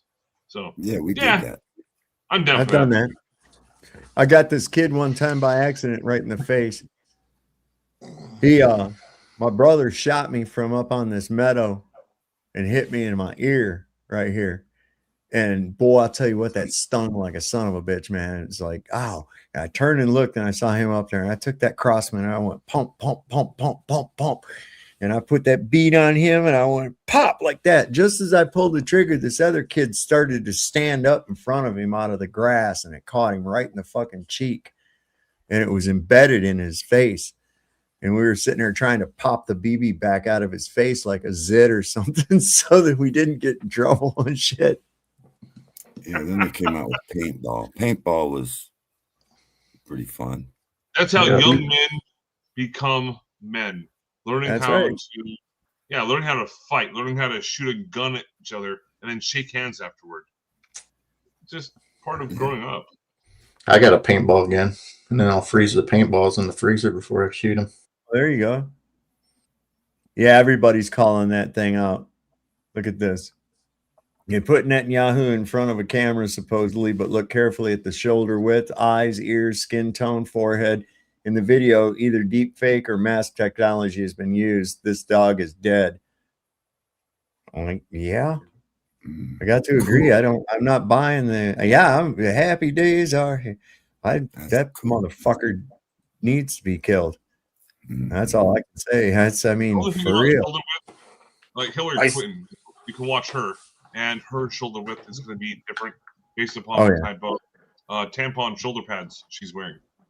So, I don't know if that's exactly a viable piece of evidence, but I don't know. The one where they were showing his lip morphing around was kind of interesting too. Yeah, he's dead, man. They can't hold that forever. Yeah, they throw each other. I don't know, but there's the other info that he ran his ass away to Berlin. So I mean, which one is it? Did he stick around and get vaporized, or I don't think anybody. Look, he couldn't be spending all his time flying around in a jet, and nobody would let him come into there for very long. Every place he went, they were like, "No, you got to get out of here. You're making us a target." He'll probably come back as somebody else. Well, he does. Yeah, he does have an arrest. He does have a valid arrest warrant out there in the world, except of course the United States. But I think at any cost, somebody should have by this point in time forced his airplane down to land and then arrested him. But I'd rather see him dead. And if he is, which I believe, if he is dead, I hope that his last moments were extremely painful. Well, they got his brother too, right? Ben Gurion. Yeah. Didn't they supposedly get Ben Gurion? I don't know which one's worse. Ooh. These are good times. Yeah. Is there somebody backstage, Dave? Yeah, Dave's here. Sorry about that, Dave. Wow, where you been, bro? You're muted or something. There's no sound coming from Dave Sims. Nope, don't hear a thing. Don't hear a thing. Work out your sound. Work out your sound. Bring out your dead. What are your cigarettes telling you? My cigarettes don't tell me anything except smoke me. Here's a Holocaust survivor woman telling her story of how the Germans pounded a foot-long nail into her head until it put her in a coma. Then she woke up again, gassed her, but it didn't work. Sterilized her, but it also didn't work because she had a kid. Listen to this crazy shit. They'll just tell any fucking story. That sounds like another anti-German bullshit.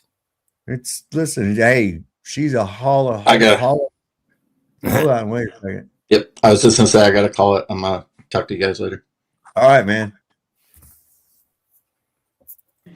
That long nails are that size, and my little finger thick, and then they nailed it in my head. That was hurting like crazy. I was screaming, and I was going in a coma, and then I finally come out, and there was that nail in there. And nobody was helping because they didn't like, all the Germans hated Jewish people. For some reason, whenever they put me in the line, I never did get poisoned. I mean, they poisoned me, but it didn't work. Well, anyhow, at one time they sterilized me. But when I was 18 years old, I had my first child. A sterilized person cannot have a baby. The Nazis, they were fleeing. So they nailed us to the walls or hung us. I was hanged like that at the wall. And there's a chain here that is made out of knives. So when you move, you cut yourself. That's why I have that cut here on my chain. See here?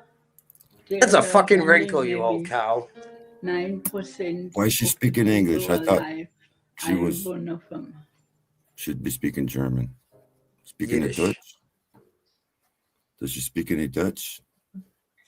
My uncle originally came from Germany, Rocky, and after living in the United States for a short while, he learned the English language and spoke English and not German. That was really handy because it made most people able to understand him.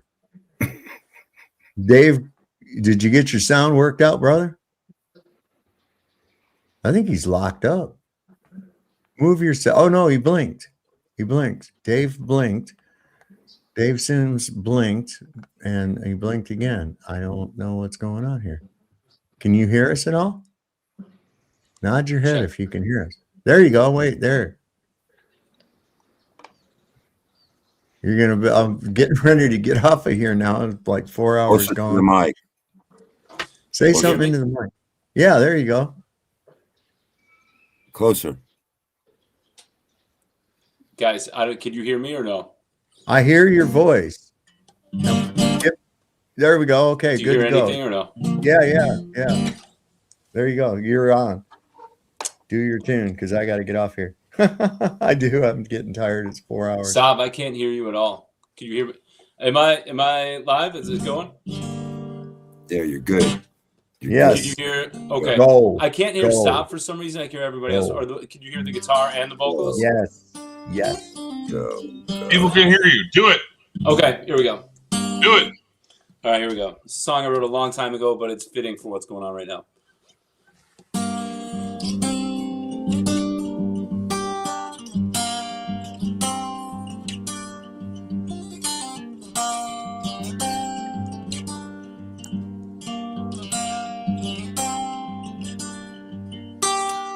What do we do when our nation is torn?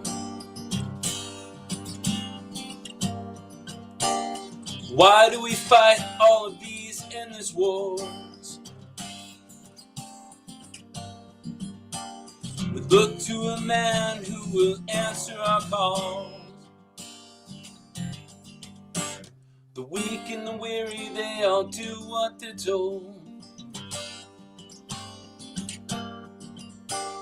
The men we vote in, they're all bought in their soul.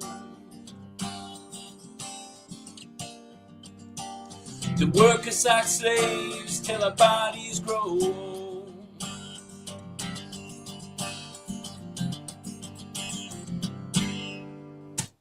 When liberty and justice all goes out the door.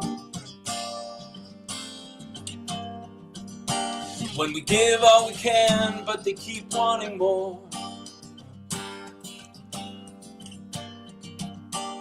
It's time to rise up and take back what is yours.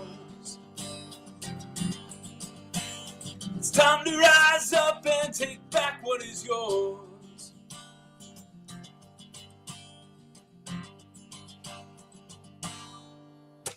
When we give up our lives for a name on a wall. We crawled through the trenches for you to stand tall. What gives you the right to take from us all?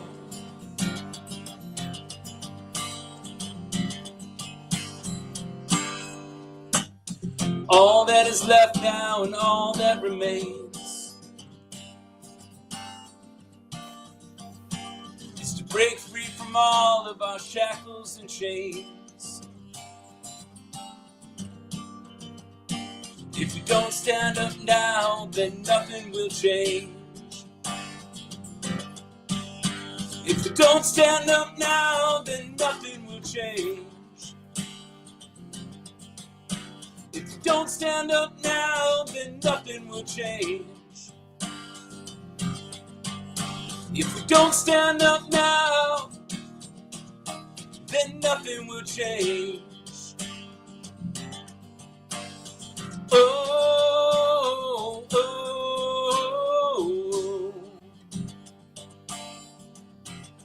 oh,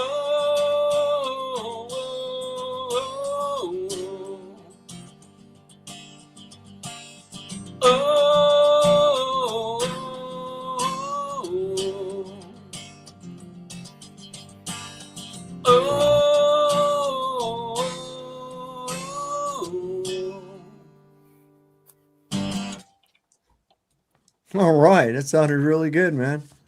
I like that. That's a good one. You need to record that, dude. I can't hear anybody still. I don't know. Can you hear me? Yeah, I hear you. Yes, we can. All right, read the chat. Thank you, Sam. I can't hear you. I'm going to log off, but thank you, man. All right, man. I'm getting ready to go anyways. Just one more little bit of evidence. Hang on one second.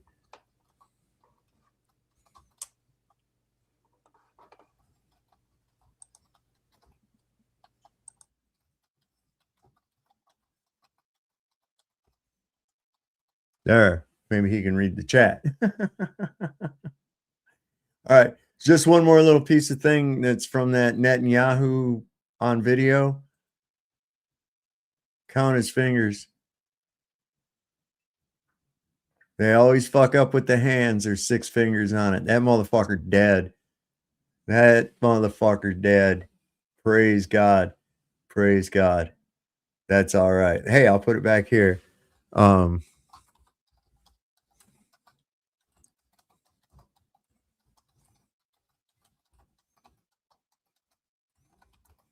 Hopefully he can see that in the private chat, and then I'll help him. Anyway, guys, it's been great having everybody up here, all the people in the audience. Really freaky glitch there at the beginning of the show where we had like 800 fucking people watching, it said. I don't think that that's for real. But anyway, we'll see when the analytics come out when this is all over. Just to remind everybody, don't forget, we always say this, never forget the Lord loves a working man. Don't never, ever, ever, ever trust Whitey. See your doctor and get rid of his ass because he'll probably kill you. And you heard the shot, probably wasn't meant for you, but you'll want to duck anyways. We'll see you next time on Sovereign Soul, Unchained Mind. Good night, everybody.